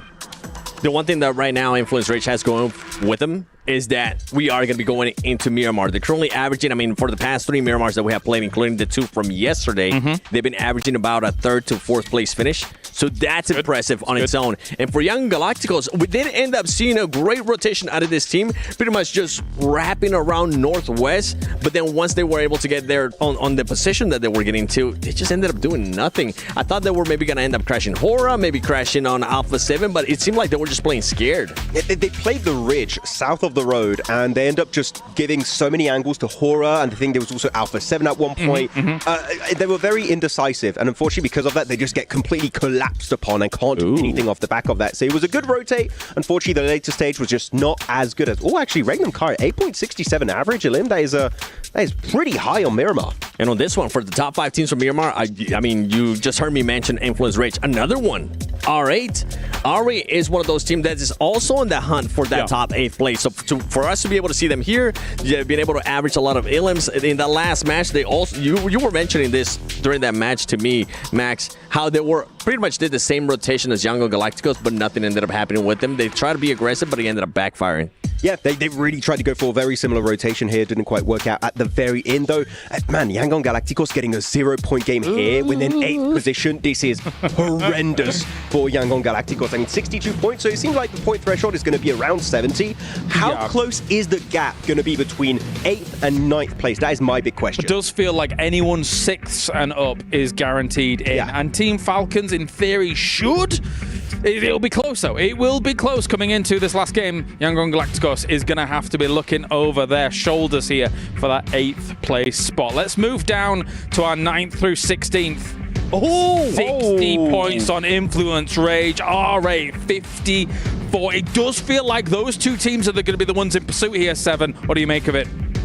Okay, I was expecting Influence Rage to have a chance, but I thought the gap was actually going to be a little bit bigger than that. For the gap to only be 2 points to tie it, the thing for Influence Rage is they need to make sure they do enough to not tie, because if they do end up tying it, they will lose the tiebreaker. Yangon Galacticos does have a chicken dinner. I want to bring up one point right now. I know we said we weren't going to talk about Alpha 7, okay? But generally, go for your hot drop onto Falcons. Fight Falcons, they're your cutoff team. You need to hot drop them, eliminate them early on so their point threshold doesn't increase anymore, and you might be able to overtake it. Even maybe Yangon, but we need to see something of value coming out this game. You got a fever? He's asking for a hot drop? He's also asking for about a 30-point game. No, you need to do something big. You need to do something huge, because they are not only in the danger zone, they're pretty much gone. They've got to do something. But before we get to that final game, let's check in with the most explosive moment of the day. Max Man's Grenade of the Day.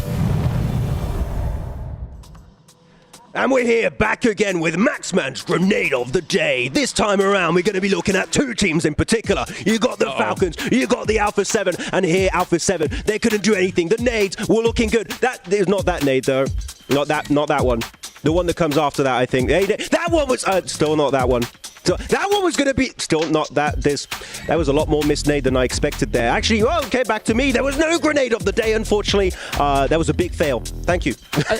Wait a minute, were there 3 more grenades after that as well? There was a lot more grenades. There were like maybe 5 or 6 more grenades that were just completely mixed. I can't keep that voice the entire time.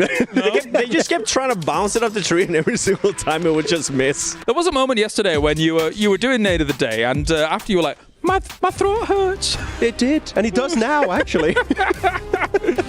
Well. Now it's time to get serious. One more game here to figure out who is going to be going to the final and who is eliminated. Alpha 7 would have to have an insane game to do something about all of this. There's a chance. Remember, this team has been able to get a chicken dinner with 19 eliminations at one point. So if there was any team to do it, it would be them. But it's going to be far-fetched because a lot of those teams at the top. You've got to go massive. It is time now for the Miramar, the final Miramar, to determine who moves through into the grand final. Casters, bring us it. Thank you very much, Kalaris. Myself and Blank in position for this one, and we can't wait to kick it off. The final game of the survival stage, culminating in 2 days of play here. Only 8 teams will make it through.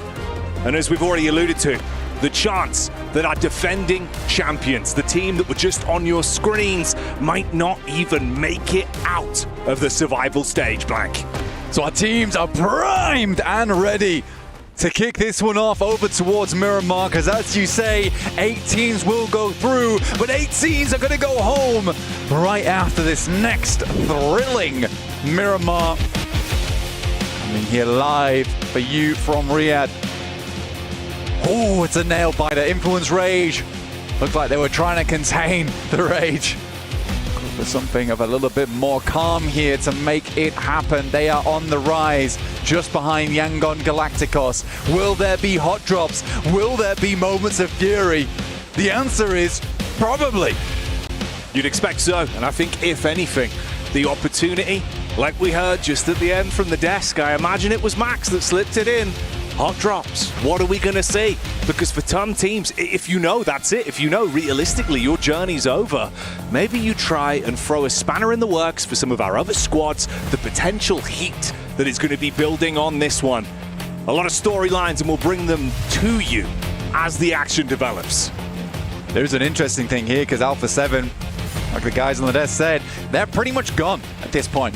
It would be a miracle. One of the best games in PUBG Mobile history.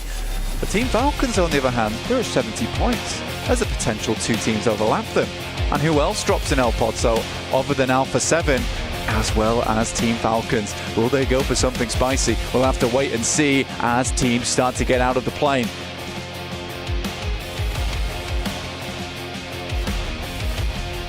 I'm curious, mate. Whose keys are going to be loaded into that crusher? Look at it. Menacing. Those keys will be turned to absolute mush. Bits of gold sprinkling all over the arena. If you do not withstand the might of the survival stage, that is where your organization's key will end up. The mechanical demon on screen as we head over towards our western side. Team Falcons, they were hella worried. They were hella worried. They went right down towards the south side of the map. Alpha 7 thought, no way. But no one dropped an El Pozo. And if Falcons went for that one, they would have a prime position for this game. On the other hand, here we've got Kinotrope versus Gamax early on. Somewhat of a, let's say, inconsequential team fight. Yeah, bottom of the standings for both teams, but scrapping it out against one another early. The only difference is there, obviously, taking away some of those potential points for the other top-heavy teams that really do need it at this point. Like you said, that chance to shift at 7th to 9th place, realistically being where we're looking at to see if there'll be any momentum at the end of this one. Okay, a lovely initial start here from Toshbek over towards Joker, looking to finish off the deal. Does grab it, and again, that's great for Regnum Kaya, another team to overlap, get some more money here in the survival stage. Regnum Kaya is not looking to just finish it in 3rd place, perchance. They're looking to get it all the way up towards 1st. Join their Turkish brethren in Fireflux, and maybe leapfrog them. Right now, teams scattered across the map.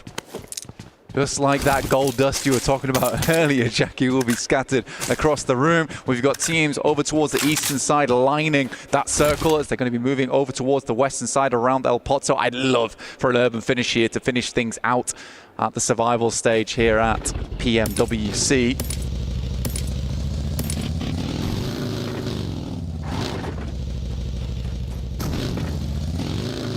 Influence Rage as well. You think, based on what we saw in that previous game, right, the head-to-head for the chicken dinner between them and Regnum Kaya, the difference it would have meant if they were able to steal away those extra points, push themselves further up, guaranteed themselves a pathway into the top 8. Now it's all coming down to this one last game to do just that. Intense game being the name to focus on here, though, as they pick themselves up one elimination point early. We do get to see the rotation from Influence Rage. Non-ship Red Force relatively close by as well. Horror Esports just off in the distance. Looking to avoid, lest their rank B void here in 9th. Not able to make it in towards that top 8. Non-ship Red Force is a dangerous team. They've displayed themselves as an aggressive team as well. Scrapping, furious. Influence Rage, as angry as they are as a team, not comfortable taking them to task. There's the Falcons, not in their natural habitat within the cave.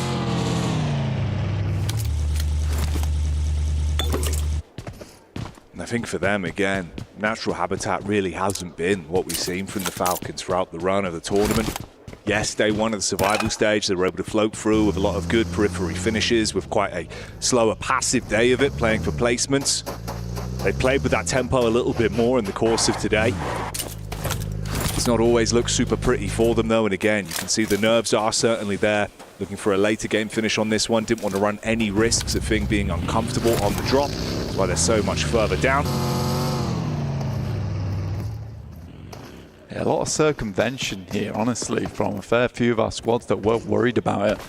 Remember, there's 8 teams with almost reckless abandon going into this final match, realizing that their chances are dashed in this final game of Miramar. There's only a few that can make that gargantuan leap to get towards that top 8. And we're looking 11th downwards, not really having that chance for Team Vision. There's potential, but losing Volt, who has been the spark on the team, to charge them, allow them to play at their best.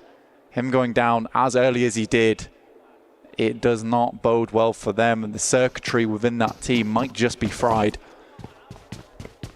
I think that short circuit actually came in the previous game as well, where Never Alone had the opportunity to absolutely clean house early on into that matchup, but you remember the Wrath from Rafa completely fragmented the squad, just left Marcelo in a horrific position towards the end, trying to barely scrape away any points. Just that one elim over towards R8. Could have been a different story, but of course, that's up to you. Nothing is granted, everything is gained, and on that one, it wasn't really that much of a gainer for them. But Yangon Galacticos, we've taken a look at them a couple of times here, but they are in the terrifying position of 8th place. Never comfortable to be there. The Falcons were able to get a few more points on board today. I think they've done pretty well, taking more risks when they should do. 70 points. There is that big step down, though. Right, there's a chance that Yangon Galacticos can get over towards that region, as can Influence Rage, and by no means are Team Falcons safe just yet, and they know it. I think this is a pivotal moment for Team Falcons. If they get in towards that grand finals, I think they'll feel a lot more comfortable in their play. Like we said, I think that they actually needed the practice here in survival stage. There's a lot of pressure riding on their shoulders, and this will alleviate some of it.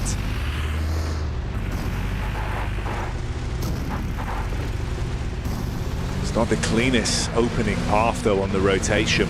There is a lot of squads ahead of them and adjacent as well.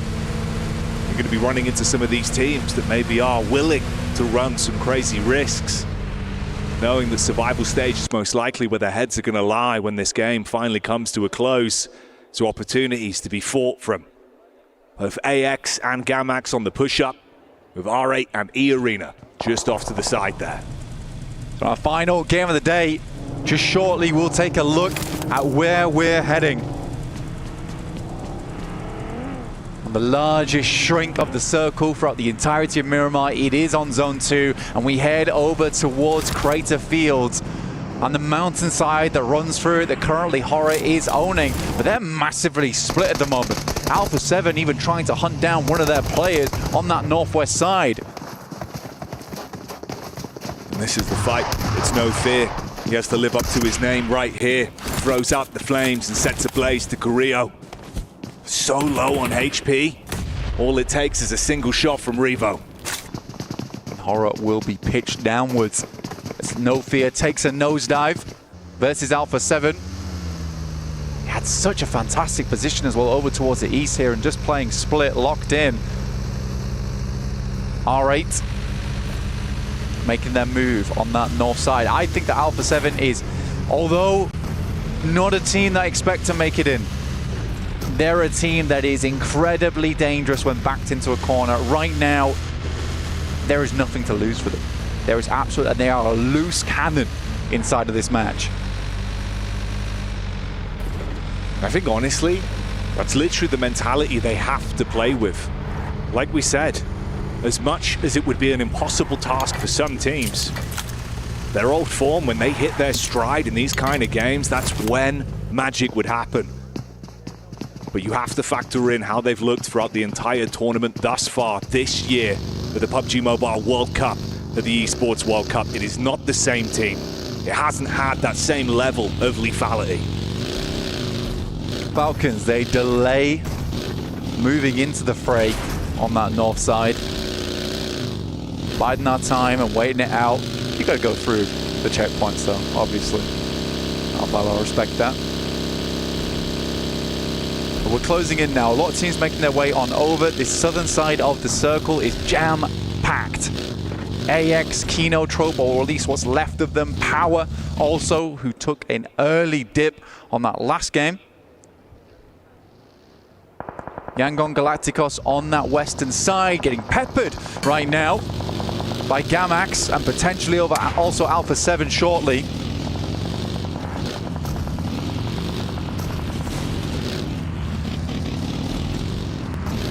Gamax, they could afford to take some risks on this one.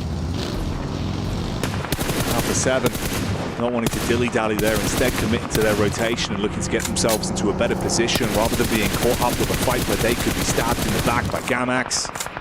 The Arena taking hefty hits as well. And who else but Fireflux? Of course, currently in the top spot, position #1 for them, and that's already another point found, 99 being their total off the back of that. Looking to cross the century in this match here. E-Arena pushed down to 2, and it's unlikely they'll push any further inside of this match here. 92 points. Hard to make work. 11 minutes into the game and only 2 players on board right now. But an opportunity for Regnum Karya to pick themselves up a podium finish. And in come the Falcons. Finally making their way down. We get another circle shift and we're heading over towards the high grounds on that eastern side. Nongshim Red Force already set up. Falcons have to go for something a little bit safer here as they pass through over towards the eastern side of the fields.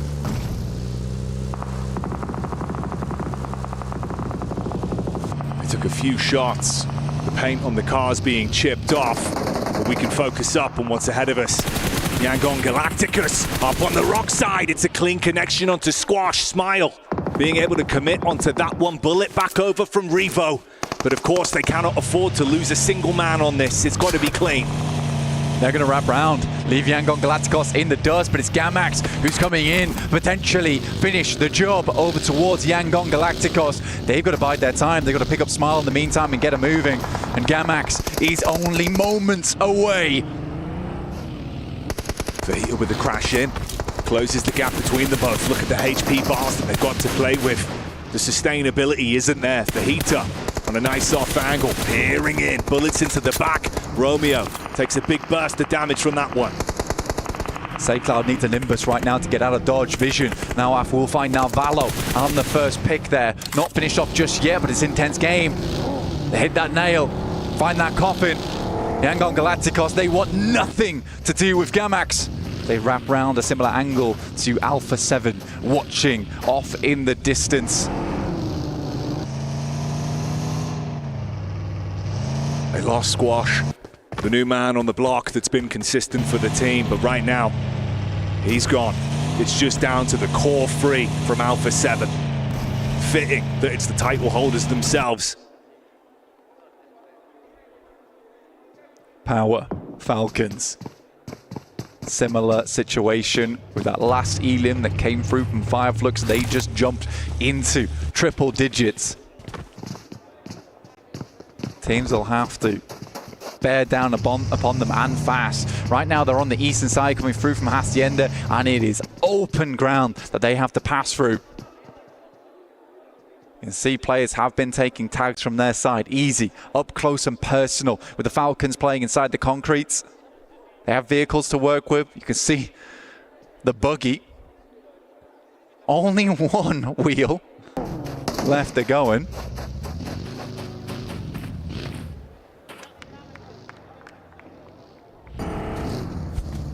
Center circle again as well from Reg and Karia. Influence Rage close by. Two teams that went head-to-head for the chicken dinner into the previous matchup. A lot riding on this one. You can see the move up as well. Gamax swerve round Yangon Galacticus as they make their move. And the interesting thing with Power as well, Easy, I think his position's been undetected. He got clear vision onto the Falcons, didn't take the first shot. Instead, he can play off his teammates when their attention is turned and they've got to go for the move. He could sideswipe them. Let's try and move ahead. You're right. They're going to have a backstab potential on their hands, which is never easy to deal with. Yangon Galacticos currently struggling, though. Constantly hounded by teams here from Gamax, who have taken a bit of a split. Fajita waiting down low. And do they even know his position? As they head over towards Horror right now. Ragnar finding shots over towards AX. Scarface is taken low there from R8. And they'll have to move, Jackie. In the meantime as well, we saw a shot over onto Alpha 7 from Aura. Ooh, quick peek up. Thought he could grab that one, but the response is good from Yangon. Crosshairs instantly flick up, their eyes light up as they grab onto the knock. They're hanging on, the speed at which they're flicking around as well. They are hyped, filled with adrenaline going into this match, knowing that their life's on the line here in terms of the tournament. Judo finding more players over towards Vision, but they clap back over towards APK. Say Cloud on the high ground. These shots are just not hitting, Jackie. Sleepy, looking shaky. Didn't instantly bite on the bait that was shown from Say Cloud. And when he did go for the spam, a few bullets going awry. Quite a distance firefight on it, can't commit onto the knock, and he's being flanked from the back line. Turns his attention. Meanwhile, Gamax as well being hit heavy by Vision, still being able to at least respond. They lost 2 players off the engagement, but go 2 for 2 in the fight so far. Yangon Galacticos shopping around right now, but no, apartments are open and they are struggling to find a home inside the circle. Influence Rage, Diego will find a shot over towards Revo. Inside the shack and more damage done. Sleepy finds Mafioso. 1 player left remaining for Alpha 7. With that, Vision receives the final curtain call in the survival stage, going down to Gamax. Intense game. Just inches away from Fajita as well, trying to keep himself out of dodge for now with the smokes to protect himself. Like you said, Alpha 7, it's been uncomfortable. Twice Revo has gone down. Twice they have had to get him back on his feet. Supplies have got to start to run low. Easy continues to be a terrifying prospect there on the south side for the Falcons. Hasn't whispered a word, laying in wait. Yangon Galacticos have come through some pretty tumultuous situations. The caltrops were laid down for them and they swerved, they've avoided, and they've made it in with some tumbles, some rolls, some dashes to get towards this position. And the circle continues to move out of their reach. So how will they play out these next couple of minutes to make it in? Intense game, Alpha 7, Gamax all weakened, all injured. It's a full 4-man squad from Yangon. I take that back. 1 player gets knocked and will get shut down. That's by Sleepy. Sleepy's been doing a great job from the angle up top. But look at this. R8 moving on in to join the party to split down the middle. Meanwhile, Easy, he's been biding his time for so long on this, but the rest of the squad has come over to assist. They look to fight up close versus the Falcons. Good chip damage onto Ragnar. Redox confirms onto that one, tries to finish him off and will do so valiantly. Still pushing over, but the nades come in. The Falcons get finished. Vahedon's the one to send them out as they fall, and Power live to fight another day. At 71 points there, Yangon Galacticos is furious going into this game. They have a real stalwart game so far. It's looking worrying. Fireflux move on top of AX, only losing Scarface, and it's an immediate removal from them. But what's terrifying for the Falcons is Yangon Galacticos are still going. Influence Rage with 4 players are in a prime position on that eastern side. They are not through yet. It comes down to the bitter end, and this is the issue. You have left the fate of the Falcons in the hands of the other teams in the lobby. 8th and 9th position with a huge opportunity here. Last game, leave no stone unturned. How will Yangon Galacticos play this next maneuver? Much like that zipline above them, they would love for a straight rotation directly into the circle. And they're going to move over towards Kinotrope. Say Cloud making the first move here.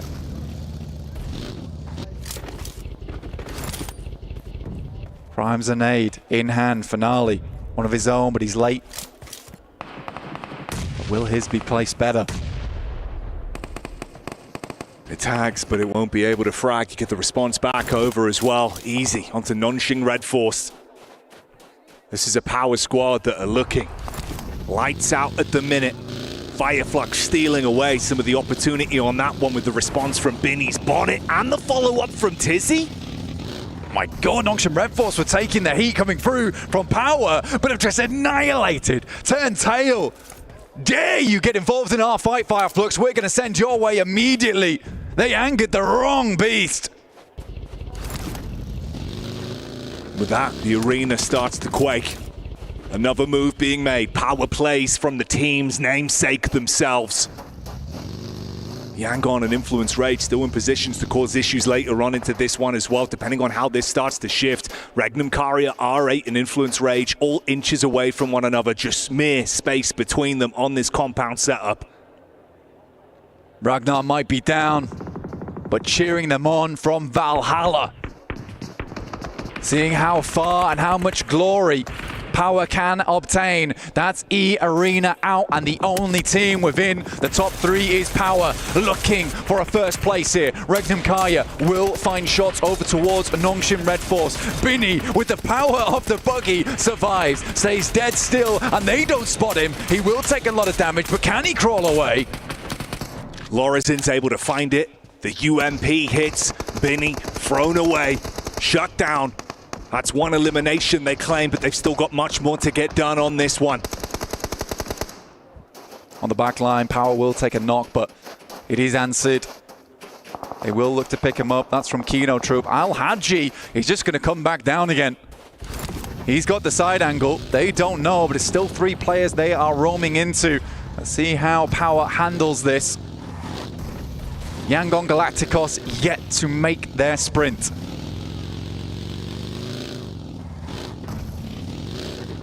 When push comes to shove for Heater's position, can it cause issues in the backline? Have they forgotten about him? The solo man from Gamax that tucked himself away quite some time ago. Influence Rage watching on. A fantastic position for them that they can work, but they will have to move. Yangon Galacticos up against Gamax. The first is found. It's from Kinotrope to steal that one away. So Yangon still only up to 2. Looking for the res, but they're trapped in the tunnel. Jiggle will find Carrillo as well as Mafioso. Alpha 7 being collapsed upon as Horror outdo them. On the push down, Alpha 7 are removed from the battleground. And those reigning champions not having an opportunity to show us the might they were made of last year, falling to the wayside. Tamra looking to back things off, causing Boys from Power a little bit of a problem, but it is Al-Haji, puffs out his chest, will send them away. Playing on two fronts right now. Nongshim Red Force did send forward with Tizzy. Romeo made it into the circle for Yangon Galacticos. With a lasso, he needs to grab the rest of his team and pull them close. Oh, sideline shot, it's quick from Pedrino. Up close against Kenotrope. Tamar trying to deal some damage back, but you could not stop this man. Intense game, showing us what they're made of here. Yangon as well pushing up with the opportunity that's created. They know that Kenotrope were laser focused on that angle. Now they've got room to move. This was the fight in the back line from Hora as well. Pedrino with a 1v3 makes it happen. We were watching out for 7, but what a display of fortification coming through from Pedrino. He was clean with it last game, makes it happen again. And for Intense Game, despite them in 12th place, what a highlight reel for Pedrino in the last 2 games. Haji causing issues as well. Power Esports, pinpoint perfection. From the hillside, bullets down, Smile, knocked over instantly. That's Yangdong in a really rough spot now. Yangon Galacticos. Say Cloud looks to move out for Influence Rage. This is massive news for them. They could overtake, and that 0-point game last match could just be the thing that tips Yangon over the edge. Tucked into position. Got to slow down the pace on it. No opportunity to get the third man back up. Just play as the duo from this. That Smile now fully confirmed, of course, from the knock that we saw earlier from Al-Haji. You still get the establishing shots of Influence Rage, Regnan Karia, and RA. Influence Rage need to make a move. Slightly sooner than R8 as well, unfortunately. Little boy sends down towards that south side. Fahiden moves up over towards Nongshim Red Force. Do they know that Tizzy's playing in this position? Diego spotting over towards Horror for a nice little angle. Nades start to get sent off over towards R8, who are initiating a smoke train. Going early right now. Nade's been sent in. Regnum Karya will have to withstand, but it's a big nade that splashes large. It's instantly hit them, damage done. They start to advance from it. Nade over the top to give them room to move up, but the vehicle throws in some additional carnage. A misplay from Toshpik. That lands on Shilas. The flames burning down the potential control inside of the compound, so R8 can actually close the gap onto them. Regnum Karya struggling now, and Nade goes in. It hits hard, but not quite hard enough. But the boys are holding safe. This will be a big turnaround, and Toshpik making it happen. Huge shot onto Prestige.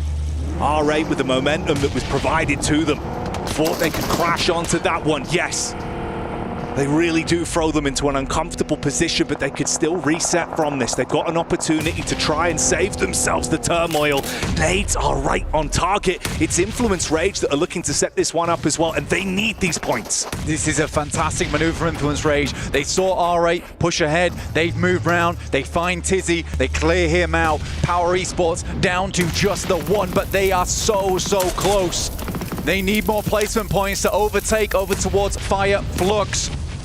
Jiggle will find Toshpik. Despite the early Molotov and almost cooking his team, he was able to get the turnaround. The great hold overall. Law behind the dead tree. Little boy goes for the peek up. Meanwhile, Diego dealing damage back over onto Fahidan as well. So Power being really thrown into the wind. Finished off entirely. Regnum Kari is still trapped in position. And unfortunately, the boys from Power will not overtake.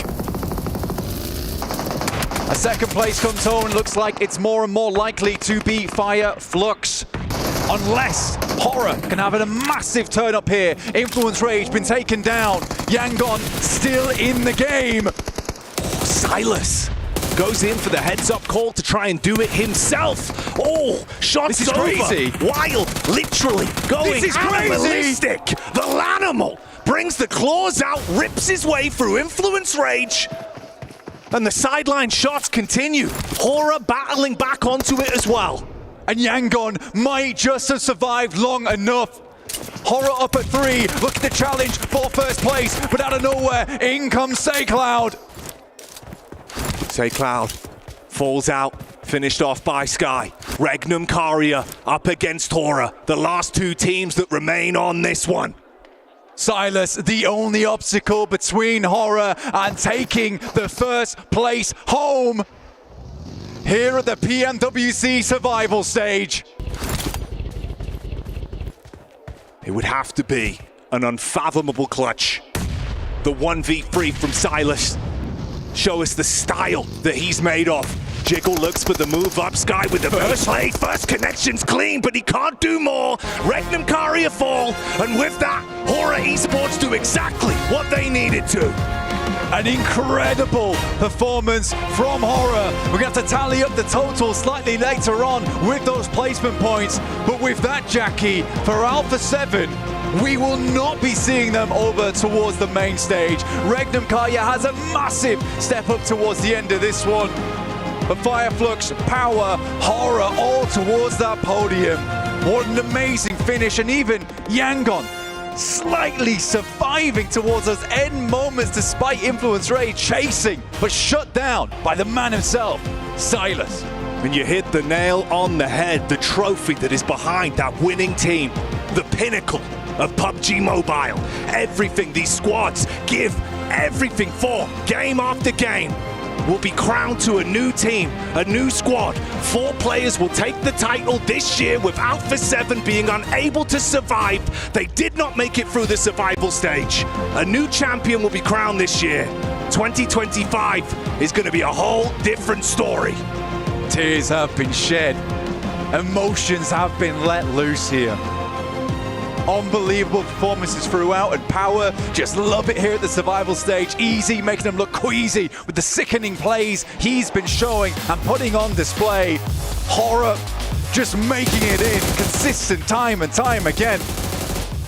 But it's the Falcons who do make it through. It was a terrifying finish for them. It's crazy how close it was.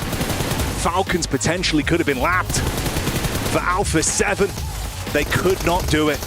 Maybe the hunger's gone, maybe the skill ceiling, the gap between the other teams has started to close, but as we've seen here today, Blank, the squads that had to show up, that still had an opportunity to take fate into their own hands, they've absolutely done that. It's an incredible day today. And not only that, yesterday too. I'd go as far to say that the survival stage was more exciting than groups, honestly.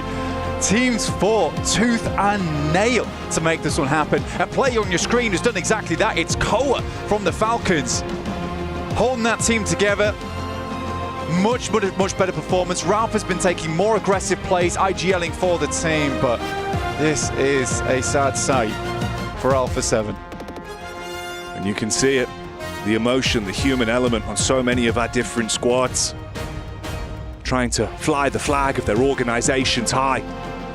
Show the skill ceiling, the commitment, the communication.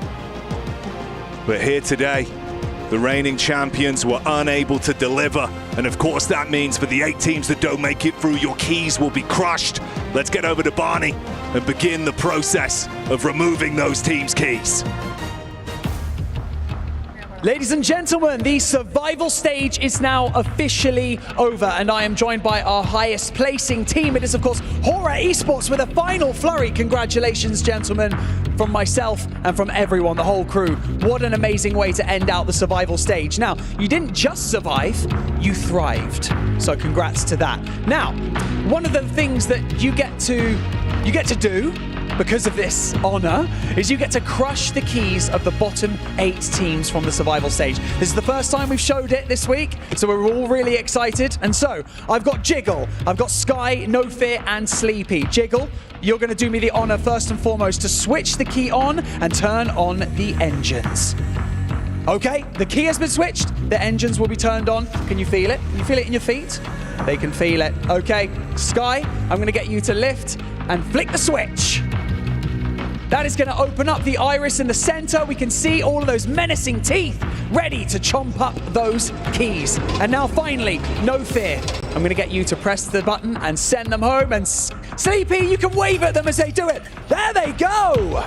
See you later. And just like that, our 16 teams are locked in for the grand finals. 8 teams have now been sent packing. Well, 7.5, of course. But the job, now there you go. There's the 8th team. But the job is not done.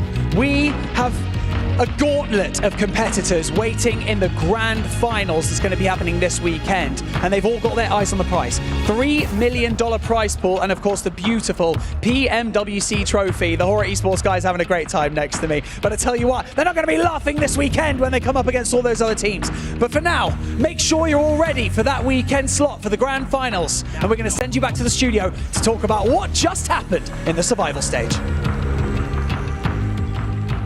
Emotions riding high here for the survival stage for PMWC. Unbelievable moments here for some of these teams who were hoping desperately that they were going to be able to claw their way up to that top 8, but it is not good for them. They are done here for the PUBG Mobile World Cup. What a way to end things as well, joined by Seven Neptura as well as Maxman. I can understand why emotions were riding high for a lot of these teams. Unfortunately for them, they now have their keys crushed here at the ESPORTS World Cup. Maxman, what a survival stage. Yeah, I mean, okay, you know what? A lot of unexpected things did happen. Of course, Alpha 7 just absolutely destroyed in this tournament, right? Of course, they got themselves some wins in the group stage, but in the survival stage, we didn't see anything out of this team. And I think that this is going to be a good time for them to go back to the trial grounds and try and get things out, because right now, nothing has been really done for them this tournament. It's for sure the headline of the day, Seven. The fact that we lose the champions here for PMWC, and we will guaranteed be crowning a new champion. It definitely is. Every single time here we come to Riyadh, I feel like we always end up getting a shocker. Last year was Team Falcons getting eliminated at survival stage. Now it's completely the opposite. Now it's going to be the defending champions with Alpha 7. But yeah, I mean, to be fair, even from day one, when they did end up getting those wins, that team just wasn't really doing anything outside the wins. I mean, that's a good point here, Neptura. Are you shocked that we see here as emotions still very much on show here on the stage floor? Are you shocked after seeing how they were playing things that they will not be making finals? I don't think I'm shocked with how that this is the result based on how they've played. Yeah. I think it's a shock that this is how they played. We had a really good day one for group stage, right? 2 wins, massive elimination counts, as well as massive games for them. But then after that, it was just nothing. It kind of just fizzled out. Looking at the last 2 games, we said it. They need to do something big if they want to have an opportunity to make it, right? Looking at Revan, like they could have made it if they at least tried something. But it looked to me on the second half of today, they just gave up. They just like, it's not happening, and it really felt that way through their gameplay. It shows the level that this means to these players.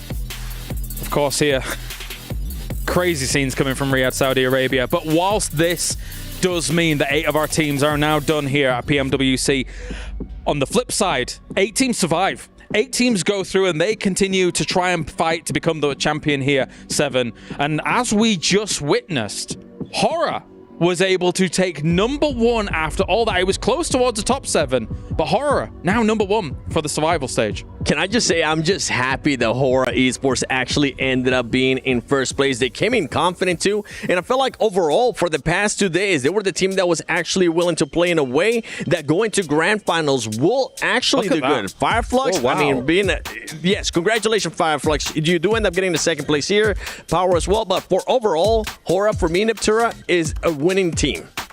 They are a winning team. I think we saw it in CSA. We saw less of it in group stage, a little bit of it here in survival stage until the very last match where, of course, they are going to be able to top the leaderboard here. They did keep up with appearances, though. I think like we have seen a much quieter Horror than we're used to seeing in terms of wins. I'm used to seeing Horror win a lot more. But we liked how they adjusted their strategy, being a little bit more aggressive, those third parties coming into play, less so being able to convert them into super consistent points, but obviously doing far and above enough to actually top the leaderboard here. I mean, correct me if I'm wrong, Max, but I feel like we put horror in our contenders category at the beginning of our survival stage, and oh boy, did they contend. Oh yeah, big time. I mean, that's not contending. They dominated right there. I mean, horror for me, looking back at CSA, were definitely a lot more macro-oriented team, just very smart, going for smart fights. Here, they just kind of turned up the aggression to 11. They were just taking really smart fights all over the place, controlling positions, controlling large areas of the circle. I'm very excited to see this horror hopefully make it into the finals, because this level of gameplay, you know, towards the top, that could definitely be happening for the Nepali team. And if we do have to nitpick for that team, it has to come down to making sure that they don't end up overextending on third party, because it happened today. We've seen it happen in the past as well. That is one thing that they need to fix, especially going to grand finals with those teams that are just waiting. Absolutely. Well, let's take a look now. As Yangon Galacticos at the very end were able to scramble it out. Influence Rage, 69 points. Unfortunately for them, that is not nice, as they have got themselves an elimination spot there for all of this. But the big name of the day to go out, Alpha 7 in 13th. Obviously, we've kind of addressed that, and we can move on from that. All these other teams, some teams were so close. It felt like R8 had moments and opportunities here to be able to get into that top 8, Max, man, but not to be. I was really expecting to have R8 qualify alongside Power. Those were the R8, when it comes to teams from MENA that have global experience, this is one of the most experienced global teams out there from MENA. And the fact they just barely miss out is a big, big surprise. Yeah, quite a few upsets here from Brazil in particular. Like you've seen no intense all of Brazil. 7, all of Brazil missing out here, despite them being one of the most dominant regions in the past. Brazil not having a good time, clearly. It's just going to be a wake-up call for the whole region. I mean, even going back for Alpha 7, they just haven't been performing since last PMGC, if we honestly think about it. Yeah. For Influence Rage, that was one team that I was actually expecting a little bit more coming into this tournament, because they have been outplacing Alpha 7 throughout every single global event. Yeah, they've really been coming into their own in the last few months, in the last season or so, and yet somehow none of them going through is a big wake-up call, as you said, for the whole region. Like, you're not the dominant party anymore. You are not the region that is going to be the leaders when we come into a global stage, and they've got to change something now. The most dejected Do Brazil coming out from 7 backstage. It was sad. I heard it. But anyway, here are our teams advancing into those grand finals. We have ourselves Horror Esports, Fireflux, Power, Regnum Carrier makes it, E-Arena with the back-to-back today, Nongshim Red Force, Team Falcons, and we have, of course, Yangon making it in the end. Our grand finals is set. The question now does stand here, 7. Can these teams coming out from survival stage, they'll come in warm, but can they go up against the likes of teams like Alter Ego, 4 Thrives, DRX looking fantastic at the top of those group stages? It's just going to be full aggression, aggression. That's what this lobby has been. That's why we have seen some teams being able to adjust and play a little bit more passive, but I don't think that's going to be working out. And out of all these teams, I can't wait to see what's going to happen in the grand finals, Max. I'm just realizing we have 4 dominant regions here. All the PL teams qualified, all the Korean teams qualified, all of the EU teams qualified, all of the CSA and SEA teams qualified. When you go down to it, so actually, you just have regions just clearly dominating here at PMWC, which is very surprising when, again, Brazil not showing up. New regions here are on the rise to claim this trophy. Oh, my question is not only can the survival stage teams kind of keep up, I'm concerned about the 6 teams behind Alter Ego and 4 Thrives, the way they were able to set the pace in group stages, Neptura, because they looked spectacular. They did. They really, really did. I'm so excited to see how the two are actually going to end up clashing, because yes, in group stage they all played each other, right? But I think we've seen such a step up, such different adaptations of these team strategy in survival stage, that actually going up against the top 8 that went straight to finals is going to be like playing in an entirely different tournament, I feel like. Just because, yes, you had those outstanding performances from many teams over the group stage, but now coming in, it's the finals. You bring an extra level to things. with the survival stage having enabled teams to actually be able to adjust a little bit more and do some better things, I think is going to be very, very interesting. No rotating lobbies. You were able to learn from day to day to day in those 3 days of the grand final how all of these teams are going to be playing things out. Let's take a look at the Gadia top plays of the day as well. See what is going on. Hopefully not those nudes that Max was looking at earlier on. Hopefully not. I was thinking the same. You read my mind. I was like, please don't show those names. Technically, Quad got a triple off of that. So it might be there. After throwing like 5. We were out of nades for the rest of the game. And nearly taking out his own team, but there we go. But let's start with Neptura, of course, with the back-to-back from the White Bunny themselves. E-Arena looked brilliant at the beginning of the day. They really did. I really enjoyed watching them. They had big splits coming in, very controlling, not overextending at all, backing that up with some great nades as you're seeing here, backing that up with some really good synergy. I really liked how they played this. I will interrupt myself here, though. Nongshim coming in, and this in particular, I love. Binny, dude. Jeez. What a play coming in. I will say, Nongshim played that kind of badly, and then for Binny to be the solo was the best thing that happened to them in that game because he was able to just take them a little extra further. Yeah, Binny just had that one locked down in that shed with the pump, okay, was ready to go. Very happy with E-Arena, Norman in particular. I think he had a really, really good time. Looking back at some of the plays on Miramar, Influence Rage, really good control in this game, kind of securing their position in the top 8. Their Miramars have been significantly outclassing their Erangel matches. You talked about it already, Seven. Miramars, when they're going to qualify, and it seems like that was the case for these last 2 matches. That's right. Perfect. Yeah. All right, well, we are ready for the Sony hero of the day. We'll get some predictions. I'm going to go with the S12K, the weapon. Interesting. Come on, you know it's good. You know it's good. Even though it's an absolute troll answer. Seven, who do you think? I'm going to be thinking Sleepy from Horror Esports. Okay. Neptura. You know what? Let's go with Binny. Good old Binny with the shotgun. Still Maxman's choice, maybe. No, I'm going Mormon. Oh, Mormon on this one. Actually. Nice. Back-to-back win. And he had a really good play versus Scarface or Fireflux, so I think Mormon's the man that's going to get it. All right, well, out of our 4 options, will the S12K be the... No, probably not. They're going to add it there. The Sony... Oh, it's Sky! Okay, I mean, hey, he was an MVP contender back in PMSL CSA. Sleepy, he's good long range, but don't forget that because of the new formula, it's all about the elims, all about the knocks, and Sky's the one bringing them home. 14 elims. He's on fire. He is. With that Mini 14, he's absolutely just a dangerous man, so... You got so many MVP contenders actually from CSA, right? You're looking at Pop, you're looking at Doc, you're looking at Phallic, you're looking at T24P, you're looking at Sky, Sleepy. All of the guys could take it home, so it's going to be rough to predict. I'm going to throw a random one in there. Seoul. I think Seoul might end up surprising. Honestly, going into the grand finals, I know we're still here, but I'm excited to see what APG is going to be doing. I'm full on the APG train. I got a chance to go back and watch some of the stuff that they were doing in group stages. It is just that minimal thing that we've been talking about. The docketing, that needs to stop, and whenever it does stop, the team performs really well. Max's favorite thing. Yes, that is a good point with Doc. I love it. He loves it. He wishes he could be on the side of Doc. You wish you could play with Doc. I wish. You wish. I wish. Yeah, very. Maybe. Yeah. Ex-pro player. Max, an ex-pro player. What's going on? Yeah, he played once. I did like one PMCO game because someone did not show up like years ago. I also remember you playing a show match with some of the teams, and that was interesting. Yeah, let's forget about that. Anyway, all right, well, let's take a look at the Honored Domination for the day as well and see what we've got as a flavor to tantalize and tease you here for PMWC. The triple elims coming in. Actually, you know, your Sleepy call, Seven, was pretty on point because he was blasting as well.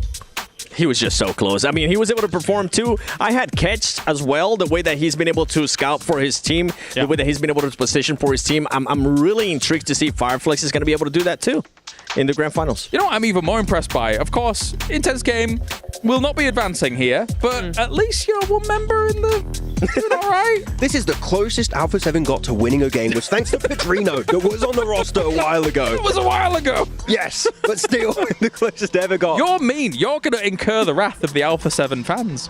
Don't go to Brazil. Don't go to Brazil anytime soon. He's gone rogue. He's gone rogue.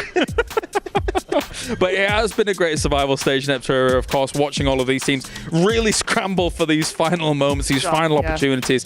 And we have a great lobby for our grand final. We really do. I'm so excited. I mean, we came into PMWC, right, going, this is the best lobby we've ever had.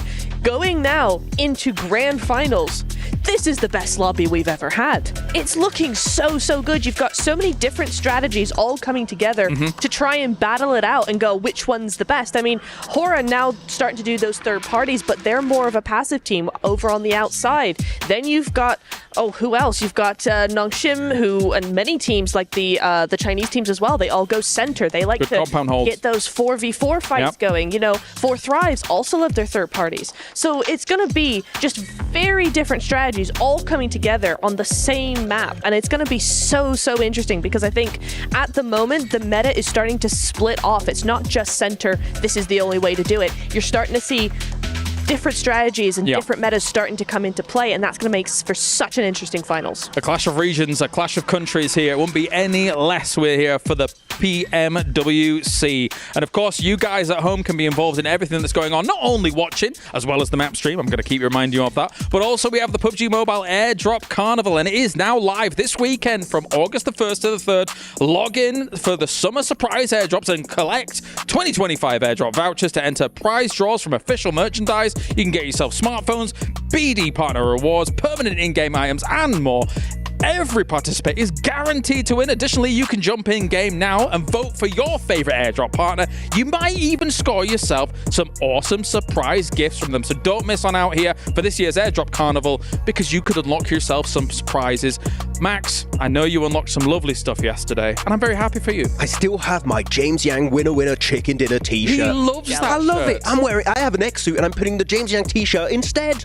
It's beautiful. That's amazing. Thank you. All right, well, final thoughts before we wrap things up here for the survival stage. Stop laughing. Go on. Alongside with one Nepturo saying now we actually have one of the best lobbies that we have ever seen at a global stage. I'm excited to see how these teams are going to be adjusting. I'm excited to see which team is going to be surprising us as well in grand finals. Nepturo? I need Falcons to do so much better, because they broke the top 3 curse, the third place curse. They got second in PMGO. Now they barely qualified to finals, as much as I love them.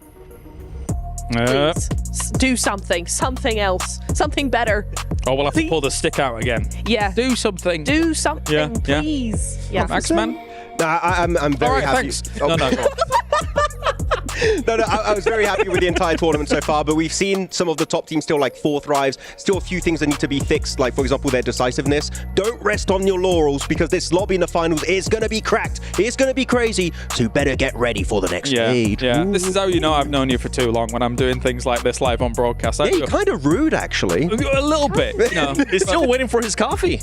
What? Good point. Where is my coffee? Anyway, whatever. We are done here for day number 2 of the survival stage. Let's head over to the stage and finish things up for day number 2 here for PMWC Survival. He might be called sleepy, but one thing is for certain, the performance you boys put up was very far from a sleepy one. Now, heading into this entire tournament, it was rumored that Alpha 7 were your top competitors, your rivals, the team you wanted to knock out of the running, and you did exactly that. I have to ask you, why Alpha 7? Because they were making fun of us. I don't know why, but they were making fun of us, and yeah, that's it. And we don't like it. Then. Well, you certainly showed them who was boss. Now, heading into the grand finals, obviously you boys have had an extra 2 days to kind of warm into this tournament with the survival stage. Do you feel like that's going to give you an added benefit, an advantage going up against those other 8 teams? Yeah, of course it will. And we have more time to practice. And that's why we're going to get more confident also. That's why it's going to help a lot. And who do you think your biggest rival is going to be in the grand finals? You've already taken out Alpha 7 from the competition, so who's next on your list for grand finals? Our main competitor will be Alpha Gaming, because they are our regional champions also. That's why they are the main contenders. Okay, you're taking out all of the alphas over here at PMWC. I'm loving this from you. Do you have a message for the fans that have been cheering you on throughout your entire journey so far? Yeah, I want to thank all of our fans who have been supporting us from the very beginning. I'm so thankful for you guys, and keep supporting, keep loving. That's it. There you go. You heard it here. From the man himself, Sleepy and Horror Esports. Remember, folks, the grand finals will be taking place on Friday for championship weekend. We have an abundance of talent and $3 million on the line. We'll see you there.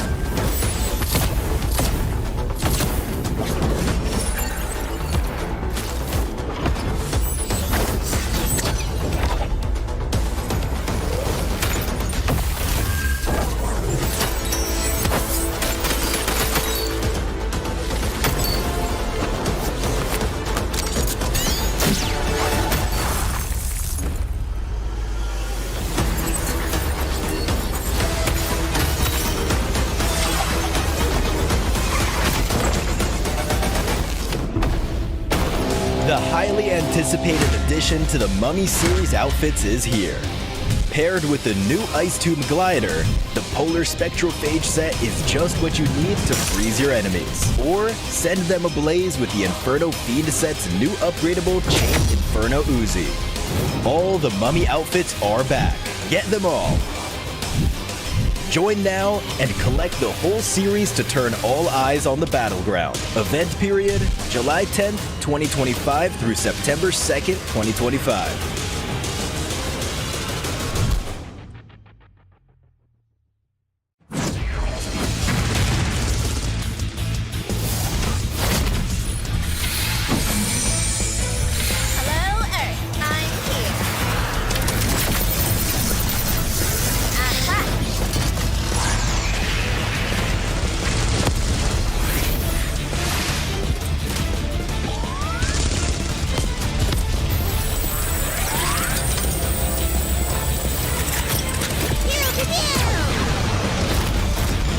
Pulsar Legionnaire available now. First outfit with special head animations and voice lines. The Pulsar Legionnaire set comes with its own super cute voice lines that can be toggled on or off. What happened? Bye, friend. Hello, Earth. I'm here. It also features the upgradable Hyperion ship DSR and Jet Reaver glider with special animations. Experience parachuting like never before. That's not all. Even more rewards await. Event period, July 25th, 2025 through August 26th, 2025. What are you waiting for? Get the new Guild set now.